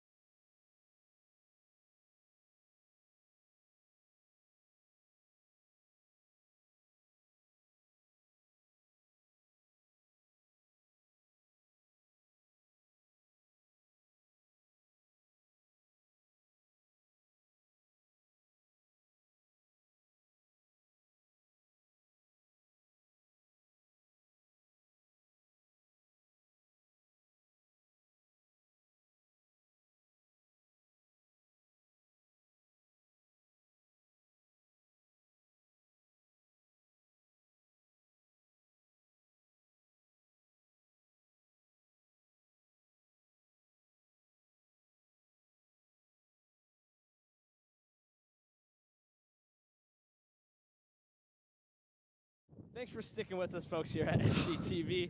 I'm Calvin DeLue with Ava Strauss. A fantastic first half for South Carolina. 36-0 they lead. Yes. Oh, my goodness. If we sound a little bit out of breath, It's because we are. we just sprinted probably as hard as Grant rolling on the field. Yeah, no, it had to go get some sun, and but then had to hustle back. NC State's going to start with the kick for the second half. Looks about onside. They got the ball right back, straight into a tackle. So yeah, we are slated for a pretty awesome rest of the tournament after this game. Right after this, we're going to have Windgate versus Alabama. And then at 2:40, we have USC A versus Virginia Tech A. And those are two really strong teams, so should be a great matchup there. Then we have a 5th place match with Georgia College.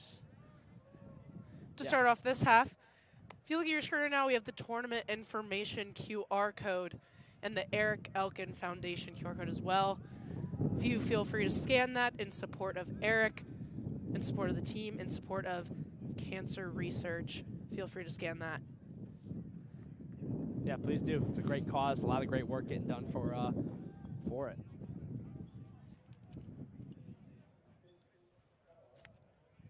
So NC State will kick it towards South Carolina. It will hop out of bounds. Not a very deep kick. Looks like they're going to do a line out at about the 47-yard line.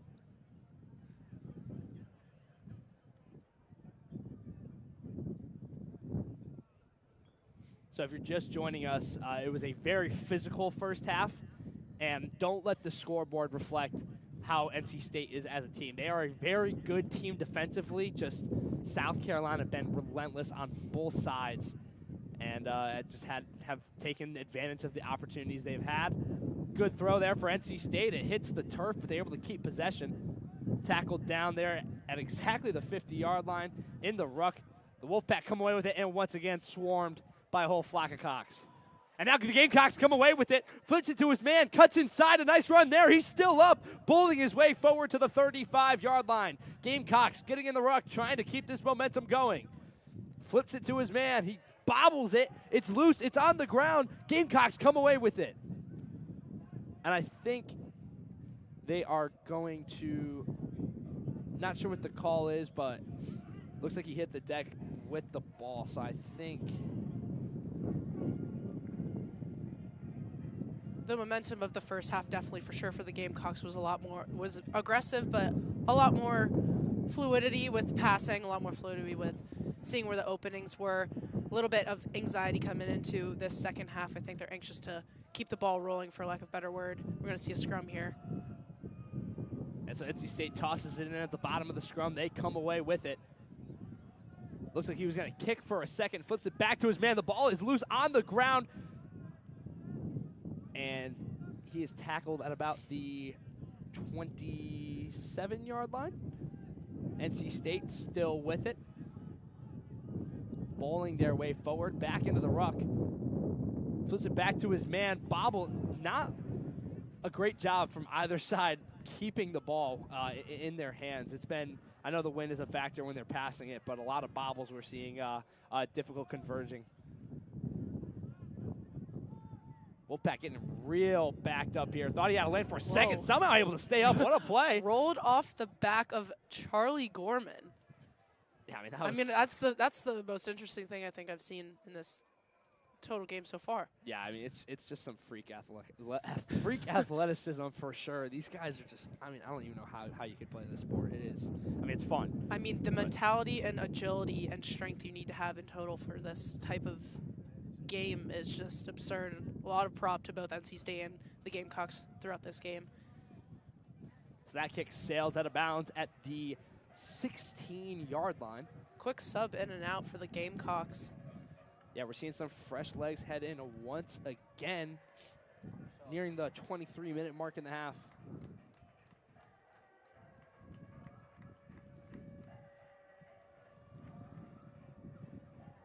set for a line out here. The Wolfpack came away with the last one.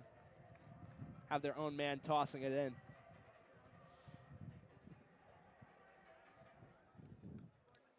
NC State gets the ball out of the line out immediately to the middle. Gamecocks quick to defend, immediate tackle, number 12, Grant Rowland. Yeah, they are just all over it defensively. The Wolfpack have no room to work. I think the ball's loose on the play.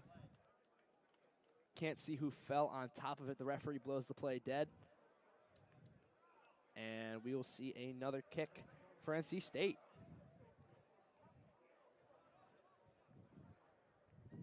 It is up into the stands, almost caught by somebody over there. Just bobbled it, he hucks it back in. Get this guy on the field.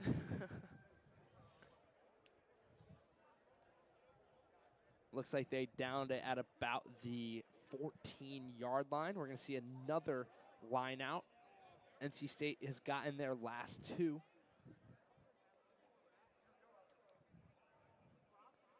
He'll toss it in, fielded cleanly, immediately wrapped up and taken down, though. A strong tackle for the Gamecocks. Back in the ruck. They'll take their time with it. They got three guys in there. Not sure what the strategy is. Just trying to bull forward and really not going their way. And now NC State will decide to boot it down the field, fielded at about the 33-yard line for South Carolina. And now here's a strong carry here for the Gamecocks. It's 17 on the outside, stays on his feet. He's at the 10. He is out of bounds at the 8-yard line. One of the best carries we've seen today for the Gamecocks. What a run there. And now they are set up with prime real estate. Or sorry, they're going to have him out at the 11-yard line. Great aggression by the Gamecocks. Way to get out of that. Pretty elongated ruck. Judge started to call, get it out of there. Move the ball, and they did just that. So we got another line out here at the 11, tossed in, fielded, and caught by NC State. But the play is blown dead. It's a penalty against South Carolina. And now NC State will boot it once again.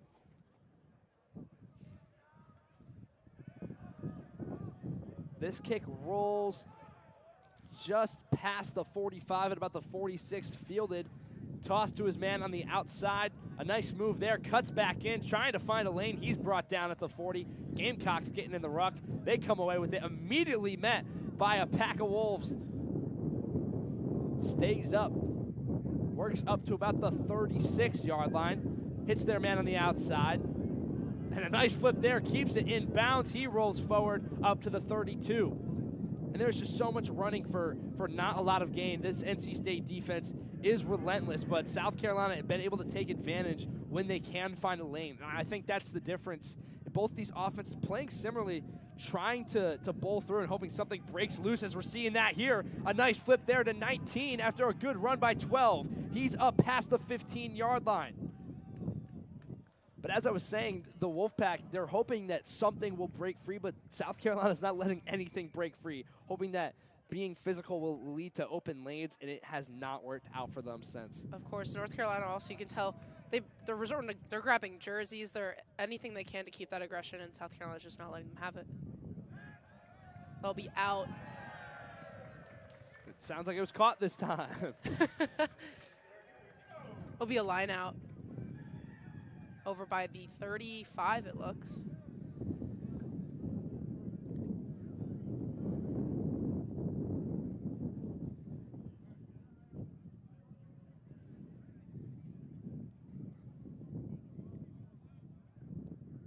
NC State been one of their upsides this half has been their success in the line out, coming away with it every time.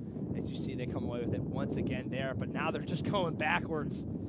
Not a lot of room to work. South Carolina all over them. Somehow able to stay up for an extra second and then brought down by a flock of cocks at about the 7-yard line.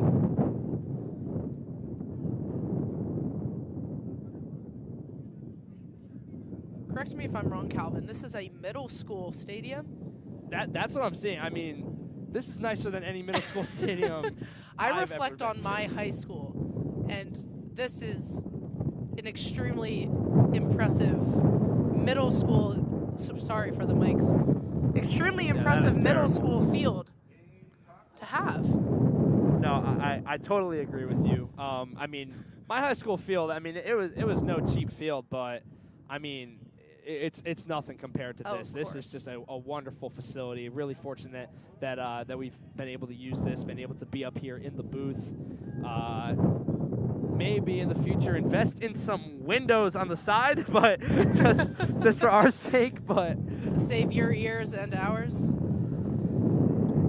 yeah, South we can Carolina hear has the ball everything you're out on the hearing right too, here. folks. So we're with you. It's not fun, but we're trying our best to keep it out of your ears as South Carolina keeps possession, flips it back, rolls off the ground. Now he's brought down at the 37-yard line. Some very physical play. Gamecocks, not really a lot of room to work so far. NC State will take it. Oh, Quick wow. That, breakaway for NC State. and the turf Tripped. monster gets him. He had a lane, but just a bit too eager, and now it looks like we have an injury on the field. Not sure if we're going to blow the play dead or not as the trainer comes out. Play resumes, though. NC State brought down past the 50. They'll go back into the ruck. Trying to get a name and number for you folks. Can't quite see who that is. I think it's 19. Can't say that with certainty. NC State will drop kick it, rolling on the ground, picked up by 15 for the Gamecocks, right out to the left side of the field. Powering through the middle, Yeah. right past the 50. A really nice run there. Now he'll overhead pass it in. Booted it up the field. Fielded at the 42 by NC State. And I think they're going to get him on a high tackle there, and he knows it. Tackled quickly by number 2.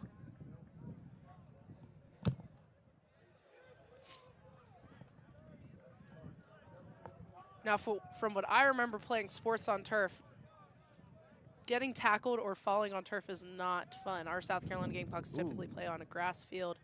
Ooh. So I'm sure the turf burnt after today's matchups will be Yes. quite heavy. Somebody's going through it. We see, we're not going to show you, but someone's having some stomach issues on the NC State sideline. Not the prettiest scene, but he's just still going. Yeah, it looks like they're asking for water here as they're still checking on an injured teammate at about the 37-yard line. I mean, that just shows the physicality you need to be able to play this game. You know, we have a player injured on the field, a player puking his guts out on the sideline, and it is very impressive what these guys are able to do. Well, we have this Looks like break. a leg injury for South Carolina Gamecock, being helped walked off the field, I should say. Yeah, very unfortunate to see that happen. Hopefully he is okay. But yeah, I'm sure he seems to be in a decent deal of pain right now. So wishing him nothing but the best. Still not sure who that is. We're going to try and get a number for you as quickly as possible, folks. Like we said earlier, lots of aggression in today's matchup. We do have an injury on the field, but in terms of good aggression, South Carolina is keeping NC State at 0. 36-0 still in the second half, 15 minutes left.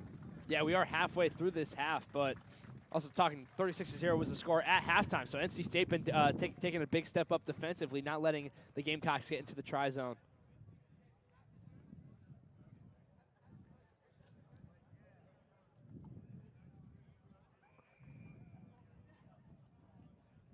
As we have a kick from NC State, the Big E Memorial Invitational. Thank you guys so much. We have a match sponsor for today. Salem Investment Counselors, thank you so much for your support for this event, the teams, everyone involved. We really appreciate your support. Going to be a line out down at the 40 from NC State. Going back to that injury, it was number 19 for South Carolina. He's currently getting checked out by the trainers on the sideline there, so hoping he's okay and ready to go for the rest of the tournament. Like you had mentioned, Calvin, NC State is pretty successful in their lineouts, but they do tend to, as soon as they receive that ball, their motion tends to decline. South Carolina comes in very aggressively, so yeah, can't wait to see what they do with the ball this time. it might not be the worst thing in the world for South Carolina to not get the line out, because NC State They immediately did. goes back, but they do get it They there. A did. nice bat up there, toss it back to his man, and now they're working to reverse the fields on the far side. Has a lane on the outside. 17 Wheels. with a hole up the middle, and he will take it the distance. A try for South Carolina. Lightly tapped Yeah, that with, guy is with grace. good. He has had some of the best runs today for South Carolina. Just informed that the player who just scored the try Ooh. used to play for the South Carolina football team, and he joined the team, I believe, this past fall. Yeah, you can see, I mean, the way that guy moves is very, very impressive. That was a great run right there. I mean, it looked like any football player running down the sideline, cutting upfield, taking it all the way, hitting the deck in the try zone. That's 5 more points. The conversion hit like the bottom post, so kind of bounced right back at him, unsuccessful, but it is 5 more points. The first score of this second half makes the game 41-0. Dominance. Really not much else to say. I'm sure South Carolina's going to play with an extra chip on their shoulder for the remainder of this game, trying to keep the clean sheet, trying to keep the shutout. And it looks like we will get set to have I think we were going to have a lineup, but now the referee calling, I think, a foul on South Carolina. Looks like we're about to hop into a scrum.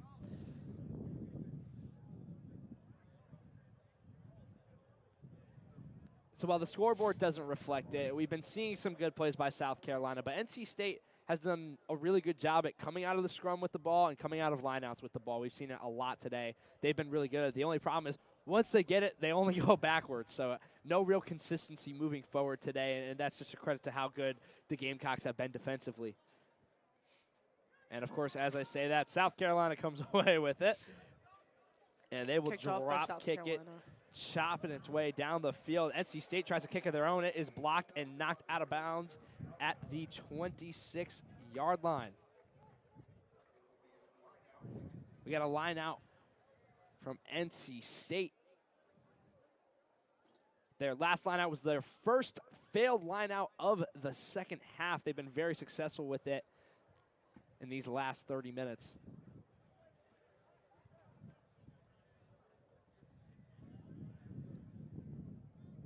$17 for the Wolfpack, tossing it in.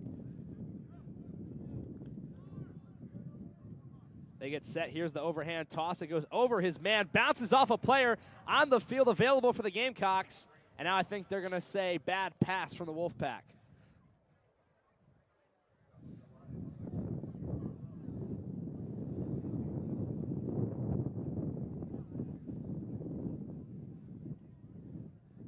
So after that, looks like we're going to hop into another scrum as we are nearing the final 11 minutes of this game. Absolute dominance from the Gamecocks, 41-0. They currently lead. Been a real team effort. Just, I mean, they're kicking tail every aspect of this game. And you can hear the Cox scrum chants on the sideline, and they do indeed come away with it. Powered through by number 15 on the Gamecocks, immediately into a ruck. Bit more motion towards the middle.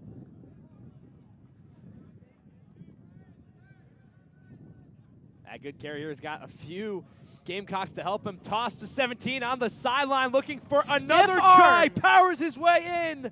He's got another one. That is 3 tries on the day for him. He is just an incredible athlete. I mean, his speed is absolutely impeccable. As soon as he sees that opening, you can tell the Well, wheels now- are on. Now I gas think pedals there down. actually was a call on the field, so the try is no good. Still an impressive play, but now looks like a penalty on South Carolina, and the Wolfpack will kick it away.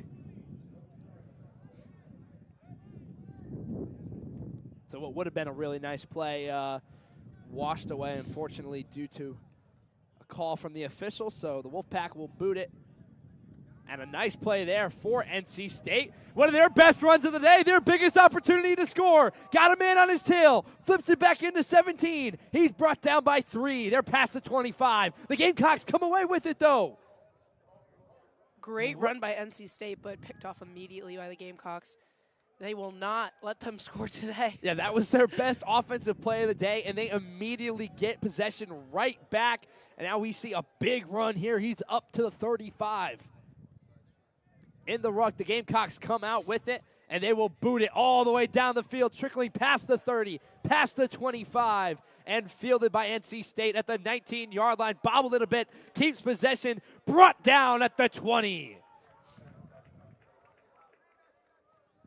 Right back into the ruck, NC State with it, brought down hard. Very physical, aggressive defense from the Gamecocks in these past few minutes. A quick lane there for NC State. Closes quickly. They'll go back into the ruck. Tosses it into his man. He has a hole. And brought down once again. Relentless. There's no other word to describe this Gamecock defense. They are relentless. But it looks like we're going to have a penalty. That is one thing they do. We've seen a few times today. Good plays there from South Carolina.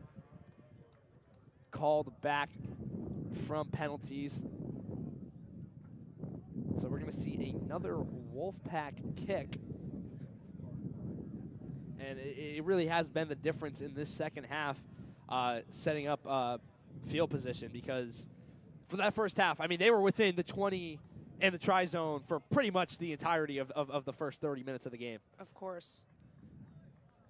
So it was a kick by South Carolina. I apologize. It looks like it was a Wolfpack call, and that it's going to pin them back at the 5-yard line. Not a lot of room to work here for the Wolfpack. We're going to see a line out here, a golden scoring opportunity for the Gamecocks as we near the final minutes of this game.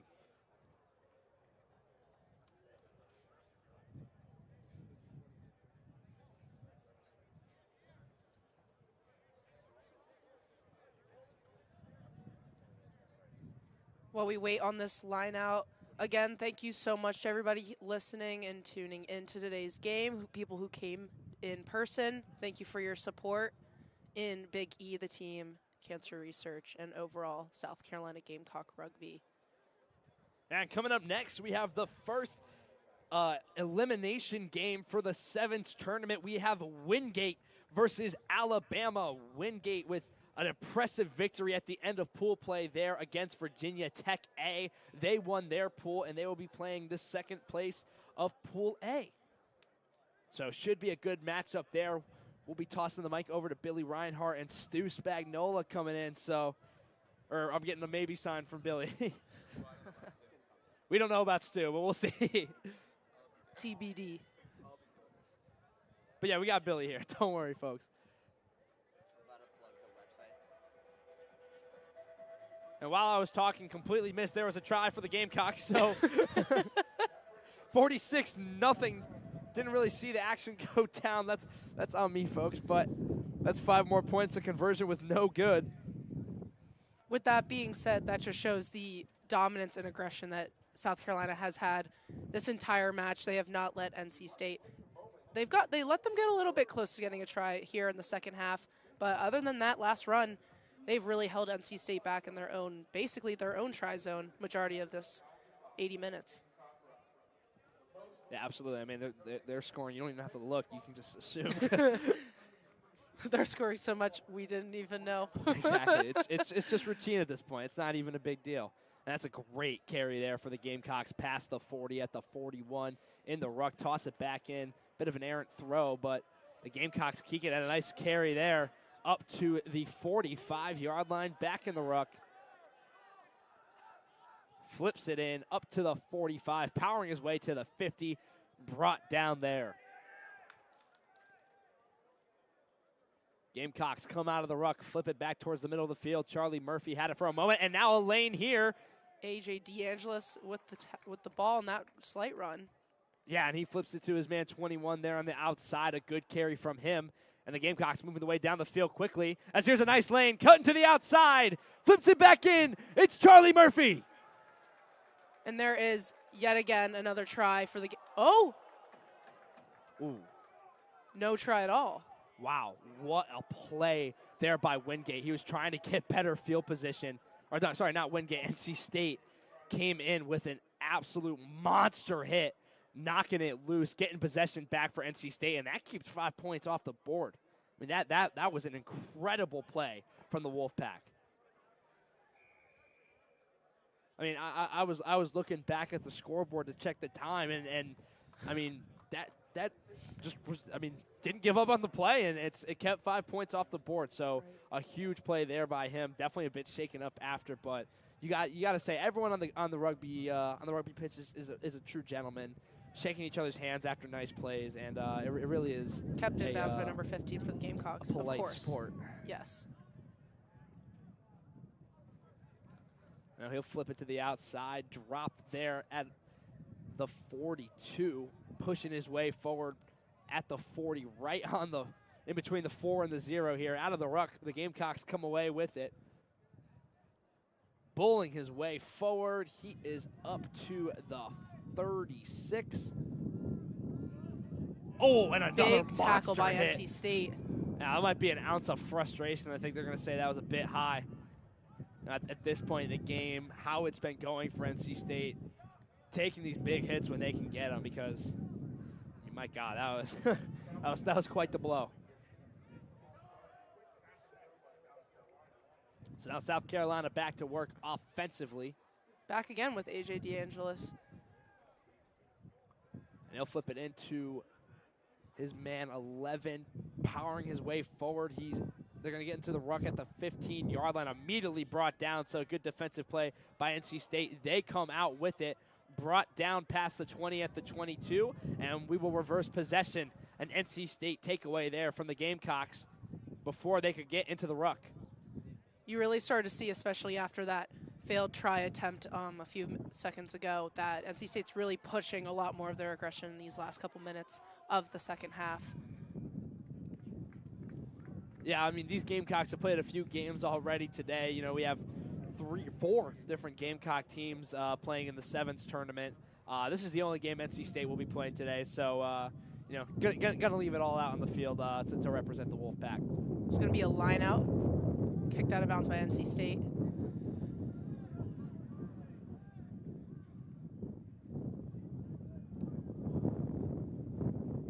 Set for another line out, one of the most fun things to watch in this sport. The Wolfpack been very successful in this second half. Only one, sorry, they had 2. They had one where they were called for a bad throw and we hopped into a scrum, but Wolfpack been very, very successful this half. In the line out, you see once again they come away with it as we near the final few minutes of the game.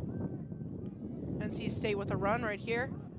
Breaking through, trying not to get into a ruck. And one of their better carries of the day. He'll take it up to the 40-yard line. NC State with only a few minutes left, trying to get into the try zone for the first time today. The Gamecocks trying to hold on to the shutout. And now we got some pushing and shoving after the play, getting a bit physical. Because the game isn't already physical enough. And now they're going to hug. All right, so sure. Just like you said, a lot of respect for each other in this game. Yes, they get aggressive. They'll have some tiffs, but at the end of the day, there's utmost respect for each other on each of the teams. No harm, no foul. Yeah, saw some pushing and shoving, and they immediately hug each other and make up. So that kick's going to skip out of bounds. I think they're going to touch it down at about the 35-yard line. Pretty darn spot on. I'll take that. Just past it.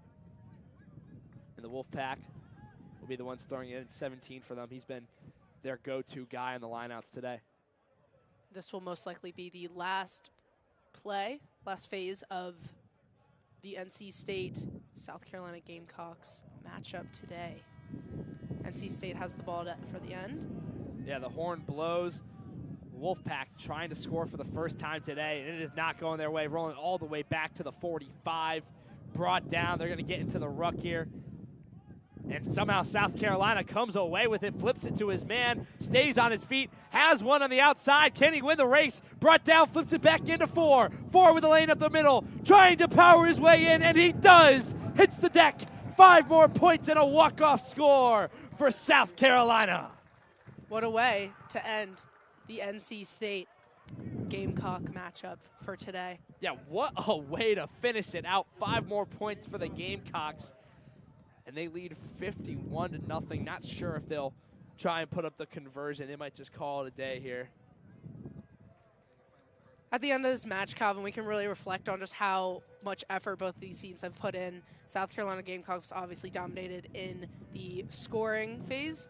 I would say NC State did really well with their lineouts today, but outside of those lineouts, South Carolina really held their ground, held their part of their territory, and did not let NC State score at all.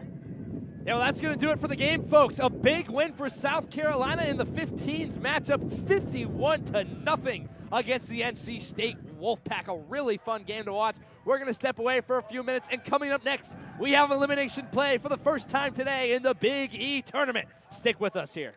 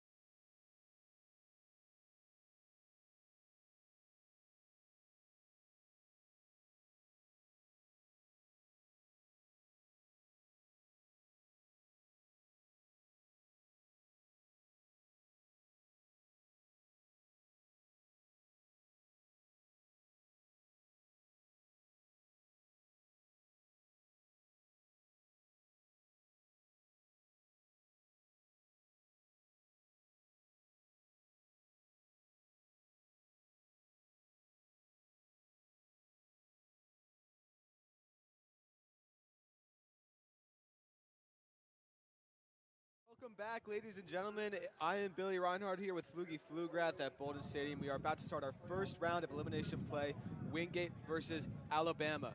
Flugie, what do you think about this game? I think this is going to be very interesting.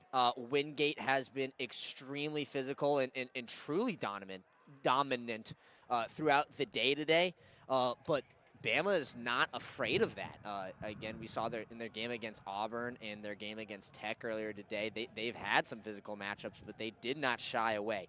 I think it's if I were setting the betting odds over in Las Vegas, I think I'd have Windgate as the favorite, but not by much.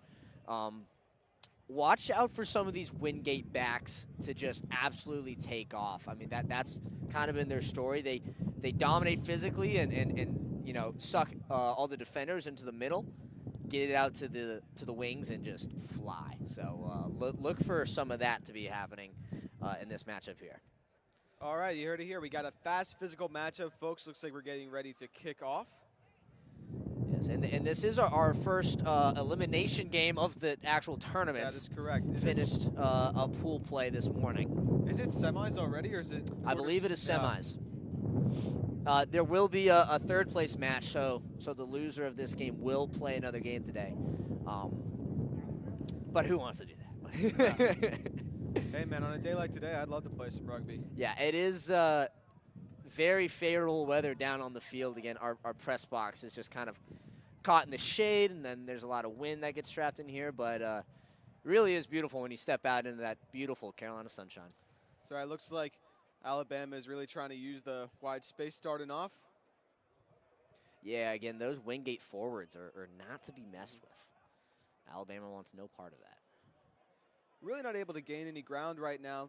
Just trying to retain possession, see if they can find an open spot. Tough tackle there. Yeah, Alabama's got to be careful to stay in bounds here. Oh, and an errant no. pass. Oh, no, he lost the ball. Fumble Ruski. And Windgate has Windgate. fallen on it. That is the first try of the game. Not even a minute. Oh my goodness. Oh my gosh. That is, well, it might be a minute. I don't know which timer is right, but just an absolutely terrible start if you're Alabama. You get possession to start off, not able to gain any ground, and the conversion is up and good. Yeah, you know, in 15s, you know, one mistake will cost you an arm. In 7s, that same mistake will cost you an arm and a leg. There you go. You know, you just have that many less people to kind of cover for you. And Alabama, I mean, they really were moving the ball well. You know, just one errant pass. You know, maybe one of these gusts comes in and messes it up, and you know, all of a sudden, Wingate's up 7-0. And they kick off again. Number 10 for Alabama takes it, drops the ball, and it looks like Alabama's gonna. They formed the ruck. Referee calling for the scrum. I think there might have been a knock there. Not entirely sure. So tell me about the difference between scrums and 7s and 15s, Flugie.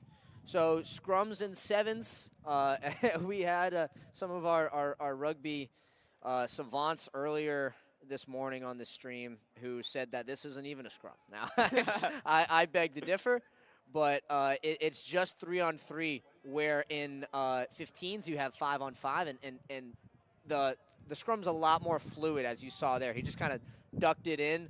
They rotate to open up the lane and then snag the ball and get moving. There you go. Not as much a fight, not as much like, you know, trying to hook the ball back.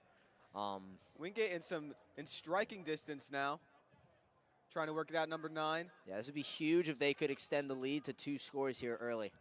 Looks like he might have a little bit of space, and every yard counts in rugby. So every time you're able to get a little bit of space, you love to see it. Yeah, it's attritional, right? For sure. And a high tackle there from Alabama. And a little bit of a sling blade. I like to call rugby trench warfare sometime because of, you know, it's kind of the back and forth nature of it. Sometimes you can't get an inch. Yeah. Oh, and they called for a scrum there. For being honest, Bill, I didn't know you could do that. I think with some penalties, you're able to choose what you get. Don't quote me on that, folks. That is my rudimentary understanding, unfortunately. Yeah, but I mean, they had a lot of speed coming off the last one. I think they like where they're at in the scrum. Yep. So they're just going to take it again. And they're won it again. Dip it in, dip it back out. Oh, drop pass. Alabama taking it back the other way now. Yeah, now they have a little space up the side. He's here going. He goes, down the sideline. Alabama wants to possess the ball here. They've got a little bit of space, but don't get too greedy. Yep, and we're into the Wingate defensive side for the first time in this game, if you can believe it. Looks like Alabama's been having some trouble passing. Well, yeah, and I mean, Windgate had that trouble, you know, that started the whole possession for Bama here as we head into the Bama scrum. I think the wind plays a little factor, and it also just freezes up your hands a little bit. You know, you can't quite, you know, absorb the impact as much. It'll be a Wingate scrum. Yes, of course. Need one of those Aaron Rodgers heating pad things. There you go. And we are back into the scrum, third of the game already. Yeah. And I mean, he's 3 for 3. That's I mean, he barely even puts it down. Like, that's Wingate gaining ground crazy. here. Oh, errant pass. Alabama has it. Oh, he's got space. He has space. Oh, are they calling a knock? Yes, they are. They're going to scrum it. Kind of had contact with the thigh to knee area there. Yeah, I was kind of worried about that when I saw it. It looked a little fishy. It didn't look like a backward pass to me, but wasn't sure if they were going to let it slide or not. But that was a great chance for Alabama. Yeah, good interception from Bama. Good defense. They don't want to go down too early in this one, as we're already nearing the end of the first half. Again, these 7 games here at the Big E are quick. Fourth scrum. Let's see if they can make it a 4 for 4. Could someone call Wendy's? They probably will, yeah. There we go. Oh, Wingate's got some speed now. Oh, my goodness. Look Number at 9 him for go. Alabama trying to catch him. Stutter step. He will not get him. Number 4 for Wingate has scored the try. Yeah, and great design off the scrum. Again, they really like everything they're doing off the scrum there. Number 4 can fly. I mean, he was running laps around some of these guys earlier. And again, these guys are not slow. They're fast. He's just faster. Yeah. and that's the difference Speed it kills. makes in these tournaments. You cannot teach that. What do you think Alabama has to do here, already down 2 scores, to try and get themselves back into this game that's already almost done with the first half? Well, in rugby, all it takes is one. You know, you love those long drives. You know, you love to see all that, but you know, that's not always how it works. You know, just like that, they have a scrum at half field, get a gap, take it away. So they really need to just their biggest thing is defense, is not falling any further behind. Again, they still might have an opportunity in the first half here, and they've got the whole second half to make noise. So if you're Alabama, again, try to work it up the middle. Honestly, they've been gashing up the middle a little bit, not too bad. Again, their sides are just kind of being denied right now. Yeah, so I if feel like they can work it out and then cut it back in, that might be I haven't advantageous. seen a lot of speed from Alabama. There we go, and we're up and away. Oh, good lift there from Bama. Let's see if they can capitalize on the possession. Yeah, this will probably be the last possession of the half here. Struggling to find space, just trying to plow forward here and maintain possession. Yeah, their outside wingers for Windgate are just absolutely shutting them down defensively. They've got to do more of this, and then I'd like to see a nice little basket drop off and then gash it up the middle. Yeah. Really use their size to their advantage. Yeah, there's just not a lot of creativity here for Alabama. Yeah, they're really struggling to find space here. There Kicks it it is. away. There's your creativity. And Yep. at sevens, And that kick can be so diddly. Is it going to stay in? Number 13. Oh, he's got He it. have it.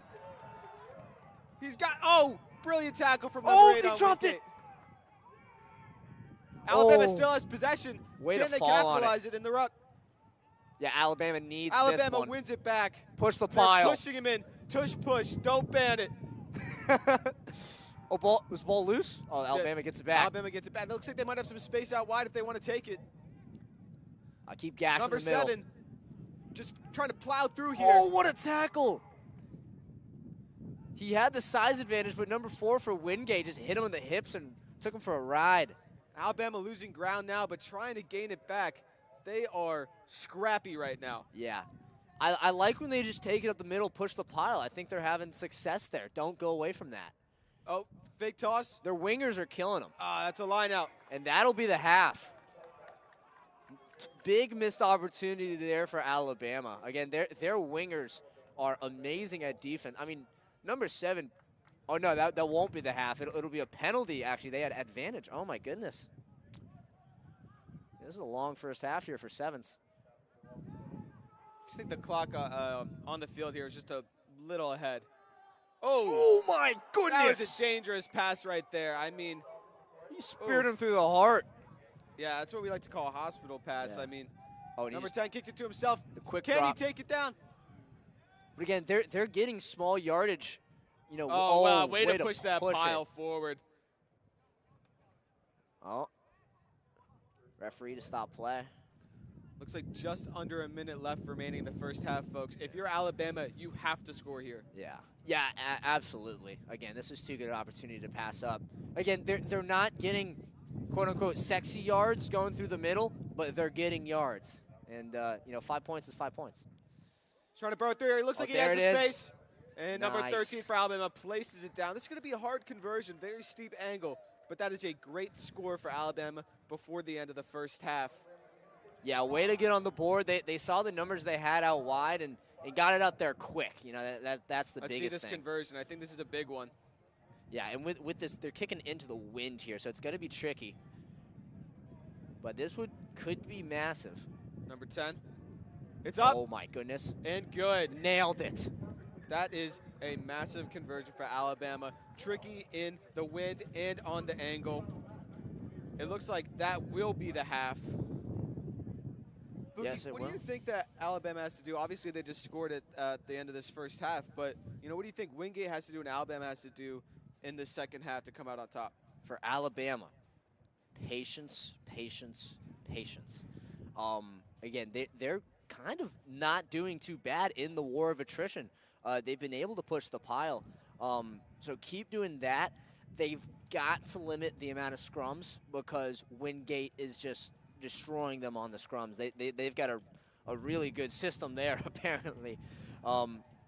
Now, You know, something it's to kind be of a noted, cheeky technique, but it's working very well. So in every good for scrum them. so far, Wingate has been tossing the ball in, which does have a lot to do with it. Yeah. Continue. For Wingate, I mean, you kind of just keep doing what you're doing. Again, defensively, they've been so amazing.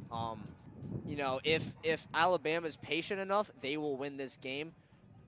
Wingate they can't stop them on defense, I'd say, but they can slow them down to almost a halt. Offensively for Wingate, find 4. I mean, that guy can run. Yep. So suck all the defenders to the middle, to the right side. Have 4 out there on the left, and I mean, he just has blazing speed.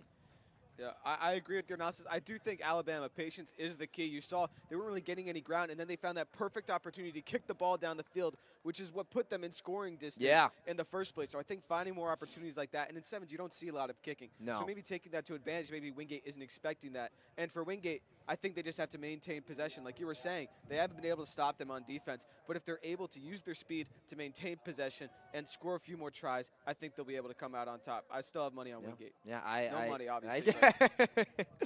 I agree. Yeah, the kick was effective, but you know, normally in sevens, it's a lot. You know, you don't kick as much as 15s too, because you have all those people in the back line. Sevens, you don't really have that back line. You know, if you'll normally have one person as the designated sweeper back there to you know, clean up anything that comes through. But yeah, it's just tricky in sevens, especially when Wingate is as fast as they are. Yeah, and speaking of fast, using their speed to maintain possession. There's Number 4, 4 with and the there he move goes. down the sideline. He will not be caught. Number 9 trying his best. It is not enough. Number 4 for Wingate scores again. Call him the Flash. God, dude, get that guy a speeding ticket. I mean, he gave him a quick little stutter step right there, and you blink and he's gone. And that was the same move that he used on his first try, too. A little stutter step and gone. Conversion is up, and it is good. Yeah, it's a good move. What a way to start the half for Wingate. Much like the first half. Yeah. Striking quickly and efficiently. Yeah, hopefully not deja vu for Bama. Yeah, they erased the score almost instantly. Yeah, if you're Alabama there, it's tough. You know, you'd like to have numbers shading that side, but it's hard to you know, to favor one side or the other. Obviously, 4 is your main target here defensively. If you're Alabama, you've got to stop him. I feel like, and correct me if I'm wrong, whoever has the ball scores. You know, it's not, I know obviously, but it really hasn't been like one team has had the ball, then they lose possession, then they give it back. Really, it's been one team's had the ball, and Wingate scores quickly, Alabama holds on and scores slowly. I feel like that's really what's been happening so far. Possession is just that important in rugby, especially in sevens, V7s, where the game is just so quick. You know, Wingate's done a really good job of possessing the ball. Oh, it looks like he's got a hole here. Alabama trying to possess a little bit better here. Yeah, Wingate's just so fast. It's really strength versus speed in this matchup. Oh, there it is. Oh, nearly had it. Not able to handle the pass. Would have been nice. I don't think he would have scored there, but definitely gained some good field possession. Oh, absolutely. For the Red Tide. I don't know. The Tide? Yeah. Sorry, I had a little brain fart there.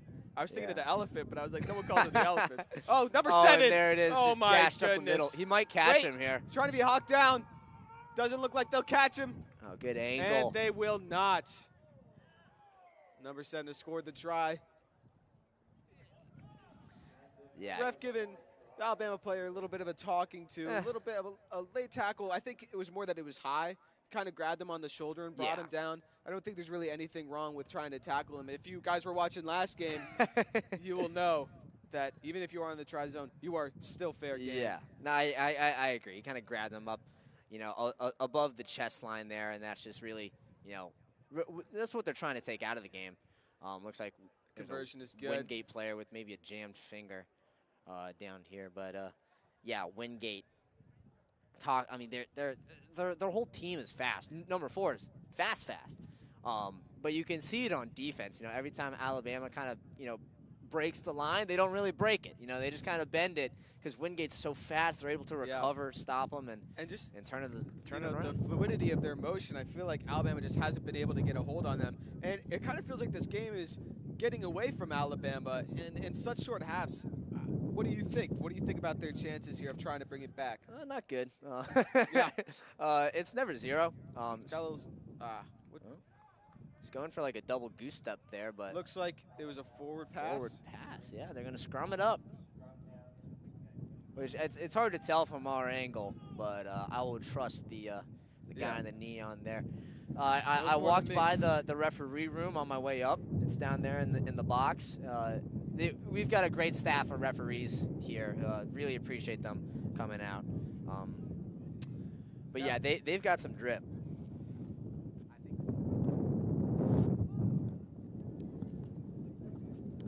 Yeah, the referees are definitely very much appreciated here. Oh, there's four on the side again. Yeah, good job not letting him slip away. Yeah, good by Alabama. And they end up with the ball too, not bad. But Wingate's got numbers over here. Loses the ball. Number 20 taking it. Looked like a penalty.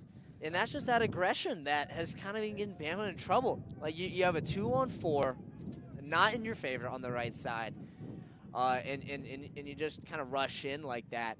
It doesn't really bode well as there's a hawk flying over the stadium. Right, that's a nice. Is that a red-tailed hawk? I guess so. I think that is. That was a good time to remind that this tournament is being held for an amazing cause in support of Eric Biggie Elkin, the USC Cock Rugby's fallen brother. This tournament is in his honor, in his name.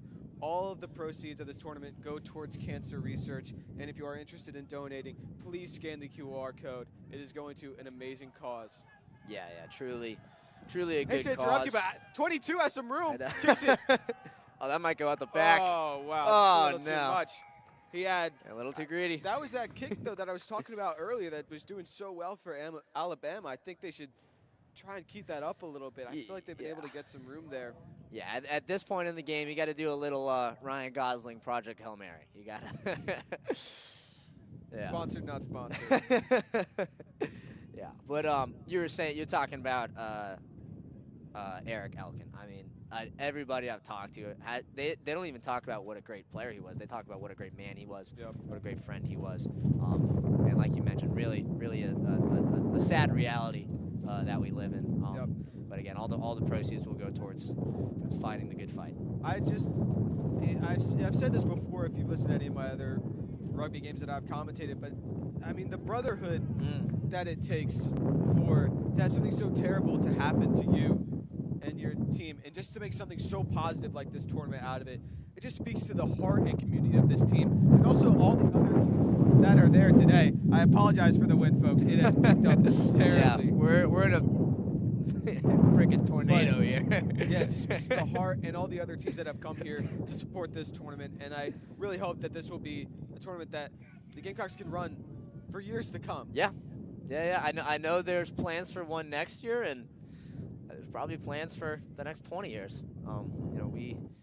We will just see. I didn't realize. I knew that rugby had been around for a while. Apparently, they've been around since 1967. I mean, they've got a pretty illustrious alumni association along with them, carrying on the tradition as Bama trying to score late in the second half there here. There we go. Kind of carving into the lead here.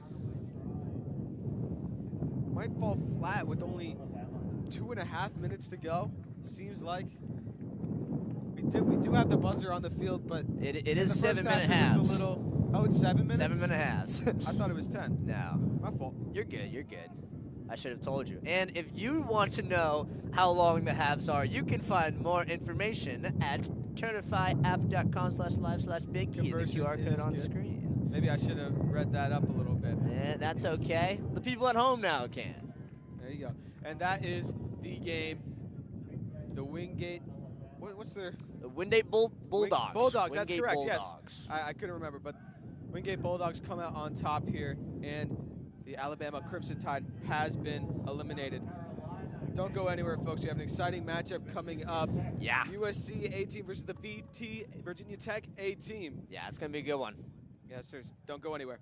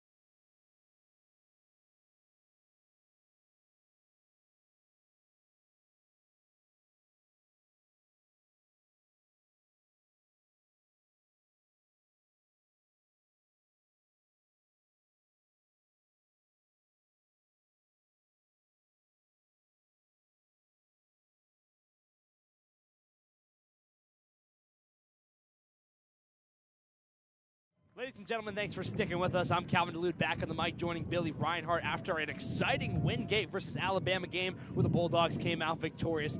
Definitely one of the best teams in this tournament. And we're also seeing what the expected finals matchup is today between USC A and Windgate. And we're seeing USC A play right here against Virginia Tech A.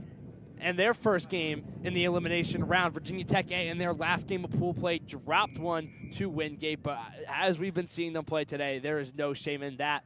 As it's booted up in the air, Virginia Tech fields it at the 30-yard line, and they get tackled down right there, back into the ruck, tosses it back in, and they will go to work offensively. Billy, what are you looking for in this matchup today? Man, I think this is just going to be an exciting one. Two really fun teams. From what I've heard, USC has been dominant today, and I'm really just – I don't know if they're going to be able to impose their will like they have been, but, you know, after dropping one to Wingate, I think the Hokies are going to be trying to get their get back, in a sense, and win in this elimination game. Yeah, I mean, there's a lot of momentum and good morale in that USC locker room, considering their huge victory over NC State in the 15s game right in the middle. Yes. Unfortunately, the Renaissance men couldn't make it for that one, but That's all right. It's all good. But no, a really exciting game as we hop into a little mini scrum here, the 7 scrum version. USC will drop it in. And something, wow, got turned around there a little bit. Yeah, not really sure what happened there, but I do think that a component of USC's success so far today, I was talking to Jeffrey, one of our great tech guys, is that they're playing with a purpose today. You know, with the Big E tournament that we were just talking about with Flugie, just a great cause. And I really think, you know, if I was on COG Rugby, I'd be fired up to play in this tournament. And I think that's really, you know, come through today. yeah, absolutely. As Virginia Tech with an opportunity here, brought down there at the 50, a nice tackle for the Gamecocks.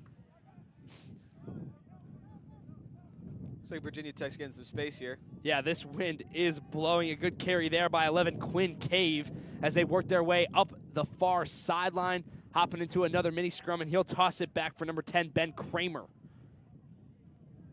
Now with it is Connor Friedman. Friedman with a nice carry there. He's brought down just shy of the 30-yard line, back in the scrum of it, and Will Lohman comes out with it. Back in the scrum of it? You don't like that? I mean, not for the ruck. Oh, yeah, I said scrum. I meant ruck. My bad. No worries, no worries. Good carry here by Fraser O'Leary on the far side, trying to work past the 45. He's still up, brought down by a flock of Gamecocks. Gamecocks playing really defensively there. You can really see that they're really good at getting organized on their line and staying together as a unit. You know, when one guy is there for the tackle, there's 2 guys ready to support him if he misses. So he's able to, the Gamecock players are able to take advantage of that. Yeah, and that's been a pretty consistent thing in pretty much every Gamecock game, whether it's, you know, this A squad here or any of their other matches today. Now we see Virginia. They're doing a really good job at bowling their way down the field.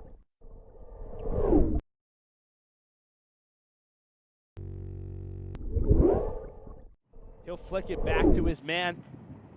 Ben nice Kramer move. had it. Brought down side of the 20. Some good defense by the Gamecocks. Out of the ruck, flipped back to Connor Friedman. Little hurdle there. Yeah, and yeah, I think they're gonna blow the play dead there after that one.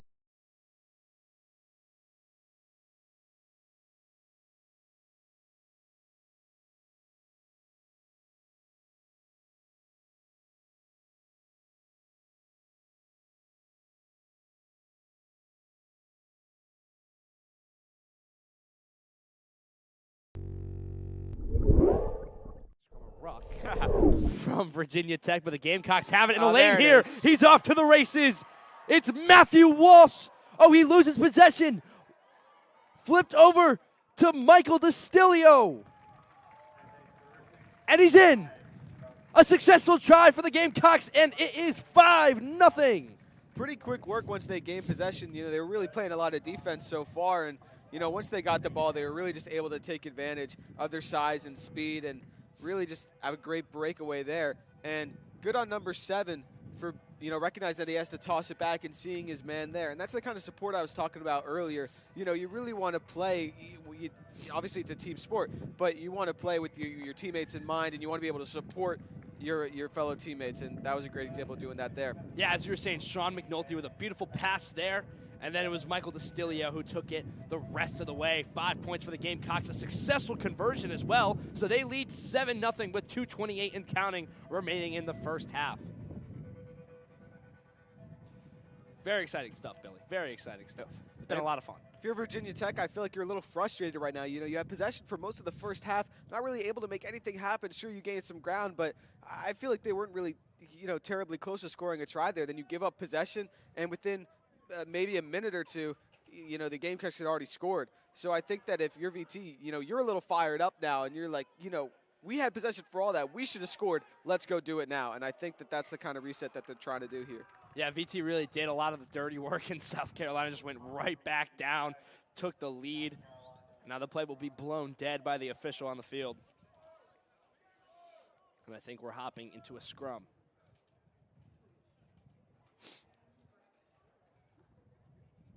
.135 and counting remaining in the first half. South Carolina leads 7-0 after a score by Destilio. And a fault on the scrum there. We're going to get a redo. You know, I do love watching rugby sevens. It's such a fast and exciting, you know, 15s is awesome, sevens is also awesome, but it's just such a faster, you know, more physical, I would say. It is definitely a change of pace. Because, you know, with less players on the field, there's a lot more space. And if you have speed, you can take advantage of that. And I think that's what makes sevens so special. Yeah, that's how South Carolina was able to is. score there. And there's some speed. Finds a hole up the middle. A good carry there for South Carolina. They hop into the ruck. Flips it back over to number 9, Max Hendry. Hendry fighting for some good position. He is rolled all the way back, but the Gamecocks keep possession. Falls down for a moment, stays on his feet. It's Nick Dubois with the ball. And it rolls out of bounds. And with time trickling down here, I think the Gamecocks really want to see if they can get a score here to extend their lead. And VT's just saying, let's get out of this half, man. Live to play another day. So let's see what happens here. Absolutely. Gamecocks knocking on the door right now, trying to add on to their lead before we head into halftime. And as you said, Virginia Tech really, really holding on, hoping their defense can come up clutch for just another minute here. So we hop into the scrum here. The Gamecocks looking to extend their lead. Virginia Tech will toss it in. Kicked out successfully, but now another fault in the scrum. Not very clean scrums today here, Billy. No, and I think that just speaks to the, you know, chippy nature of an elimination game and, you know, such an intense sevens game we have so far. So Virginia Tech has it, and that is the half. I think it's... Not really sure what happened there, I'm not going to lie. Yeah, I think there was just a call there. Virginia Tech's just going to kick it to himself. A nice play there from him. He flips it back to his man. That's number 11, Quinn Cave. Cave flips it, but it's intercepted by the Gamecocks, and he drops it. The play is still alive. I think they thought it was over. Virginia Tech tackled at the 24-yard line in the ruck, fighting for it. The Gamecocks come out with it. The ref blows the play dead. The Gamecocks don't know why. I don't know why. And I think that's the half. Man, what a chippy final 20 seconds yeah, there. That was confusing intense. ending there. But no, a very physical first half. South Carolina, after almost allowing Virginia Tech to get into the try-zone, going right back down the field and getting it right back for them. They lead 7-0 after 7 minutes of play. And, I mean, there's a lot to take home about that half from both sides, Billy.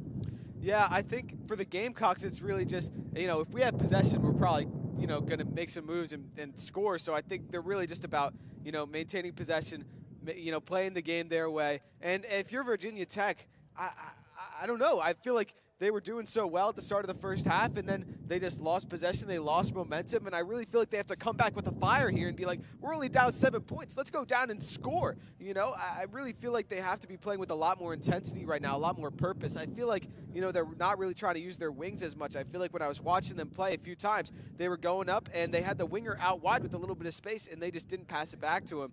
And I feel like, you know, if they use that wing a little bit more and try to take advantage of the speed that they have out at that position, they'll have a little more success. Couldn't agree with you more, Billy. I mean, they went right down the field at the start of that game. I was thinking this might be in favor of Virginia Tech. We're talking about the possibility, you know, the most expected finals matchup is USCA versus Windgate, but Virginia Tech was going right back down.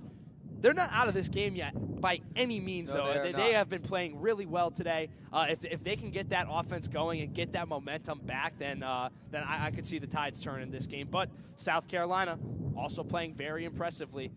And the only score on the day from Michael DeStilio, a good carry from him off of a nice pass from Sean McNulty. And if I'm the Hokies right now, you are only down 1 score, and yes, you want to get on the scoreboard, but I would try to keep in mind not to be too aggressive. If they come out, fully swinging and trying to get the ball back and flying after it, that's all well and good, but that can lead to a lot more mistakes and letting the Gamecocks get back on the board. So I think, if you're Virginia Tech, you just, play a little patiently, but with more urgency, I would say, but not let yourself get too aggressive and make mistakes. And now Virginia Tech will boot it back for South Carolina to go to work on offense. A nice carry here from number 11, Nick DuBois. Tosses it to his man, DeStilio. DeStilio with a lane. DeStilio tackled down at the 30. Flips it to his man. He has an open lane, and he will take it the distance. Charlie Feehan with the score. Another try for South Carolina. They add 5 more to the scorecard. What a nightmare start for Virginia Tech in this second half. I mean, I think that's the last thing you want. And, in the 20 seconds they scored. I mean, right into the second and half. from the first time they gained possession, number 11, with that little, move to get a little space there, I just felt like, the Gamecocks smelled blood in the water there and just got really aggressive, showed off their physicality, showed off their speed. And that is a missed conversion there. As the conversion, no good, but Nick DuBois with one of the best plays we've seen today in this tournament. A really nice return there, and then able to flip it to his man, Charlie Feehan, who finished the job. South Carolina leads 12-0. A minute into this second half here. Virginia Tech now on their heels, running out of time, trying to get back into this game, now down by 2 scores. You know how I said don't be aggressive? Throw that all out the window. You're down 2 scores. You got 5 and just under 6 minutes left, and you need to put some points on the board, and you need to do it fast. If they're going to score twice in 5.5 minutes, that's going to take a lot of aggressive, decisions. It's going to take a lot of strength and speed. So Virginia Tech going back to work offensively, flips it back to his man at about the 45-yard line, had a lane, took it, somehow stays on his feet, bowling through Gamecock defenders, back into the ruck. Virginia Tech comes away with it, flips it back to his man at the 50. They'll go back to the 46-yard line. Kind of unrelated to the game, I'm not sure what's happening here, folks. It looks like one of the rugby players is getting carried off of the field. Yeah, I will say there was a pretty rough injury during the 15s game. I'm not sure if that's the same player, a left leg injury, so that might be what's going on over there. I hope it's just recreational, but we'll see. Yeah, We will see. Either way, hoping everyone is okay as we head into a ruck, and the referee will blow the play dead. Gamecocks happy about that one. They come away with it. A good carry here for South Carolina. Flips it for his man up the middle for Nick DuBois. And the referee will call the play dead once again. 4:33 and counting remaining in this half. Virginia Tech running out of time. South Carolina trying to chew up all that time. They have possession right now. The best thing you can do is just be smart with it, be safe with it, don't give the ball away. Looks like the penalty was a forward pass there. And I just got to say it, I don't think the Gamecocks are trying to slow down at all. I think they're trying to turn it up. It looks like they had a lot of urgency there and just trying to take as much space as they can and really just try to put this game out of the way because it's not over yet, but if the Gamecocks score 1 or 2 more times, it's probably getting there. So I think they're just trying to score as much as they can, score as quickly as they can. Yeah, they look aggressive as hell right now. Yeah, they are playing very aggressive, but so is Virginia Tech, one of their best runs on the day, past the 35-yard line. And now we're going to get another call from the official.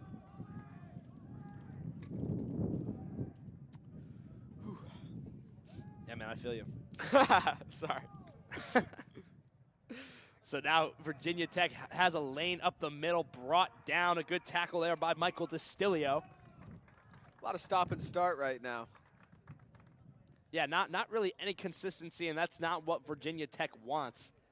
No, they need to take possession, keep possession, and score if they want to win this game, and they're not doing any of that right now. Good flip there to Sean McNulty. McNulty brought down, taken away by Grant Rulin, the captain of this 7th squad, and Rulin will add 5 more. Gamecocks lead 17-0. That's what we've been seeing all day from this Gamecock squad, just using their speed, finding the small hole and just able to shoot right through it and score there. That was an exciting one. And I gotta say, I see a lot of frustration on the Virginia Tech side. I see one person taking off their cap, yelling at the other players. This isn't really what you want. It seems like they're kind of breaking down. You hope that they can, regain their composure and try and make something positive out of these last 2.5 minutes.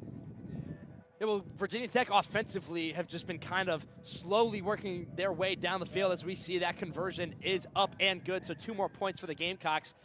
But offensively, South Carolina has just gotten away on broken plays, able to take advantage of that, find open lanes, and carry it all the way down the field, outrunning the Hokies. So it's going to be a difficult 7-8 hour drive back to campus. But, I mean, no shame in the performance that these boys have put up today. I understand the frustration here at the end as we head into the waning minutes. Obviously, you never know. It's still possible for them to get back in this game, but a 3-score lead for the Gamecocks is definitely hard to overcome if you're VT. In just 2 minutes, I just don't really see how that's possible right now. The Gamecocks have just looked completely dominant so far, and you do commend the Hokies for showing up playing a good game, but I really feel like they've just been outclassed right now. I feel like they've been breaking down on defense, and except for that, really the start of the first half, they haven't really been able to get any field position on offense. From what I remember, I just feel like they came out real hot and really haven't been able to replicate that sense. Yeah. And something the Gamecocks do really well is being able to get passes out through contact. As you see right there, flips it to Charlie Feehan. And the Gamecocks are just pouring it on right now. I mean, that's 4 tries on this game, and it's definitely out of reach for the Hokies now. And yeah, I feel like they haven't even, not really broken plays, but it's just like there's so little space, but they're able to just find a way to make through it. And like you're saying, passes through contact, that's really a hard part of this sport where you're getting taken down, and still having your eyes out behind you to try and find your teammates and get them in an open position to score. And that's what's been happening so far, and it's really been a great game from the Gamecocks. As we see the conversion, I think they're going to say it's up and through. Snuck in, kind of hard to tell from an angle. Looked like it was right on line. Yeah, I think it went over the post, but that is 2 more points. The Gamecocks lead 26-0 against the Hokies here in the waning seconds of this elimination game. Yeah, just about 20 seconds left, and it's been, like I was saying before, it's been a really strong performance from the Gamecocks, and I think that this gives them a lot of momentum going into the rest of the elimination games. And is it going into the final? It's going to the 3rd place game, I believe. Yes, it is. And then the final, correct? I believe that is the schedule. We'll see if we can get one of our tech guys, Flugie, with the schedule to let us know. I got it right here, man. Don't fret. He's got it? I got it right here. But that's going to do it for this game. The South Carolina Gamecocks A-team move on after beating Virginia Tech A. Coming up next, we have the 5th place match between GCSU and Team Big E. After that, we have the 3rd place match, UGA B versus Auburn B, and then the Development Championship, C and USC B. After that, a few of the matchups undetermined. My God, this wind is terrible. I apologize, folks. But then after that, we have 3rd place and then the championship. But that's going to wrap it up for this game. We'll join you next game for the 5th round matchup. Don't go anywhere.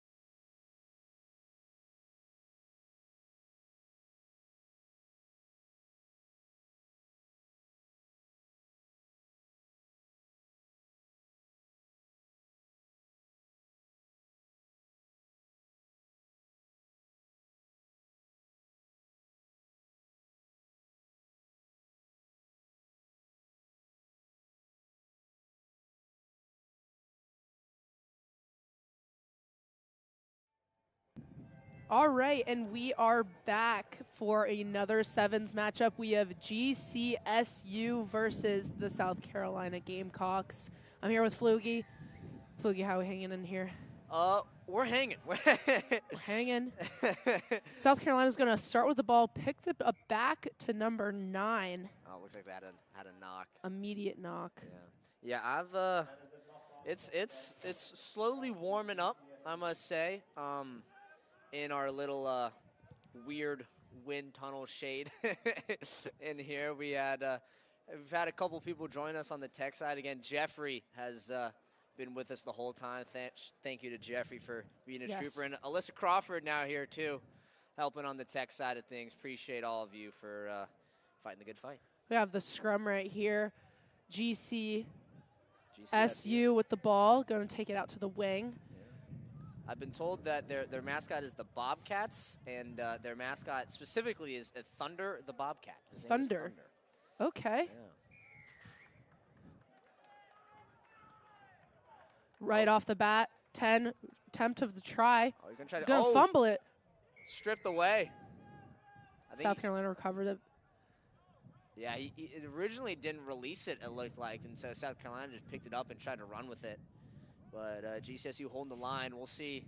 They've got numbers on the side, and he's in for the try. Quick 5 points for the Gamecocks. Coming up with a conversion up next. Wonder if our fans can hear the sandstorm, too.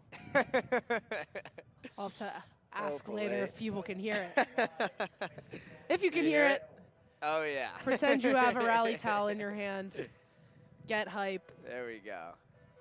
And yeah, and so again, we've got GCSU going up against our USC Big E team in our 5th place match on the developmental bracket.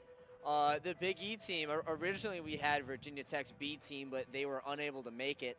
And so this is a group of alumni and former players that have come together to form a squad to fill a spot in honor of Big E, Eric Elkin, again, and any and all donations for the Eric Elkin Foundation would be greatly, greatly appreciated. The proceeds are going to supporting cancer research.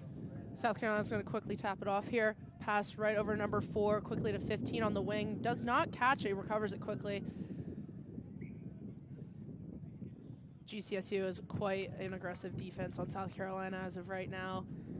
We've seen a lot of aggression from a lot of the teams, which is great. Yeah. Staying warm out here. Yeah. It's not.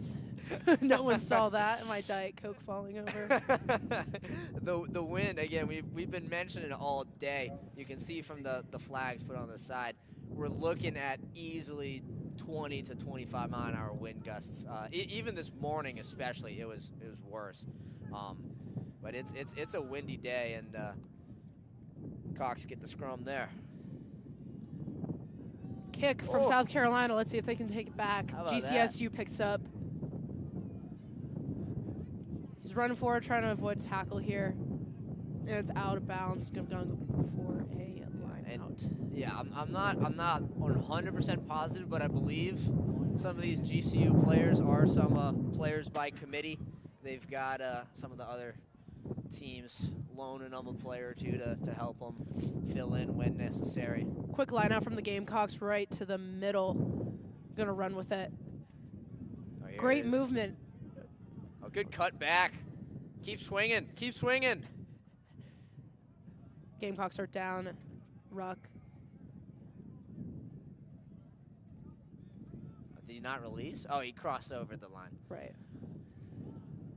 Oh, Gamecocks, they've Quickly got over numbers on the numbers right. 17 for the Gamecocks. And faked him out. And that's another try for the Gamecocks today. Nice little fake. That was a little how do you do? Conversion's good. That'll be a 14-0. 14-0. How about that? Cox over Bobcats.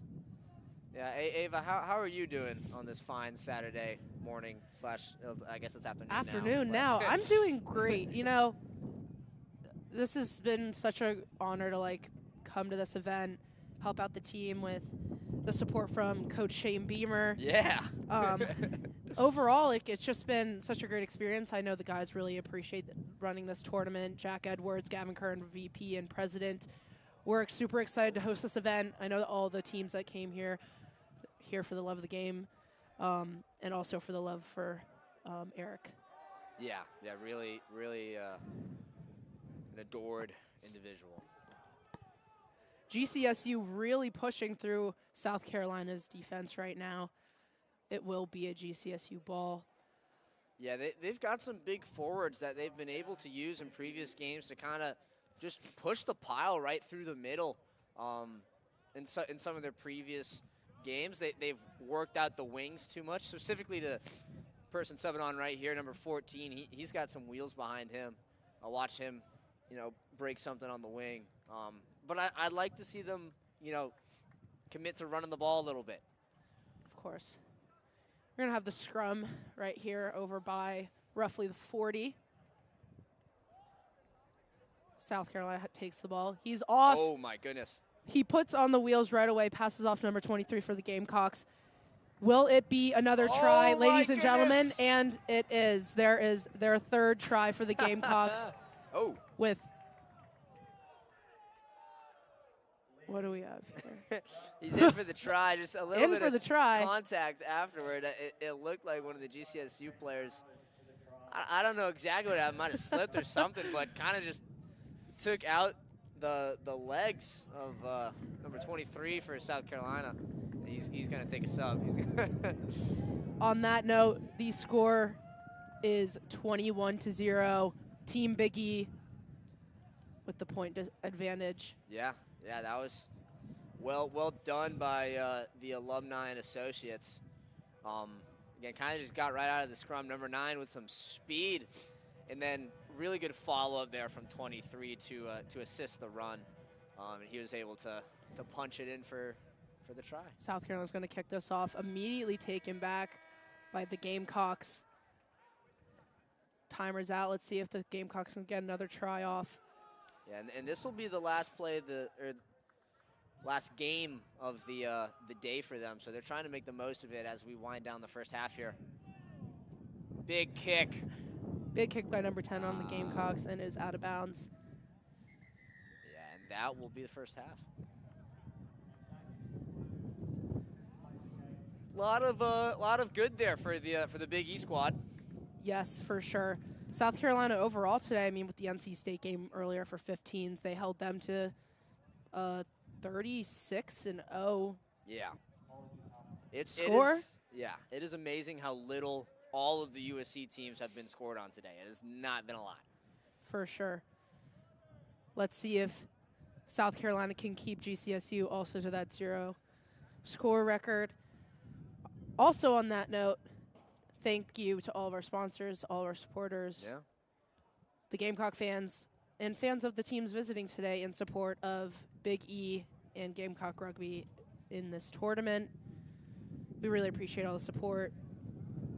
If you're here at the event and tuning in, make sure you stop by there is a table with lots of merch, lots of things to purchase. There's bracelets, ladies. Yes. Great bracelets with some gems. They were really cute. Yeah, Kendra Scott is one of our sponsors for tonight. Thank you, Kendra Scott. Yeah, I've gotten a couple good gifts from there. They're good. They're good.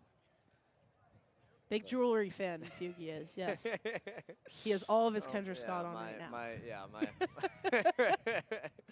I got a rep. But yeah, there is even, there's merchandise online. I think you can order up till March 30th, I want to say. So get it while it's hot. Get it while it's hot. And again, all the proceeds from that are going to supporting cancer research. I don't know the exact amount. I know it's on the website somewhere, but I know that we've been able to raise north of $15,000 for cancer research. So really, truly, from the bottom of all our hearts, thank you for supporting such a great cause. We're going to start off the second half of this sevens game for GCSU versus South Carolina. South Carolina will start with the ball. Yeah, I like the tucked-in jerseys here. We're being real professional. Real classy. Yeah. Oh, there you go. Going the wrong way. I do that all the time. It's fine. It's like I come out of the J school and I'm trying to figure out where my next class is, and I just get Basically. absolutely spun around. For those who are familiar with the South Carolina campus, Fugi gets lost. He needs a map. yeah. Somebody call Google Maps. I noticed that a few of our South Carolina players have joined the GCSU team. And that's the beauty of rugby, honestly, that I've noticed a lot of times if some teams don't have enough players or simply they just want to keep the game going, they'll pitch in, throw a jersey on, keep the tournament rolling. Yeah, I mean, it's been happening throughout the day, and I was joined by Dylan, one of the rugby players who is, I think he's got a broken foot. Either that, he's wearing the boot on. He was super helpful earlier today. Just talking about the amazing community that not just USC rugby has, but rugby as a sport. It's really beautiful to see all these people connected. And you mentioned the fans earlier. I really wasn't sure how many people would show up. There's a really good turnout. Great show up from Really good fans, turnout. families, friends. Coming straight out of this past scrum here. Yeah, Bobcats trying to get on the board here. They're looking in a pretty good spot. Started off, excuse me. GCSU is powering through, trying to attempt a try. He's skipping over South Carolina, Oh, he's got avoiding a daylight. tackle. Just right outside the 10-yard line. Yeah, don't get greedy. Just keep going And up the middle. GCSU finally today with their first try of sevens in Nice. this matchup. Yeah, Making big the for score. GCSU. Big for the Yep. Bobcats. Again, nice. Again, just kept kind of what they've struggled with today is getting the ball out quick, but right Of there was course. perfect. They got into the ruck quick and then knew exactly where they were going with it. Were very decisive, was able to cut it back in for the score. So credit to the Bobcats. It is 21-5. The Gamecocks are still up on GCSU. The thing about sevens, I've also realized with how quick pace, honestly kind of hard to find your flow. You really have to make sure you have a good game IQ, field communication with your teammates. Yeah, all it takes is one moment in sevens. Right. You just don't have those people like you do in 15s to cover you. South Carolina receives the ball from the kick from GCSU. Right off the bat, powering into a go. ruck. How South about that, Carolina will Bobcats? take it down the right side towards the 50. It is out of bounds. I tried to save it there, but little Johnny Cash walking the line couldn't quite get there. I was actually talking to this ref in his downtime. Okay. And I mentioned how much I appreciate the stylish referee uniforms. They've had a couple real good ones today. They came to play. He told me that in a very nice little English accent that they just get them when they go to a bunch of different tournaments, kind of save them up from going around all these places. Oh, a little souvenir. Yeah. GCSU will have the line out. Yeah, I was going to Got say, it I right thought that back. one was a little bit too far to the right, but ref's going to award it to South Carolina for something else, because I think otherwise they just redo the line out. Taking the ball up the left side near the 50. South Carolina tackled right by the 55. Yeah, nice tackle. Good motion from the Gamecocks. Trying to take it out wide. And that's a lot of what I've seen in developmentals especially is it's a lot of focus is brought to breaking to the outside and trying to get around the line. But really, the magic happens when you can move it side to side faster, not just to one side and break it around, but when you can move it side to side and put the defense on their heels, that's really where the magic is. That's we'll have a platoon sub here for the Big E squad. I've noticed a lot, South Carolina. We're grateful that we have a large group of South Carolina rugby men, too. If someone gets injured, someone's too tired, there's definitely a substitute for them. Oh, yeah. We're going to have a scrum right here, right outside of the 50. Plenty of personnel there on the Gamecock sideline. GCSU takes the ball out of the scrum. There's a whistle blown. There's a weird kick there. Yeah, They're going to re-scrum. he didn't like it. Yeah. I didn't like it either for what it's worth, Mr. Ref. I agree with you. Whatever you said. Whatever just happened, I didn't like it. Yeah.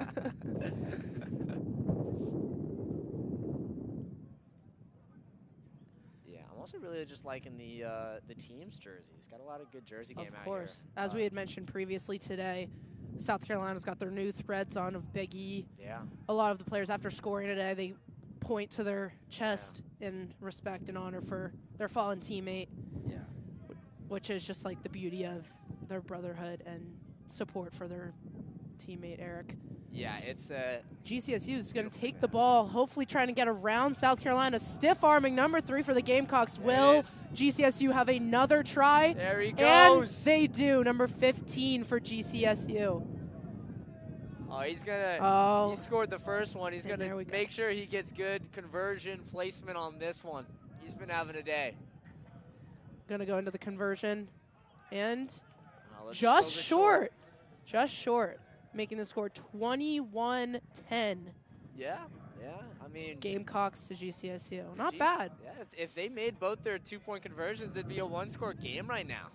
You know, that's just important. These conversions are, and you know, it's also credit. That's how big of a factor this wind is. Again, they're kicking into the wind down on the left side of the field, and it is not easy. I mean, I can't even look into the wind.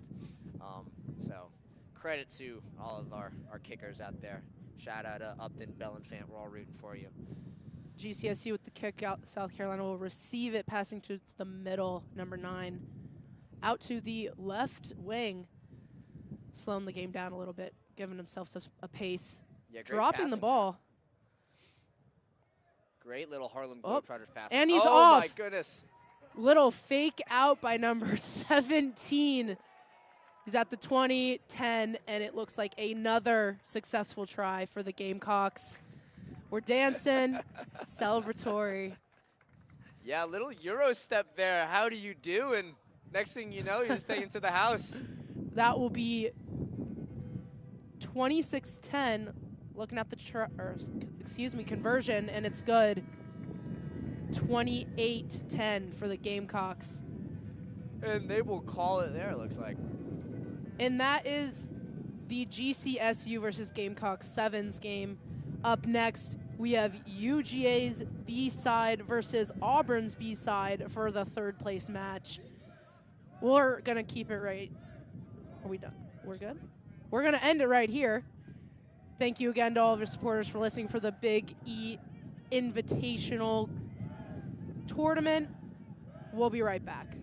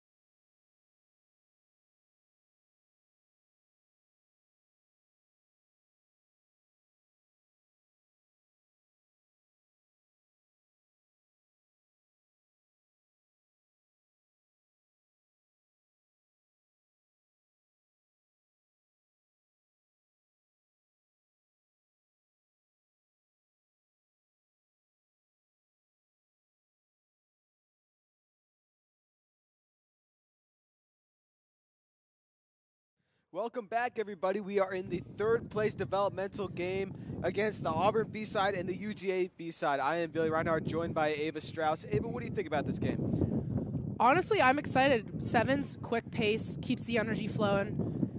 Immediate aggression from UGA. Who has which jerseys? Auburn's in the stripes, correct? Yeah, All right, that would perfect, be right. perfect, yeah. UGA right off the bat. Should be an exciting game. Yeah, very physical start so far. A lot of pushing and shoving in the ruck here. And stoppage here. Let's see if we can get some consistent play. Auburn tabs it to himself, passes it backwards. Looks like he's just trying to barrel through right now. We got a little speed. Gaining some ground here. Auburn's trying to find a good hole to get out of this. Yep, and really just trying to gain a little bit ground, as much field position as they can until they find an opening to try and strike. Looks like he dropped the ball there. Auburn picks it back up, and there's a penalty. Now, I asked Calvin this question earlier, Billy. I'm going to ask you. Okay. If you were to be on this field, Mm-hmm. 7s or 15s, what position? Go. Well, here's the problem. I don't know all the names of the positions. That's just how it is. But I think I'd probably be, they got the people in the middle, people out wide. I think I'd be the guy in between there because I'm not the fastest and I'm not the strongest, but All right. I think I could play some good defense, get low and make some tackles there. I think that would be where I belong. Right. We just had a scrum right back out to UGA. Yep, and looks like they're having a hard time passing right now, but we got some UGA. space here. Number 7 going down the sideline. Wheels for UGA, right around the 50, tackled. There we go. Will they keep the pace? Looks like they're going to. Looks like they're just trying to barrel forward right now, take advantage of this field position and the momentum that they have going on right now. But, yep, we're gaining possession into the ruck. Oh, no. Auburn picks it off. Real pickpocket play right there. And it gets popped up, and Auburn takes it. Auburn is doing a really good job avoiding getting entirely tackled as soon as they're getting dropped. Their ball's in the air, waiting for someone to catch it. Auburn taking it up the middle. And a kick, and number 4's trying to make a break for it. Will he get there? And he falls on top. No. Whistle blown. Looks like it might have been a knock on there. I'm not really sure what was happening, but we're going into a scrum right now. It will be scrum down. Georgia ball. I feel like we haven't really seen a lot of consistent possession from either team. What do you think that they have to do to try and get a more consistent offense right now? I feel like in a lot of these games with all the teams, since it's such a quick pace, they have a hard time finding that repetition and flow right away. Looks like that's a try right there. Backwards try from Auburn. Kind of looked like a WWE move right there, behind the back and slamming it down. Making it 5-0 for Auburn. We'll come up with the conversion. But as you were saying, getting into that flexible routine of keeping the aggression but also maintaining control of the ball is something that all the teams kind of struggle with in the beginning. That being said, there is a lot of wind. Our viewers and listeners are aware of that probably as well from the noise into the mics. But overall, as the game goes on, I'm seeing a lot more control from Auburn after that try, and hopefully they continue to do so. All right, let's see this conversion now. Kind of a steep angle, a lot of wind going on right now. It's going to be a tough kick for Auburn. Let's see. It's up. And it looks like it was wide left. No good on the conversion. The wind was coming a lot from left to right, so I think he's trying to overcompensate. Did a little too much there. We're going to keep the score at 5-0 Auburn to Georgia. I like their jerseys with the collar. I was Very thinking about that preppy, earlier, yeah. Traditional rugby. I agree with that. Looking good. I feel like there's a lot to be said about style points in rugby right now. You know what I mean? I feel like, Yes, classy. battle on the pitch, obviously, but also maybe a battle on the runway. I don't know. Right, yeah. Get them one vote. Okay. There's going to be a ball to Moving Georgia. Immediate tackle. Oh, never mind. No tackle at all. They're really good at keeping out of that. Georgia's battling to stay out of this ruck. Georgia maintaining possession now, trying to work it out to the wings. Taking advantage of the speed there. And trying to go through. Battling through. Auburn caught on his jersey trying to get him down. Ball will be out of bounds No, not at all. Actually, he was right inside. Right down the Looks middle. like he's got a little of the court. space here. Can he break away? Nice moves there from number 23. Finally taking down, passing it back to number 10. He's got space. Can he get there? Brought down. Let's see if Georgia can take advantage of this right now. They got really good field position. It's blood in the water. They're right in striking distance. They got space out wide if they can use it. Georgia doing a great job maintaining possession of the ball. Lots of tackles from Auburn's end, but they are not letting go. Yeah, you know, that's a credit to Auburn. It looked like 23 was going to try and make it all the way, but they were able to drag him down and slow down this play a little bit and hopefully just kind of regain their composure and, you know, get back into their own rhythm of things. I feel like they were playing kind of out of system there. What do you think? Yeah, I definitely think that there was a little bit of discombobulation out on that field. Hopefully they get a little more tightened up. Just over 1 minute remaining in the first half. You know, I don't know about you, but what do you think that Auburn needs to see here at the end of this half to try and stay in this game? Obviously, it's only 5-0, so it's not, or excuse me, UGA. I will say they're kind of holding each other both really well defensively. I know that Auburn did score that conversion earlier, that try earlier, but really just finding more of like a better opening, maybe more control of their passing. Some of their passing is a little bit, it's quick to be efficient, but not as efficient as they maybe need it to be. Auburn Looks like with we the got a kick dead here. sprint right now. Looks like Georgia's going to win that race, but really a lot of the times when you're kicking in rugby, it's really just for field position, you know, because now look at this. Georgia's way all backed up now, and Auburn has a chance to strike here. Ooh. Auburn gains possession back. A little bit of a ball battle. The splits from Auburn midfield. Nice move there, passing it back. Looks like it's going to go out of bounds. Yep. That'll Just be a few line seconds out. remaining in this first half. I think we're probably going to get out of it soon.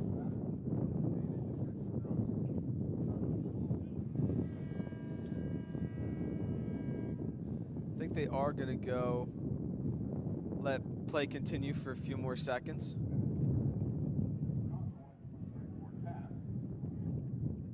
Looks like the call was a forward pass there.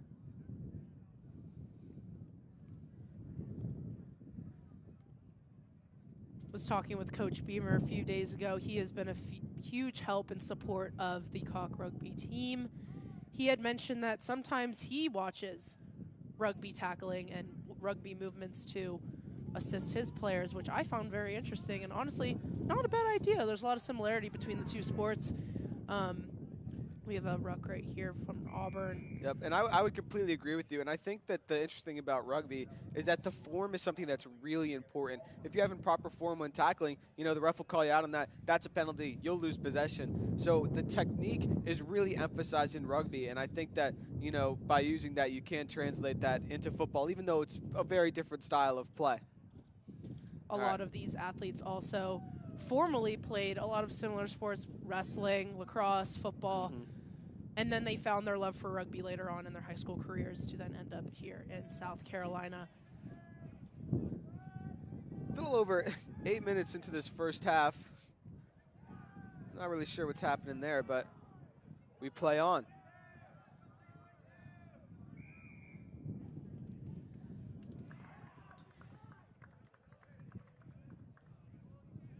Auburn's happy with that one.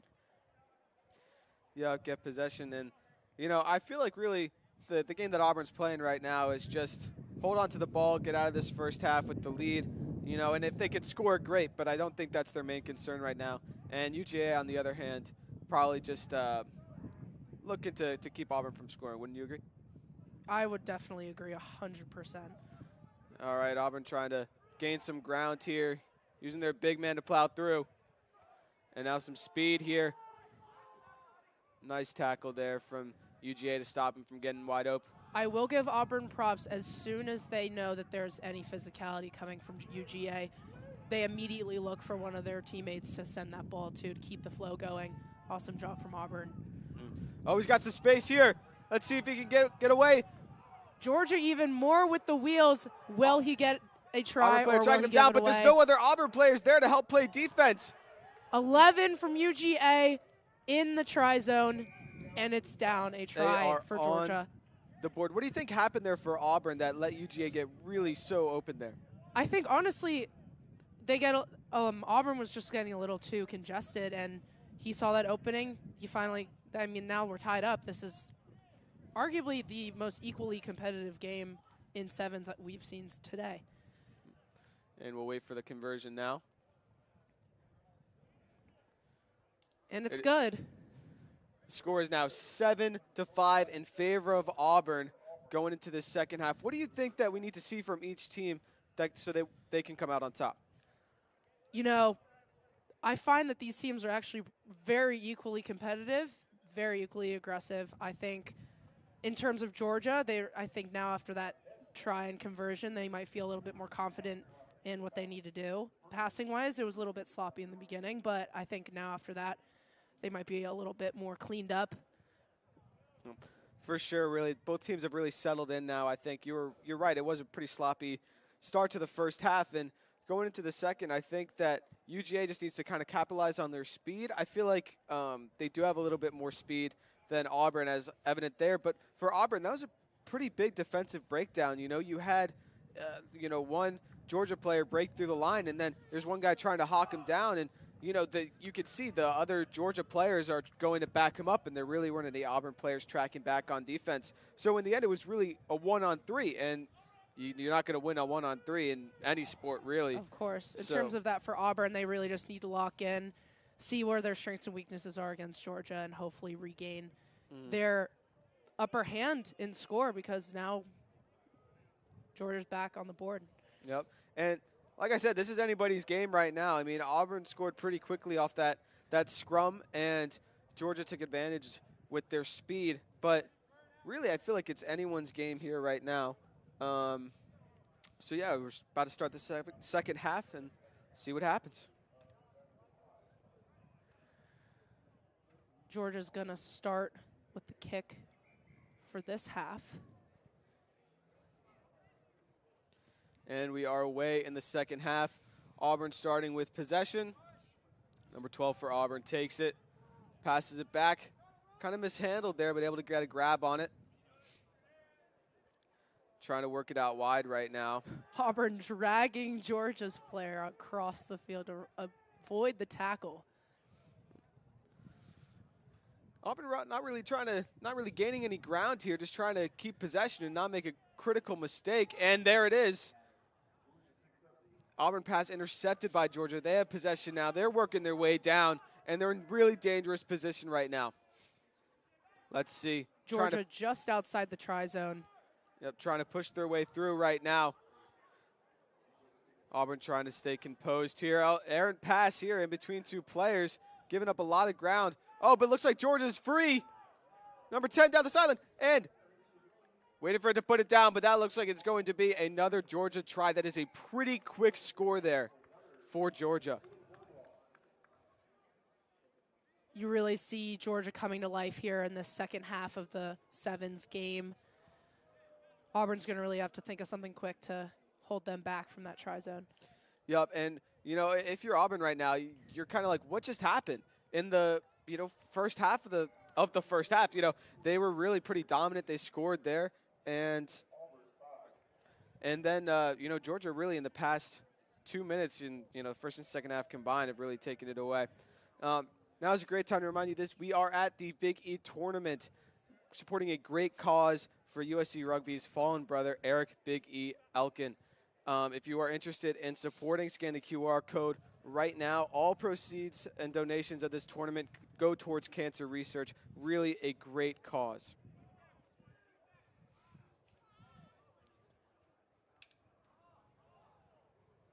Looks like they're calling for a ball here. Pretty important, I would say.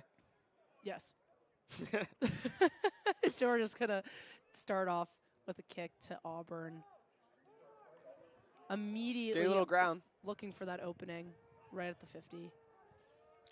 And Auburn is into UGA territory. Let's see if they can take advantage right now. Trying to swing it out wide. Georgia not really giving up a lot of space. Kind of a bad pass there, forcing them to fall back. Auburn's kind of stuck behind the 50, just breaking past that seal. That looks like a forward pass. I think it was. I think that's what the call is going to be. It's so hard to tell sometimes, especially, you know, passing in contact is a really important part of this game when you're getting tackled, you know, figuring out where your teammates are and where you want to go with the ball. That sometimes you forget, you know, the intricacies of the game, and, you know, it's just a hard time to be aware there.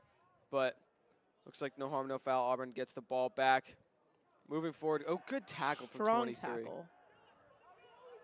Georgia's Flooding doing a in the route. really great job aggressively like keeping Auburn from anywhere near the opposite side of the field, honestly. Yep, and you can see they're all together in that line, in that defensive front, trying to make sure that, well, got a little bit of a, against Auburn gaining some ground there, but really you can see they're all standing in line, trying to keep that defensive front strong and not there's a kick from Auburn now. He drops it, number 9. Oh, 2 drops there.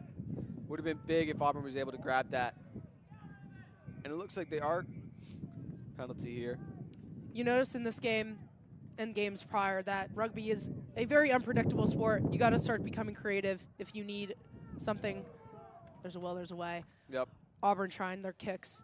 They didn't regain it that time, but they seem to be getting pretty close to their try zone. Yeah, creativity really is a big part of this, you know, sport. You can be as big as you want, you can be as fast as you want, but if you can't work as a team, you know, to try and get open and try and break down that defense, you're not going to get very far. It's going to be a line out from Georgia just right behind the 5-yard line. Just about. This is really dangerous for Georgia right now. They have to maintain possession here on this line out. I mean, if Auburn gets it, they are right there into the try zone. So this is a critical line out. And Auburn gets it. There you go. And it looks like they're just going to try and tackle them while they're in their try zone. Georgia trying to use that speed. And good tackling by Auburn right now. Tackling him in their own try zone.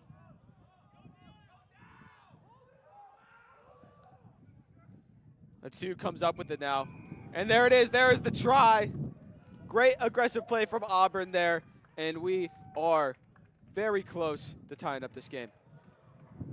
What do you think Auburn did well there that led to that score? They honestly they stuck with it. That's the biggest part. Simple, but they really did. They stuck with it. The aggression was there. They held Georgia to it, and successfully now 12-10 was a good conversion. Looks like it was not good. Unfortunately, not a good conversion for Auburn. Yeah, that's really big. That would have tied up the game right there. And, you know, in a game that's as close as this with only just over a minute left, I think that's really a pretty critical miss for Auburn. You really would have liked to come away there. Now have to score another try if they want to win this game. With that being said, if they can maintain that aggression that they just had scoring that try, maybe Auburn can pull it off. Who knows? Yeah. How aggressive do you think Auburn has to be here with only 1 minute remaining and down 2 points? Extremely. Honestly, extremely. Time's already ticking. Yeah, exactly. Running clock here. Kick it away. Auburn off with the kick. Out of bounds. Going to be a line out to a roughly 34-yard line.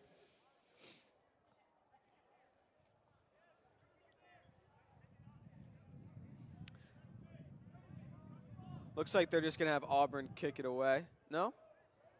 Georgia, okay. And I think Georgia's taking as much time as they want. There's just just about 20 seconds left. Yeah, kick it to himself. They're just playing keep away now. Seeing if they can get it. Oh, no. Break it free. Number 22. Can they hawk him down? Yes, they bring him down, but it might be too late for the Auburn Tigers here as the clock is ticking. Let's see how much extra time the refs want to give. And there's the try. That is going to be your game. 3 tries for Georgia. A late rally for Auburn, but missing a conversion, kind of forcing them to be desperate there. I think that was really their undoing. Of course, at the end of the day, that was a very entertaining sevens. Very entertaining, very energetic. A lot of scoring, pretty close. What are the closer games I think we've seen today? And honestly, I don't know if any of them have been too close to that. That was a very competitive game. Coming up next, we have the championship development game versus USC C team and USC B team. Don't go anywhere.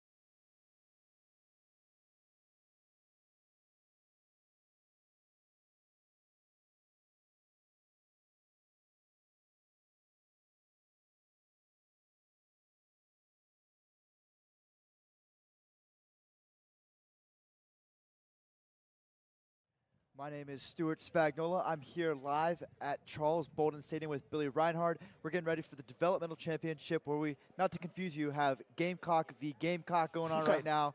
We've got, the Gamecocks B-side against their C-side. Yep. For a sevens match, this is going to be a good game. And that first kickoff is up and away. There we go. Nice catch by number 18. Straight into the ruck. I think this is going to be a pretty fun game. Like you said, it's Gamecock v. Gamecock. Oh, and we've already got a breakaway. Oh, he's going to make a move. He's got no support, though. Oh, but that does not matter because he's going to take it all the way home. And just like that, 5 points on the board. Pretty quickly. And the B team has scored. Looks like he was doing a little goading there. Like I'm saying, it's brother on brother, So I think this is going to be, I wouldn't say necessarily chippy, but you know how siblings tease each other. I think we're going to see some of that. It looks like, he's kind of turning around, kind of not necessarily holding the ball out for him, but being like, hey, man, I just scored on you. I'm going to talk about that at practice next week. Yeah, absolutely. And look, these guys practice with each other every day. They know how one of each other. Oh gosh, each other play. Each other play, exactly. Thank you. My words tripped me up there a little bit. But, yeah, these guys kind of know the in and outs of each other, their styles of how they play, how they pass, how they tackle, all that good stuff. So this game should be very competitive because these two teams know each other very, very well. Yep. And just for the people at home, the conversion was successful. It is now 7-0 B-side to C-side. Sounds like I'm talking about like an album or something, like a record. The B-side. Another kickoff away, and that's out of bounds. Oh, no, it's not.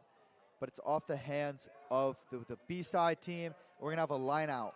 See, something that I've been confused about, I don't know if you can shed light on this as, you know, a former rugby player yourself. I feel like it's been going out of bounds a lot, and they have not been going to lineouts, but they've been going to scrums, or they've been kicking the ball away. I don't know if you have any information on that for me or the people at home. I believe the line out is for tackling out of bounds. If you have the ball carrier has the ball and goes out of bounds. So in that case where it was a free ball, kind of bounced between different hands, but ended up rolling out of bounds, that's where you go into the scrum right here. Understood. Thank you. And my favorite chant is back. It's time for a cock scrum. Yes, sir. Yeah. I like the spacing that they've got going on here, though. You know, with sevens, you have the wider field, and they're spread out here, leaving space for your guys to get out in space to run around, to make a move. Yep. In sevens, it's really a lot more about spacing and using your speed and positioning to try and gain ground. It's really a lot faster than 15s, and a lot more exciting, which is why I'm really happy we got this 7 tournament, the Big E tournament. And just some solid pass. Oh, there we go. Nice pass out wide. He's got some speed. And what they're going to call him, out of bounds maybe? Or no, illegal tackle looks like. So it looked like it was a little high. We're going to have a tap and go right about midfield. And he's got, a little grubber kick. And he's got, there we go. Now that's some good, and he falls right on his face, man. That was a great play waiting to happen. And looking like Daniel Jones circa about like 5 years ago, if anyone gets that reference.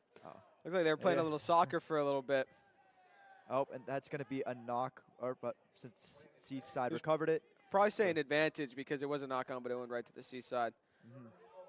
Oh, and there you go. Opening and scoring for the C-side here. Looks like they are one conversion away from tying it up. Really great use of using the wide space in their wingers there to get an opening, to get into the try zone. But I'll tell you what, between this B-side and C-side, both these teams are efficient passers. I noticed, kind of just looking back at that last game, that Auburn-Georgia game, obviously windy conditions today on the field affect your passing, but you can tell with these two teams, the B-side and the C-side, that they have an understanding of each other's spacing and how to effectively get the ball from one person to the other. And it's really showing. Obviously, both teams have points on the board not very far into this game. Yep. And in 7 minutes halves, I feel like the scoring matters even more. You know, really, there's not a lot of time to work with here. And every time you score, it's just like, you know, adding more pressure to the other team. And that's what was happening with, like you're saying, at Auburn at the end of that last game. 10-2 at the end of the half. You got 1 minute left. Really not a lot to work with. That's a little bit of a messy kickoff there, but it's not matter. C-side recovers it. He's got breakaway speed. Oh, and he's shrugging off all the tackles. Oh, he's right there. And boom, that's another 5 points on the board for the C-side. 2 quick ones for the C-side there. Really just using their speed to their advantage. Find an open hole and just, boom, going away. So something you love to see if you're a C-side fan. I don't know if Gamecock fans are really divided on this one. I don't know if there's, you know, the C-side fan club and the B-side fan club, but this has been a really fun start to this game. And looks like that try was good. It is now 14-7. Gamecock C-side is up. That's the one thing I always appreciate about a sevens game is, you know, going back to like 15s, it's very slow moving play. A lot of the ball staying within their forwards. You don't really get a lot of those big breakaway plays, but with sevens, you got nothing but speed out on the field, and those guys are just chasing after each other and boom, boom, boom. You know, ripping off these long runs, long tries. And it keeps the game fun. It keeps you on your toes.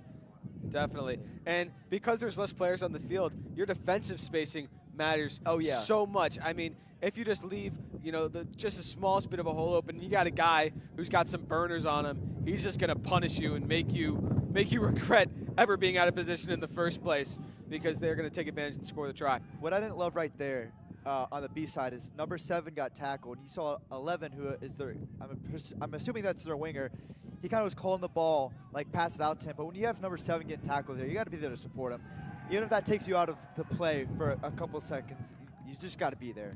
And obviously, now it's a turnover. It looks like it's going to be a C-side line out. There you go. And yeah, what you were saying before, where if the player is tackled out of bounds, they'll go to a lineout. That's exactly what's happening right here. Interesting to see what their strategy for their lineouts are in sevens when you have less guys in that lineout. What kind of plays they've got drawn up for this. Oh, nothing. Nothing over the top. Just a little lob to his buddy. There you go. Ain't nothing wrong with that. And Looks he's like it pushing worked on. out. Oh my good goodness. gosh. Looking like freight train. He wants to score. There you go. And look. Oh. See, he's kind of isolated right there. Then you got your scrum half tailing up behind him. But see, like right there, you kind of had a numbers disadvantage. You had the one guy with the ball, and you had the outside guys with a 3-2 advantage. On defensively, there's 3. Offensively, there's 2. So when you have that numbers game, you know, that's something you want to take into account in these wide open spaces on a sevens field. But that is going to do it for this first half of the game. It's been fun so far. Yeah, definitely. And I think that the B-side's kind of left scratching their heads, you know? Yeah. Looks like we're going to have some extra time here. Yeah. But, yeah, it looks like that penalty happened before time expired, so we're going to keep it going for like a minute or two. Number 6 on the C-side, I mean, amazing support right there on that rook. He was up on him the entire time, waiting just to support him and get the ball back into play. Oh, we're gonna have a maul going, or no? We're just scraping for the ball. You got all the time in the world to get the ball out. Oh, he's spinning. He's pushing off people, making something out of nothing. Honestly, I'd like to see them do another grubber kick like they did earlier in the game. That was a lot of fun. Yeah, and a lot of the times, teams aren't really expecting it in sevens. I feel like there's a lot less kicking. And you might have looks like that's our friend Josh Cancro. Yeah. Had some ankle trouble in the past. Hope he's okay. But with the less kicking in sevens, I feel like teams aren't as ready for it. And that is the end of the first half. And something that I'm looking from the B-side is to kind of take advantage of their possessions a little bit more. I feel like when they've had possession, they really haven't been able to capitalize on it, not able to gain a lot of ground. So I'd like to see maybe use the wingers a little bit more, get creative. You know, we were just talking about kicking, maybe trying to employ that themselves to try and get some space. Yeah, I think what has the C-side up right now is really goes back to that spacing. You see when the ball is getting stopped that they are coming up to support, and you know they're not forcing hard passes. And then when they do finally get up and running, they are spacing out more, allows more space to get those longer runs in the open field. And obviously the B-side has not had the ball a whole lot, but they're kind of staying consistent whether there's contact or no contact, and they're spacing, and that's kind of slowing them down right now. So it'll be interesting to see how they adjust in the second half with that. Yep, both teams having a little meeting there, talking about what went right, what went wrong, seeing what they can shore up here. I think that the second half is going to be pretty exciting, pretty tight game, one-score game, and you know, this is the championship, so there's a lot of stuff on the line, but I feel like the main thing for the Gamecocks is some bragging rights. Yeah. You know, when they come back to practice, to be like, oh, you're on B-side, man. You know, oh, the C-side scored twice in you the first half. What about that, you know? So I feel like there's a little extra fire coming into this game for sure. Oh, absolutely. And B-side is going to kick off to start the second half. So, you know, with their backs up against the wall again, starting out presumably on defense. Obviously, things can go haywire in a second. Yes, they can. They could end up with the ball back, but for now we're going to assume that the C-side's going to start with the ball, and we'll see. I mean, this is a very brief halftime. Not a whole lot of time to adjust strategy. So. Yep. I mean, these games go by quick when we have so many in the day. Starting, I think around 8 o'clock. I mean, you're just trying to make them short, 7-minute halves, maybe like 2-minute break in between each half, and just right back into it. But I mean, these guys are used to playing, 20, 40-minute halves. So I'm sure they're okay. Oh, there you go. Oh, a little move. stutter step. A little high step there, trying to get some space. Oh, he's pondering. He's pondering. Is he going to kick? Nope. He's going to keep running back. Well, let's find out. Oh, he got dropped there. Yeah. The B-side was able to find some space there. Or C-side, excuse me. But I feel like that's really a situation where you do want the support because, you know, he's kind of falling back. He's got nowhere to go, but he's looking in front of him, and all of his teammates are in front of him. He's got nowhere to go. Another big breakaway for the Seaside around the corner, and he's going to take it in for another try. Boom. Another 5 points on the board. I'll say it once, I'll say it again. Speed kills, especially in Rugby Sevens. I mean, he really just took that down the sideline and just, you know, the B-side player really just didn't have the angle to tackle him, couldn't beat him on his feet, and that just, you know, gave him a free way to score a try there. Conversion is up and definitely not good. And score is now 19-7, Gamecocks Seaside. And, you know, the B-side opened this, you know, opened the scoring here, and it looked like they were going to have a pretty good day, but I feel like they've really just fallen apart offensively at the very least. It seems, and maybe I just have not been paying close enough attention, but it seems like B-side is subbing on and off more than Seaside is. So that might be some of the thing where it's like Seaside has the continuity out there where the B-side is constantly putting new faces on the field. But I mean, this is B-side's. This is their opportunity right here. We have 5.5 minutes left. Yep. And they're down 2 tries, 3 tries. But obviously this game is still within, you know, distance for the B-side here. I mean, you know, one bad pass, one mistake, or one really good play from the B-side can lead to a try. So 13's all alone. Nice little play there. Oh, wow. What an offload there. Oh, and it's going to be... I think he probably went out of bounds. They called it out of bounds? Okay. Ooh, that was a pretty offload there to get his arm around and still keep the ball in play, but obviously he was, in fact, out of bounds. Yep. And even so, I feel like at the end there probably was a knock-on guy trying to catch the ball and just kind of clubbed it forward. For sure. So maybe they're lucky that he was called out of bounds as opposed to that.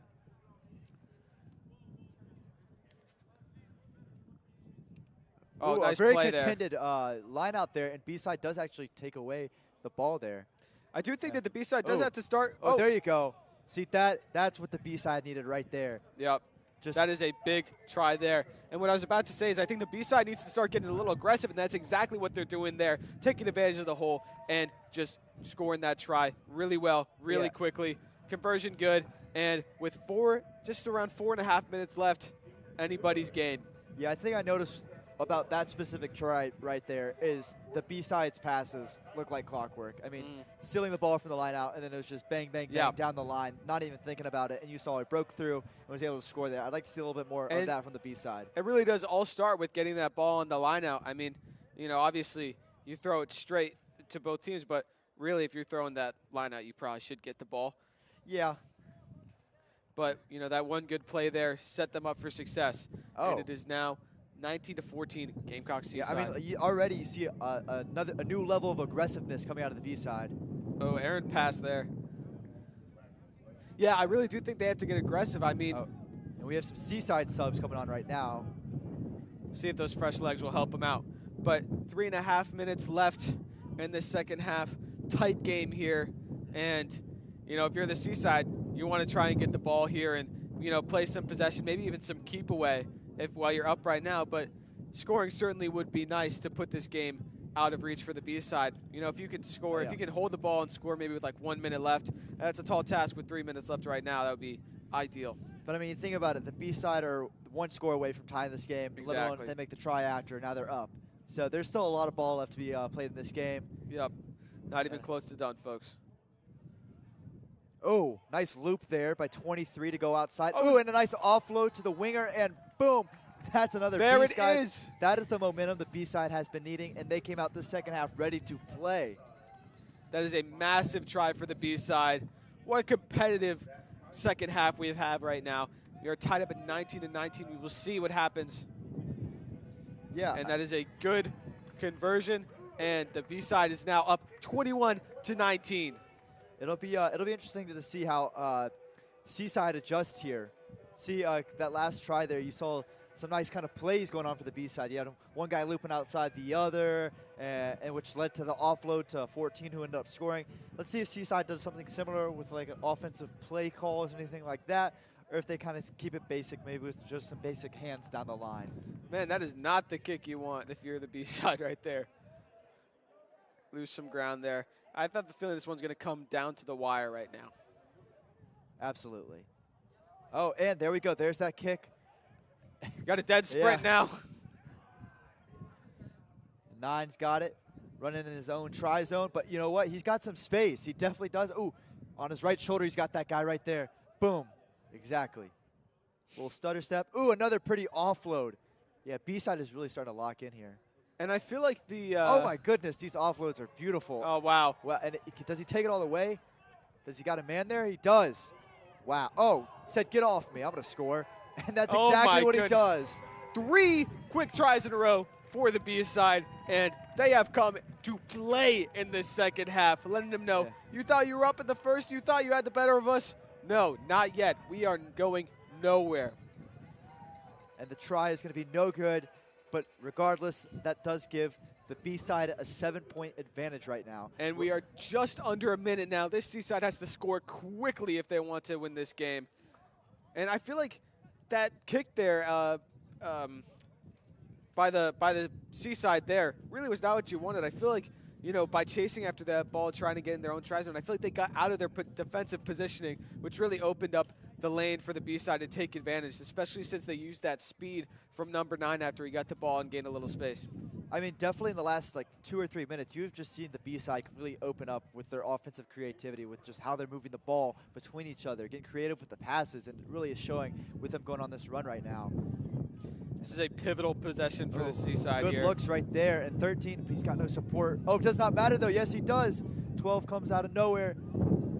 And, oh, whoa, number 1, way to clear the ruck right there. He said, get out of my way. But regardless, it's going to be a B-side ball.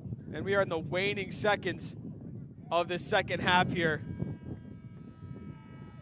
And I think they're just going to let him play out this final possession. They're to keep playing a little game of hot potato right now, switching the ball between the B and the C-side back. Oh, he's dragging him out of bounds. Dragging him out of bounds.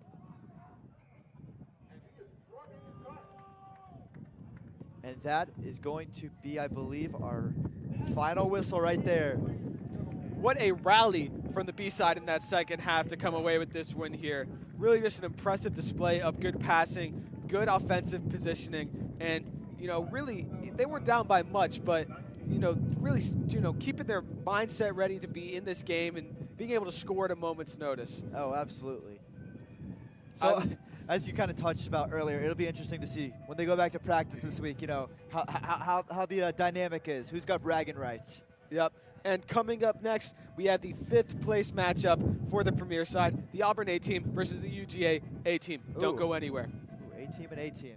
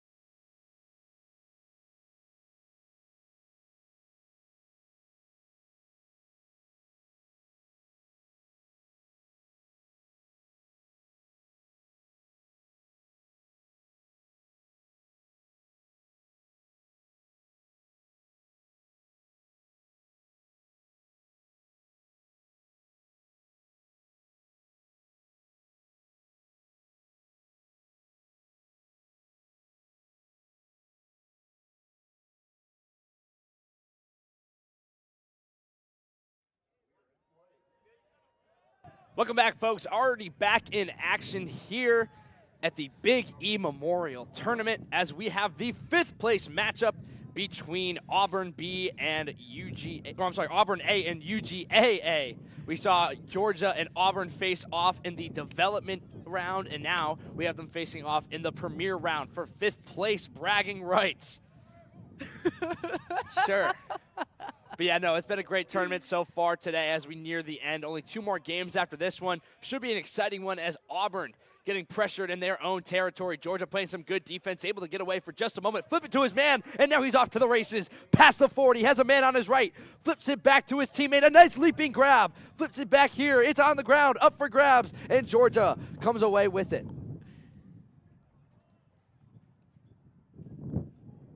we have a kick from UGA. Yeah, good defensive play there for them. That'll push them all the way back to about the 10-yard line. And now Auburn trying to find some room again. They had a moment there where they look like they're going to come away, but now Georgia with a takeaway. Flips it to his man outside. It's 22. Tries to cut in, gives him a stiff arm, and he's brought down just past the 10-yard line in the ruck. 15 comes out with it, flips it back. Now he'll hit the wing on the outside, immediately met and taken down, and the referee will blow the play dead. Saw something he didn't like on that one. Just in case you guys were wondering, the wind. It's still a here. factor. Yep, It's still here. Still been a problem, but I think the teams are adjusting pretty well to it. We've been seeing a lot more conversions in the past few games, so hasn't been as much of a problem on the pitch, but it's still affecting us pretty bad up here in the booth. Good thing we're not on camera because you do not want to see my hair right now. Now we get into the little mini scrum. Auburn will drop the ball in, looking for it, and they will come out with it. 17 flips it to his man in the middle. Can't get a good grab on the ball. Referee sees something he doesn't like, so we're going to halt play. It looks like Auburn is going to kick it. I was telling Billy earlier, I really like the collar on these ones, the jerseys. No, I agree. I think the jerseys are incredible today. They showed up and showed out. Rugby's got some good style. Absolutely. Very preppy. Yeah, for sure. It looks rugby. It looks so rugby. Yeah, I mean they got the polos on the sidelines too, man. I mean it's just some good style here. Yeah, really good style. Now we get set for a line out. 17 tossing it in for Auburn.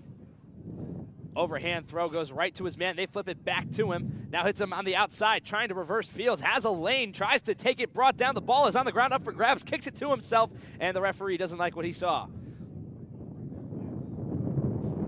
I think they're calling a forward pass on that play. Looks like we'll hop into another scrum.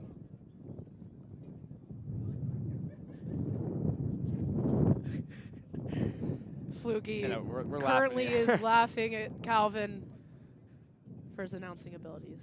Yo, what? I'm just kidding. I'm kidding. I'm kidding. Wow, that's crazy. You're doing awesome. Thanks. I appreciate Got it. the scrum here. UGA's got the ball, quickly passing very effectively, actually. A nice little move right there, Little. trying to hit his man on the outside. Now he has room to run. 11 down the sideline. And UGA is the first to strike in the 5th place game. 5 points for the Dogs. Great lane on the outside there, Ava. What did you see that really set up that play? Honestly, they were just extremely quick and efficient, and I feel like that is just exactly what they need in a sevens game. Right off the bat, straight across the 50, pass it right out to number 11 for that try. Beautiful, beautiful movement. Yeah, successful try, successful conversion. UGA leads 7-0 with 2:38 and counting left in this first half.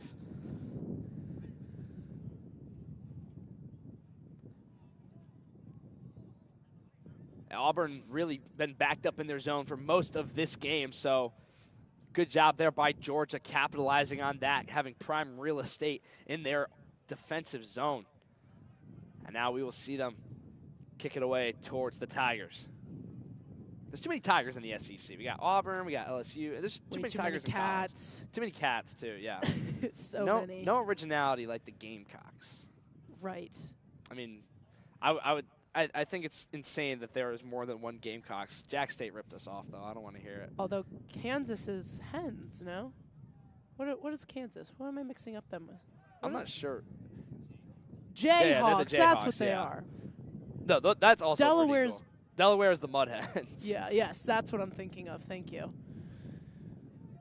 So there's a little bit of birdage. I mean, there's a lot of birds, but at least I mean there's a gazillion different types of birds, and there's like 4 big cats. So obviously, you guys can tell as the day starts winding down, we're having a little bit more fun with the conversation for you guys. Hopefully, you enjoy just as much as we do. UGA with the ball in the middle. Speaking of fun, the Big E Invitational Memorial is And going what's great. fun right here is Off number with 9 this- off to the races. Maybe the easiest try of his rugby career. Nobody is going to get anywhere near him. Taps it down in the try zone. 5 more for Georgia. I mean, you definitely said it. What gets more fun than an easy try? Absolutely, but as you're saying, the Big E tournament has been an absolute blast from us up here in the press box. A blast for the players on the field. You can see they're all having a great time. It's been an incredible event. I'm really happy that we were able and fortunate to partner up with Cock Rugby and show this to you folks at home. For everyone here, thanks for showing up and showing out. If you're willing to donate to this incredible cause, there's been a QR code up on the screen. We'll show that to you now. You can also buy some merchandise. We got some hats. We got some clothes. We got some cool swag for you to take Flugie's got his home. Kendra Scott. Yeah, Flugie. Something a little bit for everybody. The ladies, the men, everybody. Absolutely. So after that try, another successful conversion. Georgia up 14-0.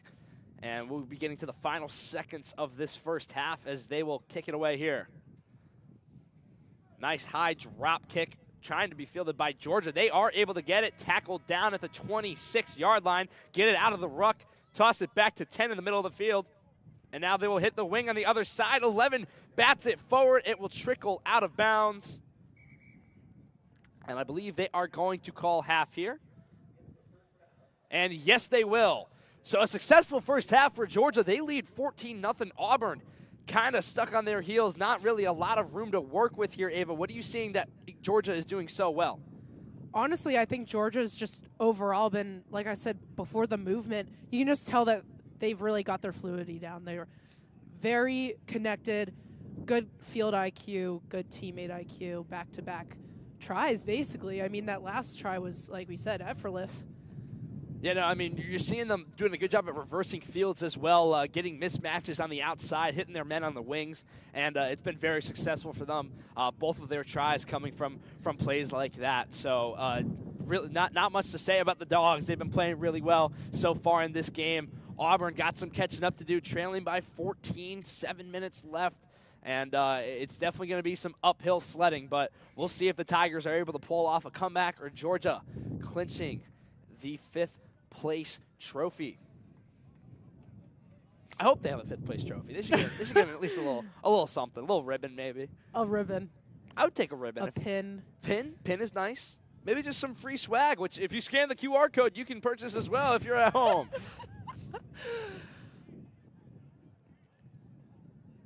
As we head into the second half here, it's going to take a lot for the Auburn Tigers to get back into this one. They'll be kicking it off towards Georgia. Quick selfie break. Gotta hit the selfie, man. Gotta post this on the LinkedIn. What you gonna do? What I better are you see that on gonna Ava Strauss Instagram. Ava Strauss Sports on do? I Instagram. plug right now. There you go. Yeah. While I'm here. She didn't even ask me to do that, guys. All right. That's just me being generous. Auburn's going to kick it off here.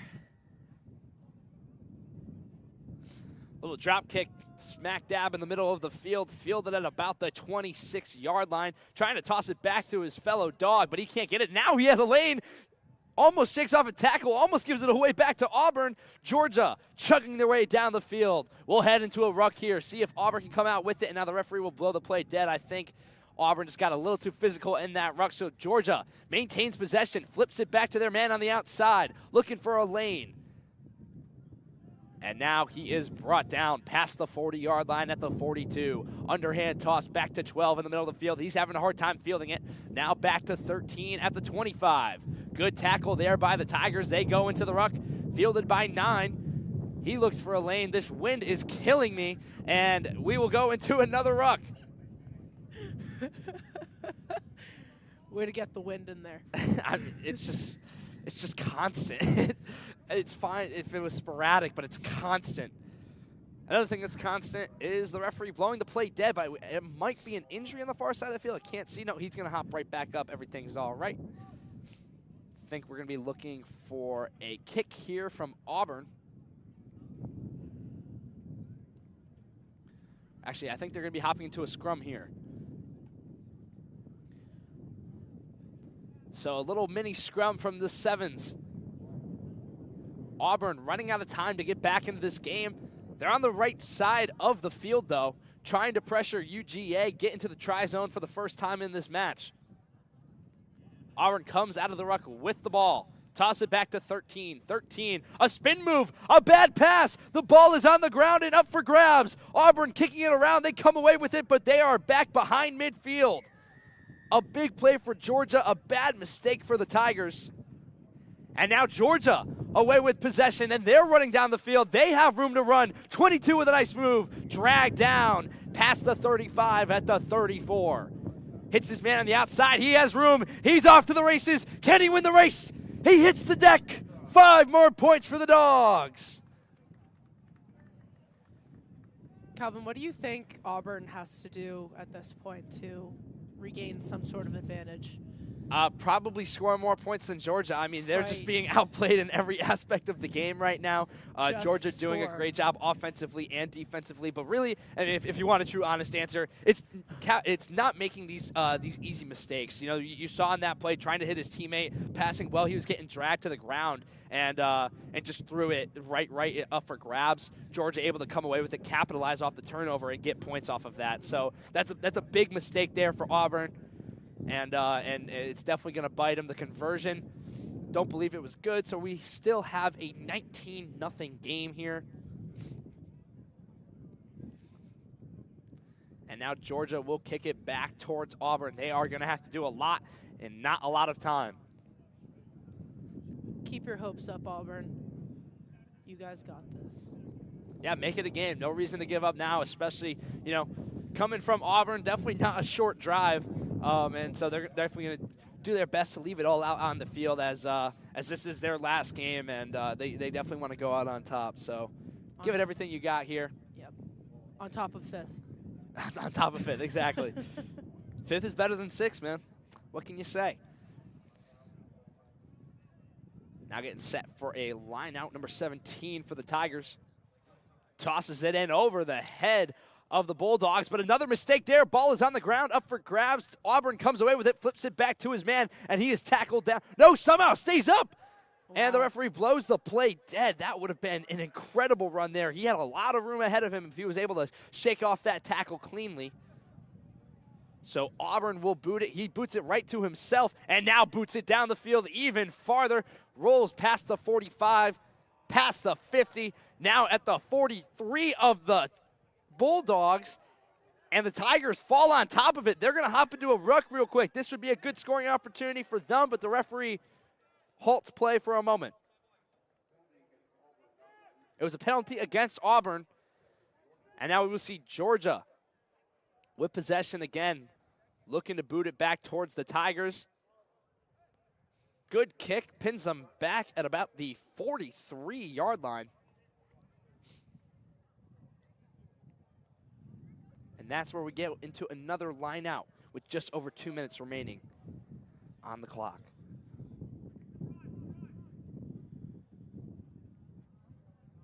Calvin, if you had to pick your favorite match from today so far, what matchup today would you say has been your favorite? That is a tough question. We've been seeing a lot of great games today, but honestly, the Windgate Alabama game was really good. The 15's game was super entertaining, even though it was a blowout. That was a lot of fun. But I think I'm going to have to take the UGA Auburn game was really fun. UGA B versus UGA, or UGA B versus Auburn B. The development replacement for this game, UGA B coming out on top 17-10. And the Bulldogs here looking to replicate that victory over Auburn. But that was just a really entertaining game. Kind of came down to the wire. A few crucial mistakes there at the end from both ways. Really could have changed that game. But it was a really fun one to watch. What about you, Ava? What was your favorite game so far? I was going to say, I agree. I think it's obviously biased of us to say we enjoy watching our fellow Gamecocks. But I loved the UGA Auburn. That was a very competitive, very aggressive, equally as entertaining game from both sides of the field for sure. Yeah, I'd say that was definitely the closest match of the day, and added to the competitive aspect of it, even though it was third place for the development. But I mean, they didn't play it like it. They didn't play it like it was a nothing game, and that's really a beautiful thing about this tournament is all these players are here because they love rugby and they want to give it 100% every time they step on the pitch. And you're seeing 100% here from this guy on Auburn. He's got room and he steps out of bounds. A crucial mistake. He was pretty much guaranteed an open lane to the try zone.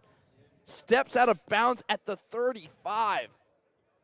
Oh, man, a bad mistake there for the Tigers. Takes away a potential 5.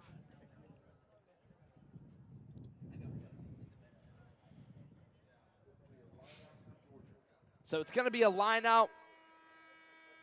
We hear the buzzer on the scoreboard, so coming back, essentially impossible for Auburn, but it doesn't mean they're not going to stop trying from scoring. 23 to the outside. Taps it down to the try zone. 5 points for Auburn. There will not be a shutout today in the 5th place game. So the score is 19-5. I'm not sure if they will attempt a conversion or call it a day. I think they're just going to call it a day, so that is going to do it. 5th place goes to the Georgia Bulldogs in the Big E Memorial Tournament. So they did do the conversion. Not even close. Final score, 19-5. What an entertaining game. Ava, thanks for joining me on the mic. I know this is your last game of the day, but I hope it was a worthwhile experience. Yes, thank you so much for having me today. Everyone back home, thank you so much for tuning in to hearing me for today, my first ever SGTV live stream. It was so fun. Let's go. And With next that up, being said. I'm sorry, I didn't mean to cut you off No, there, you're but good. next up we got the 3rd place match, VTA versus Alabama. Stay with us, folks. We're almost out of here.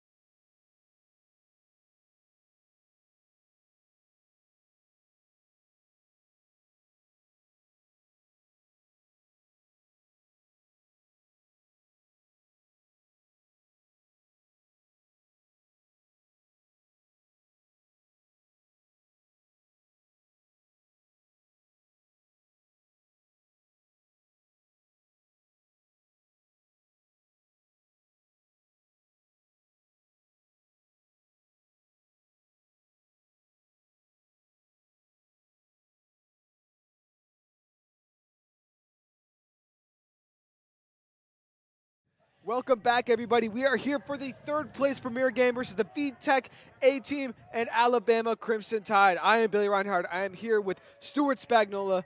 Stu, what do you think about this game going into it? Look, this is my first time seeing both these teams on the pitch together, but it is their A-side, so this is going to be some really good and competitive rugby. It'll be interesting to see. I actually, a friend of mine who I used to play rugby with back in high school is actually up at VT now. He's not playing rugby anymore, but I actually know that Virginia Tech does have a pretty reputable and established rugby program up there for sure. Alabama, this is my first time seeing them, so I'm really interested to see how that goes. Yeah, I've seen Alabama a few times today, and they have looked pretty strong so far. I'm interested to see how this game shakes out. Alabama, a little bit on the stronger side, maybe lacking a little bit of that speed, but still able to attack pretty quickly. I mean, just looking at both teams, they do, yeah.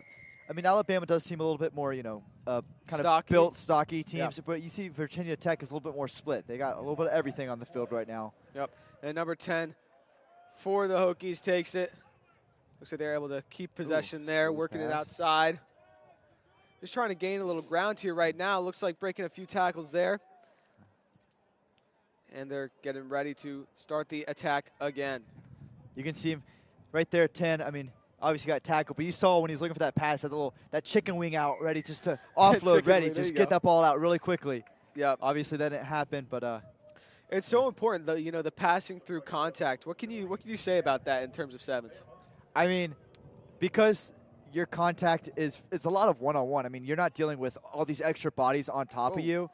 So when you're trying to go through contact, you always just want to have that one guy there to support you. And obviously, because this game is so fast, the ball does get turned over quite a bit. I mean, you're going to make a lot of errant passes. It's just the nature of the game. But, I mean, you keep playing. That's the best thing I can say. You keep on playing through it. We're gearing up for a line out right now. See what happens here. Oh, Alabama tipped. tipping it, but not Yeah. able to get possession. VT takes it. And then right there you see, ooh, what a play right there. That's just that little small loop. Yep. And Alabama really playing aggressive on defense, I think, really kind of taking it to the Hokies, not really sitting back and forming a good line, trying to take it, especially when you're so close to the try-zone, don't you think? Yeah. But he's got some space, and he's warding off all these tacklers. Finally, he goes down. Nice effort from number 4 right there to gain some ground for the Hokies. And not my favorite pass there. You're passing to the sideline, only got one guy out there, rather to the field where we got, 4 or 5 bodies out there waiting. Yeah, I think really they're just trying to gain as much ground as they can, gain the inches there, and, you know, trench warfare, I always say it. That's how I think about rugby sometimes. You know, you get stuck, you know, you get rooted in, and not a lot of ground gaining on either sides, and then all of a sudden there's one big play and it all goes out the window. You do have that war of attrition for sure, especially in 15s. In 7s, like I said, you kind of just want to maximize on those opportunities just to get the ball out quick, to keep everything moving really, really quick. Yep. Yeah, kind of a weird toss into the scrum there. It looks like he kind of hit it off his teammate's outside leg, and it never really went into the scrum. So I think we're going to line up again for that. Unfortunately, this is Alabama and Virginia Tech, so that means there is not a cock scrum chant. Always my favorite during these game days. Yep. We'll see plenty of that in the championship game coming up soon. Another third scrum in a row. Third time's the charm, I guess. Couldn't see exactly why they're redoing the scrum. Maybe, I don't know. Not sure, but this is a good time to remind you that we are here at the Big E tournament. We are in the 3rd place game in the tournament commemorating the USC Rugby's fallen brother, Eric Big E Elkin. Truly an outstanding person and teammate. Unfortunately, lost the battle to cancer last year. All the proceeds of this tournament go towards cancer research. And there should be a QR code up on screen right now if you're looking to donate. So we got some action here. That was almost beautiful. That to make that quick, decisive move to go with the grubber kick, and then you had 2 guys chasing down those guys. Those guys had some speed behind them, and obviously the ball took a bit of an unfavorable bounce for Alabama. But man, that was a pretty little play. Yeah, I feel like the kicking is a bit of an X factor in 7s because it doesn't happen as often, but I feel like if you're able to capitalize on it, you really can take advantage. Yeah. Well, I mean, in 15s, you see a lot of those kind of long downfield box kick types. You just can't get away with that in 7s. The game's too short for stuff like that. But those grubber kicks where you can really show off your speed and chase after it, that's the kind of stuff you want to see. Yep. VT kind of backed up right now, seeing if they can gain some ground. There's a nice move. Getting open, one guy to beat. Takes it. And finally tackled, but really just a nice play to gain some ground for Virginia Tech there. Holding on to the ball, so it's going to be a penalty, and Alabama's going to get the ball. Yep.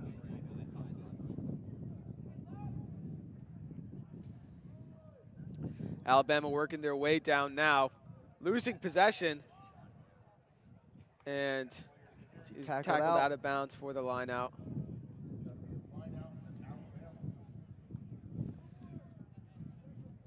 So obviously there's less, you know, between 7s and 15s, there's a lot of different strategies for scrums and everything like that. What's the difference in the lineouts, do you think, between 15s and 7s? Well, 15s, you have more bodies to it. Yep, just like they were right there. And then just as quickly they break out of it, so the Hokies try and gain some ground.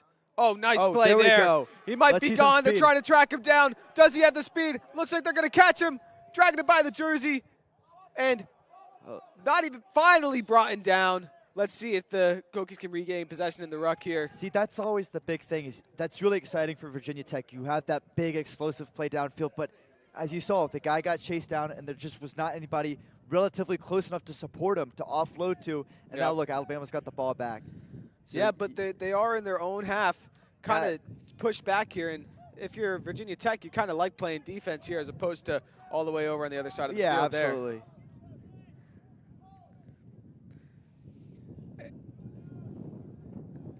Alabama making some headway now. Oh, that's against the wind, that was a pretty pass there. Yeah, the wind has been a big factor today. You know. There we go. Oh. There we go. He's got some space. Oh, slips on the turf there. Unfortunate. Like the turf monster gets all of us at some point. Yep. That's how it is sometimes. Alabama getting ready to set up their attack again. Looks like they're going to try and work it out wide. Hokies trying to cut off the pass. So trying to get creative with the kick. We're going into some extra time right now. Alabama trying to see if they can make something work. There's another little kick right there. Looks like he might have missed it a little bit. Oh, there it is. Go. There you go. That's what Looks like he's got the speed. Keep kicking it. Taking a bounce outside there, and Hokies are able to get out of that sticky situation. And that's going to do it for the first half. Score 0-0. Yeah, what do you think that the teams need to do there to kind of break this scoring drought that has been happening so far? I think Alabama's had a couple unfavorable breaks. They've had 2 really pretty grubber kicks that just did not get favorable bounces. You know, had they got those had the ball bounce in their favor, they're probably going to score both those times. And then for Virginia Tech, I just want to see them support each other. I mean, Virginia Tech has had a couple downfield, really pretty plays, and it's just been one guy on an island by himself. So I'd like to see some support downfield. You know, obviously, you're in the moment. You see your guy run downfield. You get really excited. You start cheering for him. And you think, oh, he's going to score. But obviously, sometimes that's not the case. So you always just want to be there to support. So, I mean, Bama right now, I'd say in one word, a little unlucky. Virginia Tech, support, support, support. Yep. So just Alabama, just kind of keep up what they're doing. Almost, you know, because like you're saying, they did get those unlucky bounces. So just kind of keep pushing forward, and maybe you'll get a good break. Alabama's speed is showing right now. I mean, these guys, just moving up and down the field, whether it's on defense or offense, Alabama is aggressive. I mean, it's like a hornet's nest out there on defense with them. And offensively, they just have breakaway speed. And can they put all that together in the second half? We'll find out. And then, like I said, for Virginia Tech, it's just like play more cohesively. I think that's the best way to put it. And I feel like where you really saw Alabama's speed, besides on those grubber kicks, like you were saying, is when VT really did have those breakaways and there's nobody in front of them. Exactly. They're able to get hawked down from behind, and then that's where the support comes in, where you need to have players to pass back to, and so they can break free. Yeah, absolutely. Both teams breaking down their huddles now, looking to get back into it, hopefully breaking that scoring drought. Do you think that Alabama's going to keep up this aggressive streak right now, and do you think that Virginia Tech needs to stop playing as passively? Look, I think Alabama, they got 7 minutes of ball game left in them. I think they're going to give it their all. So honestly, I think the aggressiveness might go up a notch. For Virginia Tech, hopefully their coach got in their ear a little bit, saying, you guys are playing clean rugby right now. Really nothing too crazy to complain about. Just work as one, work as a unit, work as a team, and I think we're going to have a really good half of rugby right here. Yep. See if the scoring opens up a little bit as we are off. Alabama starting with possession. Nice move there, finding a little space. Works out down the sideline. Looks like he's got speed. Can they catch him? It doesn't look like they can. Number 20 taking it down, right down the middle, and that is a strong, fast start for the Crimson Tide. I mean, there you go. That's exactly what the Alabama brand that I've seen so far, aggressive and fast. And they wasted no time showing that off here in the second half. And, you know, if you're Virginia Tech, you're just kind of hoping that this isn't going to be the start of something pretty bad here, you know. I feel like that's a pretty bad defensive breakdown. So, no good on the conversion. I feel like that's pretty surprising. It looked like it was pretty close, but the score is 5-0. Alabama is up. I'm not going to lie. I'm glad you noticed that. From this angle, everything kind of looks good to me on the extra points. So yeah. I got you. Don't worry. That's what I'm here for. Yeah.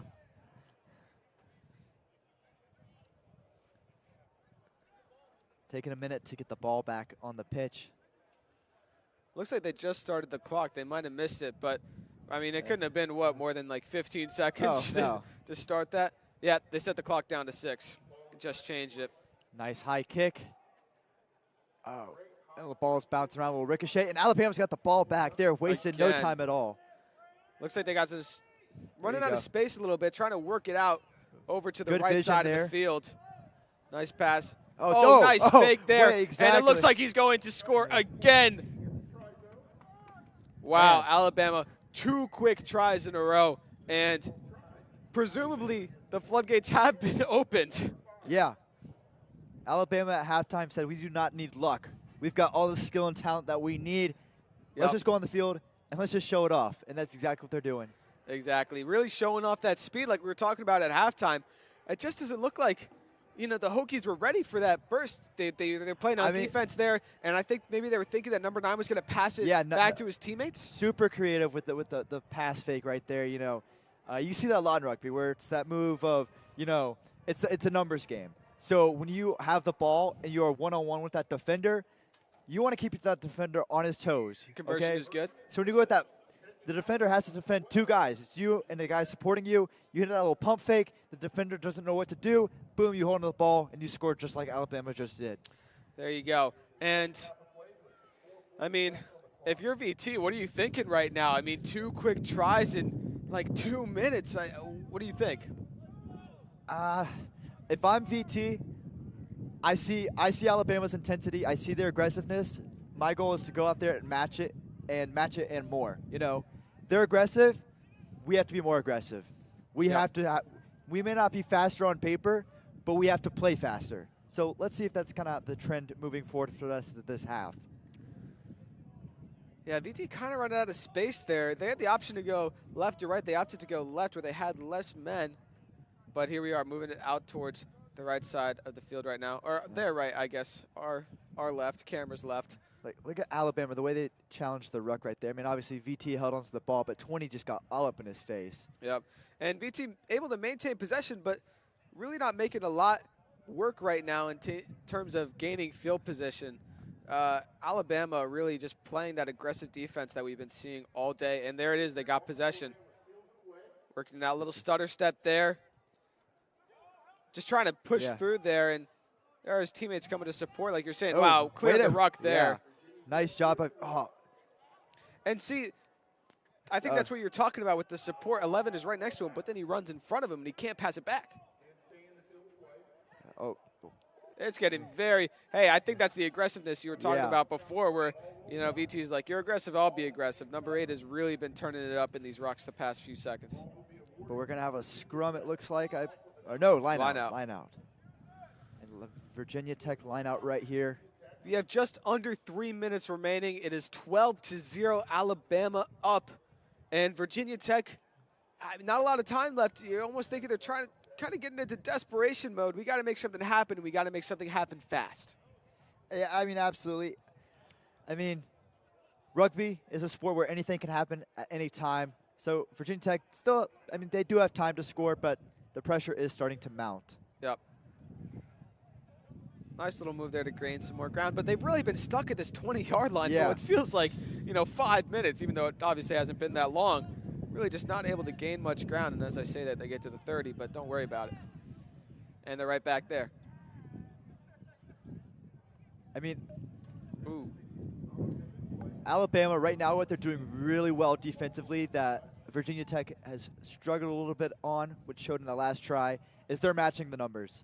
For every guy offensively, Alabama's not crowding around the ball too much. Like, they're there to challenge the rucks and whatnot. But in that open field play, Alabama is just marking up on the guy in front of them, and that is slowing Virginia Tech down drastically.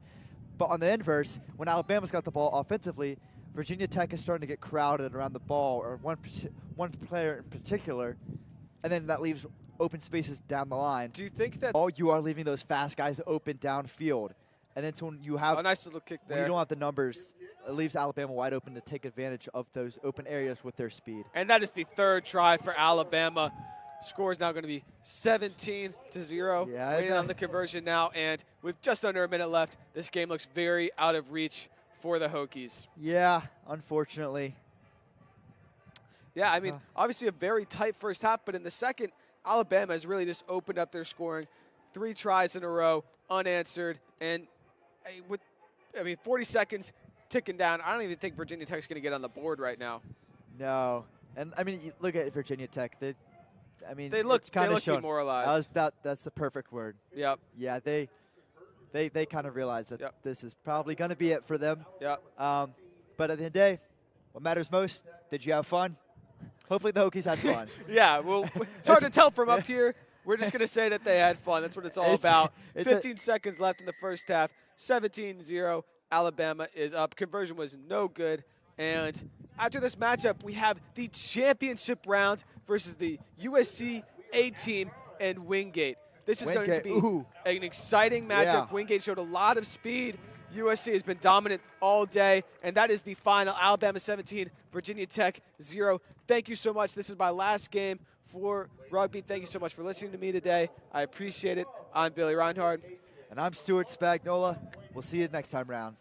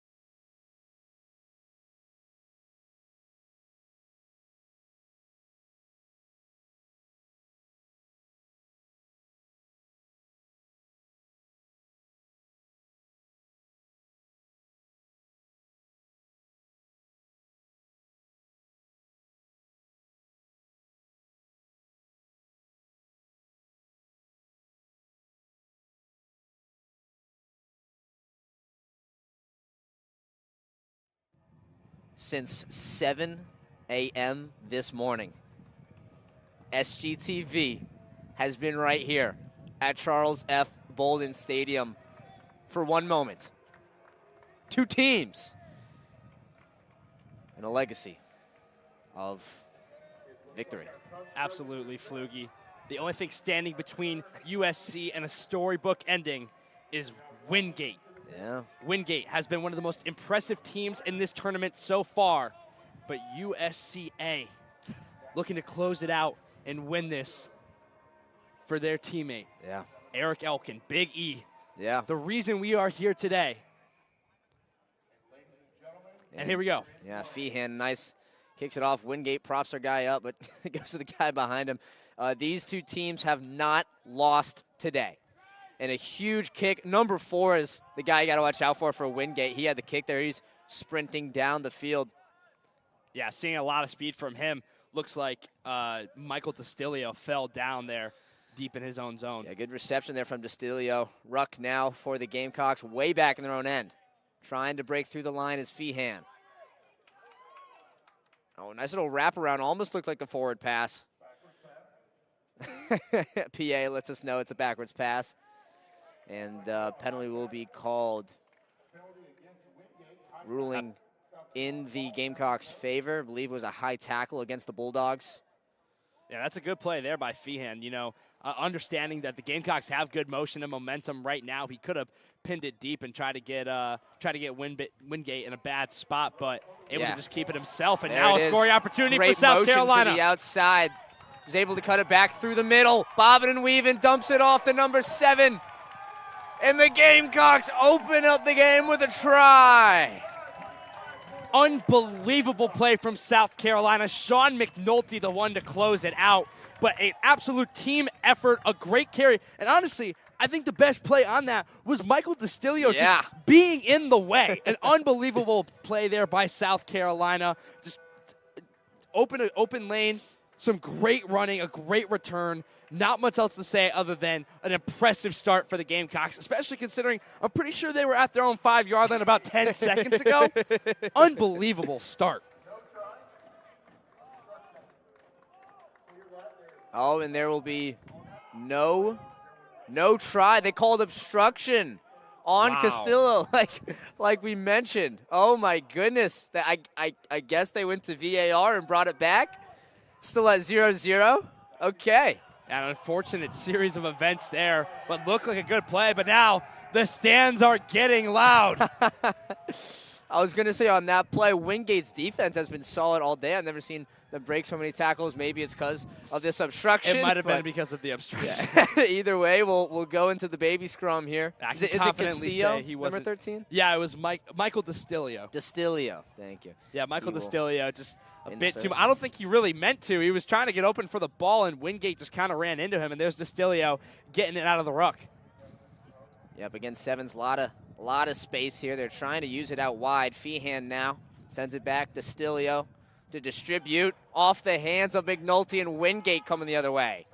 They've got a little bit of momentum now right around midfield. Yeah, rare turnover from South Carolina. Really haven't seen that very much today. Oh, but I McNulty think gets just it back, though. Oh, yeah, just like that. South Carolina gets it back, and now they're on a good carry here. Yeah, here's Distilio. He'll drop it off.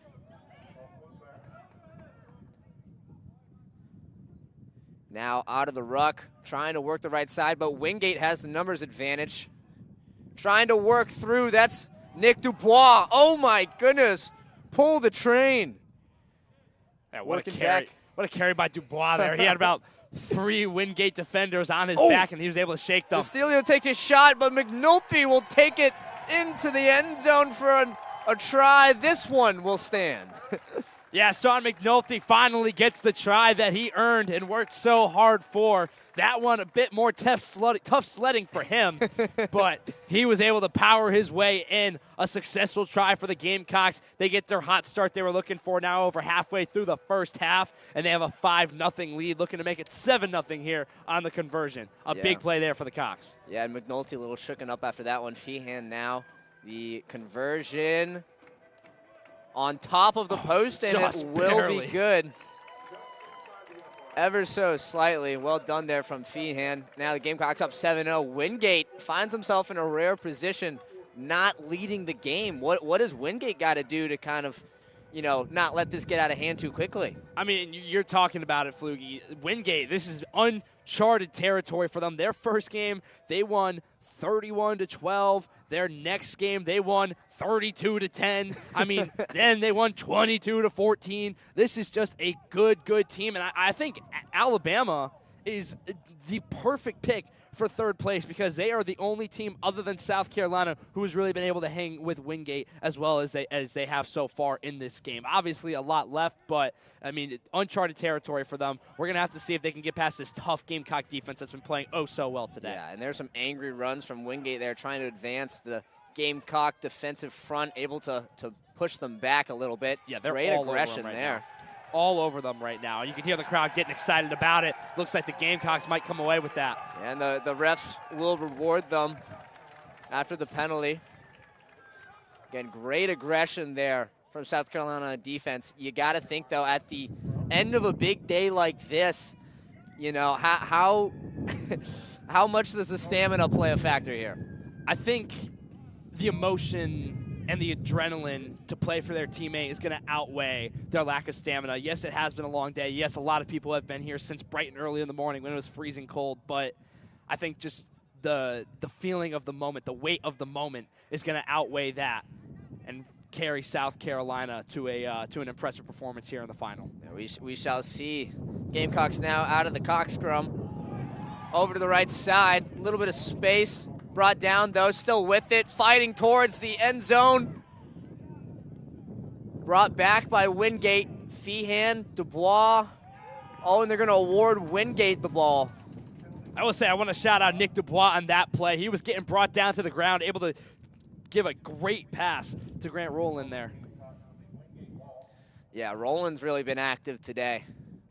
Number 12 over there on the right side for the Gamecocks. Yeah, the captain of this 7A squad. There's McNulty making a tackle.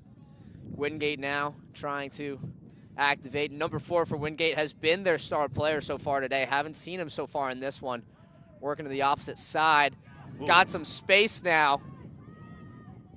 Ooh. Almost intercepted, but Wingate now running away. Misses the last man, and he will head into the try zone for 5 points for the Bulldogs as we end the first half here. A lot of hands on knees, a lot of heavy breathing. These guys are winded, and I'm not just talking about the weather. Absolutely, and you know, it's a tough way to end the first half. It's a big deplete to their momentum and their energy. They were playing so well and so strong. Just one broken play. It was really the first time we've seen a big carry like that against South Carolina today. And a big play for Windgate. South Carolina's going to have to make sure they stay mentally tough, mentally strong. Don't let that affect them too much going into the second half, trying to close it out and win this tournament. Yeah, and so Windgate able to tie it up with the confirmed 2-point conversion there. Wingate's defense, again, has been pretty fast, pretty good so far this whole tournament. Again, South Carolina almost had another opportunity to score there at the end. Instead, it's a 14-point swing. They don't score. Wingate turns it around into their own try. In terms of Wingate's defense, what's got to happen for them to slow down South Carolina's offense? I think South Carolina's been doing a good job at just staying patient, waiting for that lane to open up themselves. I mean, they're definitely playing physical, but they haven't been really, burrowing down as we've seen some of the other teams in this tournament do. They're staying potent and waiting for an open lane and then taking that when it presents itself. And so for Wingate, you got to make sure those lanes don't happen. Let them come to you, to let them try to run through you, and know that your defense is going to stand tall, stand strong, and knock them down if they try and run through your face. Yeah. But we're due for a great second half here, Fluke. I mean, I'm looking forward to it. This tournament has been so fun, so exciting, and it's all coming down to a cinematic finish here. Yeah, and I believe that is club president Jack Edwards, number 2, with the headgear coming on for South Carolina. If my reports are correct, lost a tooth earlier today. Yeah. But certainly has not lost his spirit. I saw him with Invisalign on, and I didn't know, or a mouth guard type thing. I wasn't sure if it was Invisalign or if something had happened. Maybe it might have been before, because I didn't see any missing teeth, but, I mean, that just goes to show that guy's a baller. Oh, my goodness. Dubois receives it, takes a hit, and goes and takes a run. He's got daylight trying to track him down as Wingate, and he's in for the try. Yes. Oh, my goodness. Nick Dubois, talk to me nice. I will say a fantastic response by South Carolina. That is how you respond after the way that first half ended. However, I do think the referees messed up that call. I marked him at about 1.5 yards short of the try zone. You can see the Wingate defenders arguing that one. A bit of luck the Gamecocks' way. Maybe I missaw it, but from up here it looked like he was just short of the try zone. But yeah, you got to confirm the tackle pretty much. Either way, that's 5 points the Gamecocks' way. And a huge play for them there. Kick is up and through, 14-7. Yeah, again, thought momentum was in Wingate's favor, and you thought that South Carolina, especially Nick Dubois, might be a little tired, but think again. Dubois has been a big player for them today. He's been a standout for this South Carolina squad. I feel like I've been saying his name every single game. He's just an unbelievable player and really showing out today for the Cock Rugby A squad. Yeah. And now we got 5:35 and counting. I mean, this is just. Yeah, ball is flying everywhere right now in the wind. It's picking up a little bit here as the. It's been picking up every game. Every game. The sun is starting to set here. And it's interesting, Calvin, because I remember when the sun was rising. Yeah, Flu. I mean, everybody at home, today's stream, the amount of coverage that we had would not be even close to being possible without Flugie. And also shout out Jeff Vasquez on camera. He's been doing some great tech work today. He's been here pretty much all day as well. So, I mean, this stream would not be possible without these guys. I showed up at like 12, so I had work this morning, but, I'm not saying I was doing nothing, but I mean, these guys made this happen. So huge shout out to them. This wouldn't be possible without them. Yeah, and I'll take this opportunity to thank our whole crew for making this possible. Again, Jeffrey Vasquez, Alyssa Crawford, doing amazing work on the technical side of things. Calvin, you've been amazing. Ava, amazing. Billy and Stu, also absolutely amazing. And also like to thank Gavin Wiedemuth, who couldn't be here with us. He did a great deal in prepping for this and helping on the live stream side of things. And also shout out to Brad Muller, because he was the one who sent the email to say, hey, SUTV used to stream Cock Rugby, now we don't, let's do it again. And saw that, and me and Gavin were able to to get a deal. Called Coach John Roberts, talked to Jack Edwards and Treasurer Xander Tolia, and they've been absolutely amazing to work with, some of the greatest people you'll ever meet. So thanks everybody for making this possible. Absolutely, really excited to have a good partnership with this crew. It is a fun crew. It is just a really great group of guys, and I'm glad that we can get this partnership going and bring you guys some elite rugby, because there's nothing short of that. As you can see, a great run here on the outside. Yeah, number 4's got that elite speed as Windgate is knocking on the door here. Again, they're only down by 1 score, but an errant pass. They're able to recover. Now if the Feehan makes the tackle. Yeah, Windgate able to come out of the scrum, or the ruck with that, excuse me.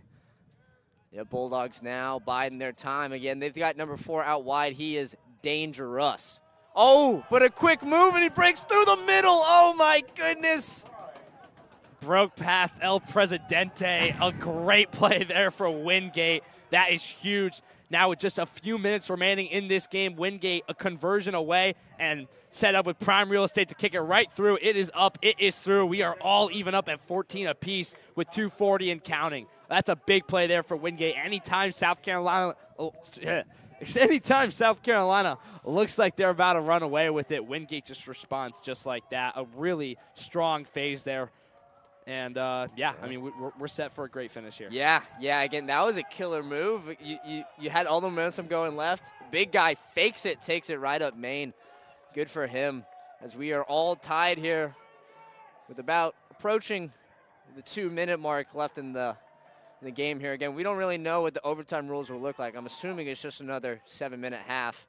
I sure hope so. We shall see as USC receives that one. They're going to work it over to the left side.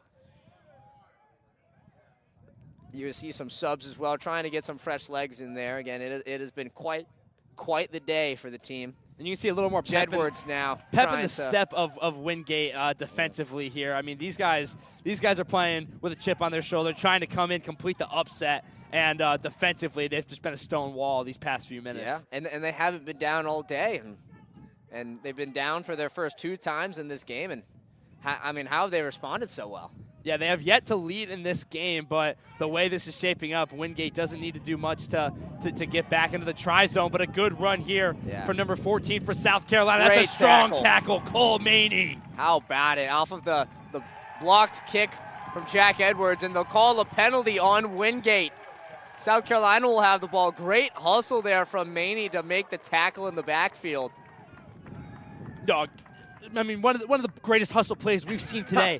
Cole Maney just running after that guy. I mean, he looks like a gunner on the outside, able to track him down and now get possession back for South Carolina. Oh, he's got space over on the left sideline, heading towards the try zone, and he's in for the 5. Matthew Walsh with ice in his veins. This could be the deciding factor in this game. Matthew Walsh putting the team on his back. Oh, my goodness. What a play. Are you kidding me? To give South Carolina the lead. In the last minute of play, what a sequence from South Carolina. Oh, my goodness. That was just an unbelievable effort. Yeah, the tackle from Maney, and then they comes into them getting the penalty, and then they take it the other way off a great dump off from Grant. I mean, again, you can get lucky or you can make your own luck, and South Carolina put themselves in a great position to get lucky there. I thought there was 15. It was actually number 6, Pearson Braddock. So Braddock's the one with ice in his veins. There you go, Braddock. With a big play, and now Windgate has got to do a lot in a little bit of time. Yeah, this will be the final possession of the game. It's going to all come down to this. South Carolina did miss the conversion, so Windgate with a score and a conversion could win it all. Can South Carolina lock down defensively? Can Windgate upset the hometown crew? Yeah, we're going to find out right now. Big moment for the Big E Memorial Invitational. And that's a great kick. We'll kick it out. Oh, and because it did not hit inbounds before it went out of bounds, I believe Windgate will get it at the 50. Oh, I thought it. That's pretty costly there for South Carolina. Absolutely, a lot less field to work with if you're Windgate. Only got to go about 50 yards. And here we go.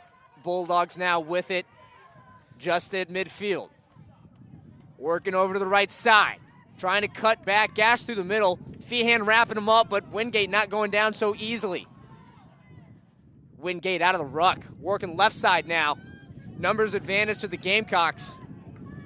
They decide to go back to the right. Bulldogs through the middle. And Feehan doing a good job of stopping them, but Windgate slowly advancing. Penalty advantage, Windgate. Gotta be this back is big. 10. South Carolina's got to get possession back, get this out of bounds. Oh, trying to make a run. Big tackle from Jack Edwards.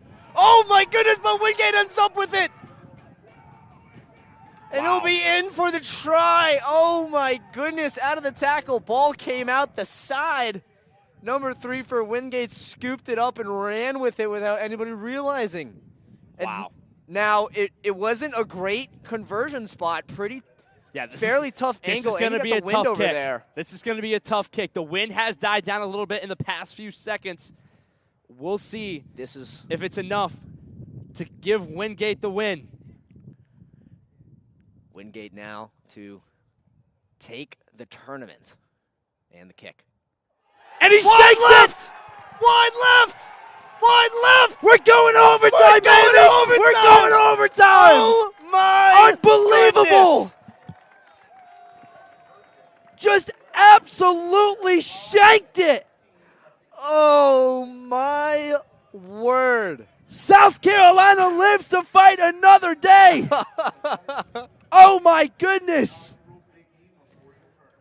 Wow, what a moment here in Northeast Columbia at the Big E Memorial Invitational.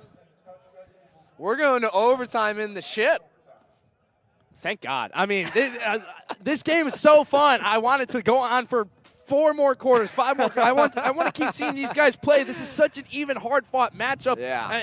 It's been unbelievable. That score right at the end by Windgate, just a great play. You could call it a little lucky, but I mean, right out of the ruck, able to just get that ball to your teammate, run it down the left sideline. South Carolina, there's not much you can do there. He had an open lane on the outside. I mean, gotta protect the perimeter, but I mean, sometimes you just gotta tip your cap. It bounced the right way for Windgate. They took advantage of it, but got a little bit lucky missing that kick there at the end. So it looks like we're gonna have a 5-minute overtime period here to crown the winner of the Big E Memorial Tournament. You know, Calvin, trees are made of wood. Houses are made of brick. But this is what moments are made of. Times like these. Championship. First ever Big E Memorial Invitational. Interstate rivals. Again, if you remember, just about a month ago, Windgate took the win over South Carolina 33-0 in 15s. I remember Stewie and Billy covering that game, and they came back to me. I'm just like, yeah, that game. They didn't really have a lot to say about it. Windgate just kind of came in and dominated, but here we are now. Tides have kind of turned. South Carolina with a fighting chance to go on and win this for their fallen soldier, Eric Elkin. A leader in the locker room, a leader in the team, a brother to this group of men. Yeah, and again, the support for Eric Elkin, his family, the whole rugby community has been absolutely amazing. You know, thank each and every one of you for your thoughts and prayers. Absolutely. It just, I've been saying it over and over again, but this has been one of the best events I've gotten to take a part of here at the University of South Carolina. A huge shout out to COG Rugby for throwing this on. It's for a great cause. Last we checked, have we got an update on how much money we've raised since we last? I know it's over $15,000. Around $17,000. Oh Somewhere in my that vicinity. goodness, that's just incredible, That's and the amazing. fact that it's rugby that brought this together, a sport that Yeah. not a lot of people look at as a big sport, but they should because Yeah. oh my gosh, Oh, is yeah. it so fun? It's such a great sport. It's such a great game, Yeah. and if they watch this one, I think we have rugby fans for the rest of our life. Anytime I'm going to try to put someone on a rugby, I'm going to show them Yeah. the replay of this game Oh, yeah. because my God, it's just such an even matchup, and now it's going to come down to these final 5 minutes to crown our victor. Yeah, well, and Calvin, get this. I'm going to tell you two of the greatest words in sports. Sudden death. First team to score takes home the victory.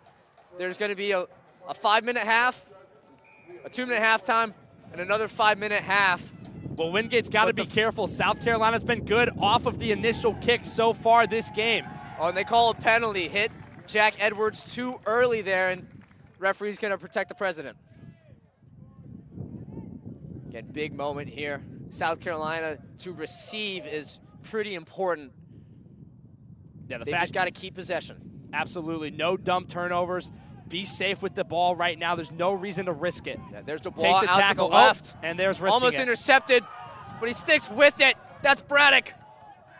And Grant trying to kick it forward. Dubois ends up with it. Back to Feehan. Feehan through the middle. But a penalty called. We'll send it back. Oh, man. My heart is racing. Actually, looks like there might have been a step out. Oh, yeah, it Knock looks like a on by forward South pass. Carolina. Wow, Oh, my goodness. That's big. I do want to say Nick Dubois with one of the best plays of the game right there. Really set up that scoring opportunity. It's a shame it has to get called back, but now we get to see another cock scrum, baby, and you know we love that here. Yeah. Wingate now to drop the ball into the baby scrum. And they'll end up with it. Moving back over to the left side. Again, got Grant over there, got Dubois over there. Trying to keep it in bounds. They do. That's a great play there by Grant Rulin right there. Able to keep him in bounds, able to keep him with possession of the ball. They had an outlet on the outside with a lane, but able to shut that down real quick. Yeah, Wingate trying to force it through the middle. Charlie Feehan and Distilio with other ideas. I think Distilio's got it. I think he came away with Scramble that. for the South ball. Carolina's South Carolina got it. has it. Jack Edwards out to Grant Rulin. Rulin back to Edwards. Through the middle. El Presidente laying the shoulder down. I like it. Oh, and penalty advantage, Wingate. Wingate now at midfield. Number 4 with speed. Tries to break through. Dubois wraps him up. Another penalty. They're going to call high tackle against Dubois. Wingate now advancing slowly. Again, first to score wins. Trying to wrap him up. They're at the 10-yard line. Wingate now out of the ruck. Back over towards the left side. Number 1, he had a fake and score earlier in this one. They're able to bring him down there. Again, still about 10 yards away from the try zone. Wingate in the middle, trying to squeeze their way through. Tackle by Distilio. Tackle by Feehan. Out of the ruck. Here comes Wingate. They're knocking on the door. They are so close here. And penalty advantage, South Carolina. Oh, my goodness. I mean, they were a yard away, Flugie. I don't know how they weren't able to knock that in. What a great break for South Carolina. That's going to give them some breathing room here. Now the question is, do they want to try and run it down the field themselves and keep possession, or boot it down and pin Wingate back and trust the line out? Yeah, they're not out of the woods yet. Pass over to Feehan in the middle, trying to get some yardage. You're going to have to go 95 yards down the field if you want to win it here, Distilio but here's a lane. Takes it Here's a himself. lane. Down the right side, trying to find a friend. Oh, throws it back to nobody. Wingate ends up with it. Trying to bring him down again, back towards the 40-yard line. Yeah, man, it's those turnovers. You got to be careful of that right and a now. kick forward. Potential obstruction. But either way, South Carolina will try to recover it. Will do so successfully. Penalty advantage, South Carolina. Or no, Wingate, my apologies. Wingate now towards the middle. They've got numbers on the right side. To number 3. And a big run there from number 3. And Wingate takes it in sudden death overtime. My goodness, what a sequence of events. I mean, shout out to Windgate coming in, difficult crowd. I mean, packed with Gamecock fans and able to upset the hometown team in their tournament. I will say, questionable no obstruction call there at the end. I don't think it was much different than what they called on the Gamecocks' first try attempt that got called back earlier in this game. And I know it's got to hurt a little bit here for the Gamecocks, but shout out Windgate. It's hard to say as a University of South Carolina student, but I think from what we saw today, Windgate is the best team in this tournament. They deserve to win, and it was a great finish to what we saw today. What a stunning game to end it, going to overtime, winning in sudden death, and yeah, man, it really this was an incredible event. Shout out to all the teams here today. They, traveling from far away, playing in development games, playing in playoff games. It was just a great time. So, a long day concludes with a Windgate victory. Yeah, credit to Windgate. They dominated all day, and credit to South Carolina for putting up one hell of a fight. Couldn't think of a better way to end it than a hard-fought overtime game in the first ever Big E Memorial Invitational. Absolutely. Again, would like to thank USC Rugby for organizing this amazing event and having us out here, and would also like to thank everybody at SGTV for helping make this all possible. I know this was quite the project, and we will be back for the trophy presentation in just one moment.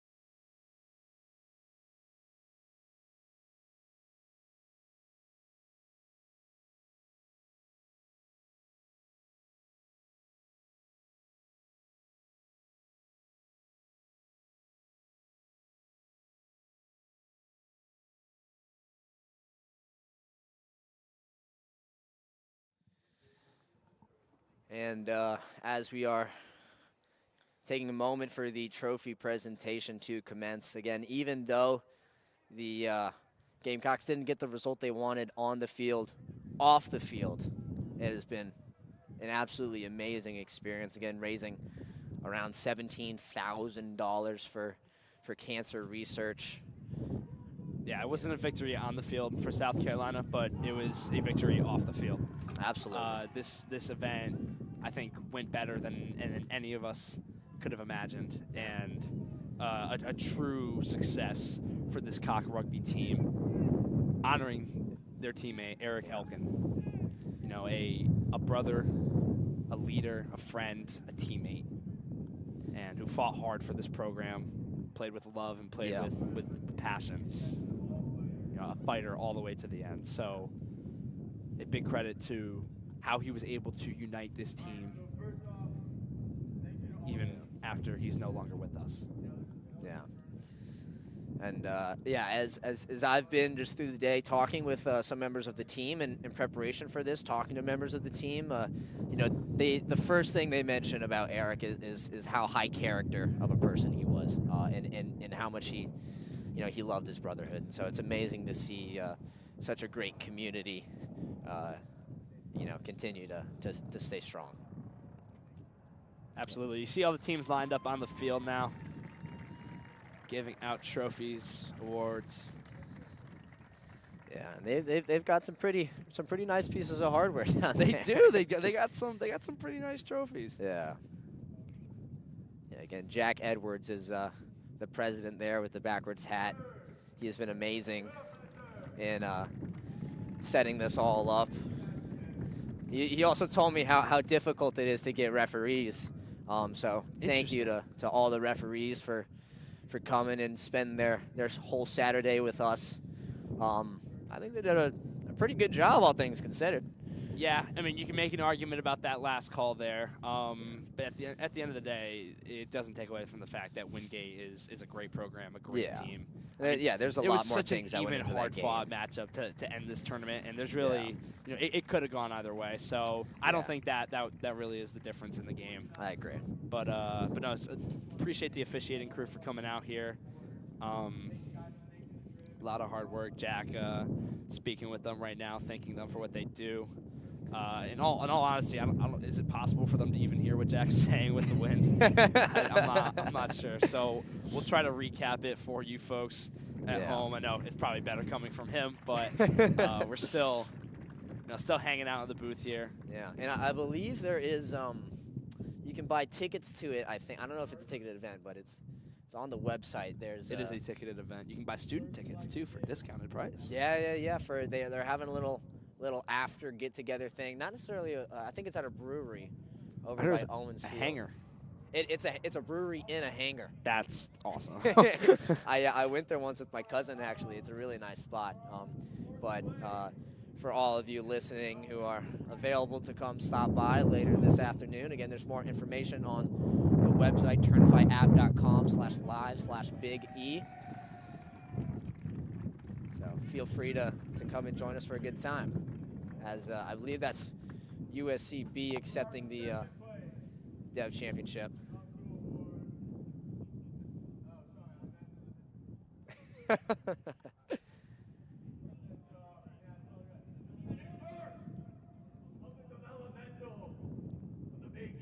Oh, apologies, that was second for.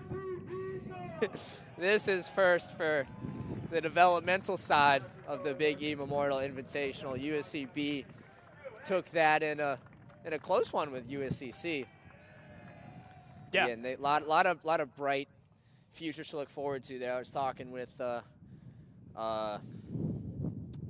Dylan Seymour earlier today, and there's a lot of good players. Really great color guy, by the way. Yeah, he knows his stuff. And he spent so much time with us. So thank you so much, Dylan, for being with us. Yeah, really appreciate Dylan for hopping up in the booth, filling in, staying here with Flugie so it doesn't get too lonely waiting for my arrival this morning. So, yeah, big shout out to him. And, big win for USC B squad. You know, it's unfortunate that top team couldn't come out with the top gold, but developmental squad came away with some hard work too. So pretty sweet that they got that too. And there's South Carolina getting the second place award, again Alabama in third, and Tech in the fourth. And in the first ever Big E Memorial Invitational, Windgate to take home the trophy again. They are an amazing team, a small school, but they've really got a good group of guys over there who play the game the right way. You know, I absolutely so props love to Windgate. I love the camaraderie of rugby. One of my favorite quotes about it, I said this last week, and I'm probably going to say it every stream because it's just such a great quote.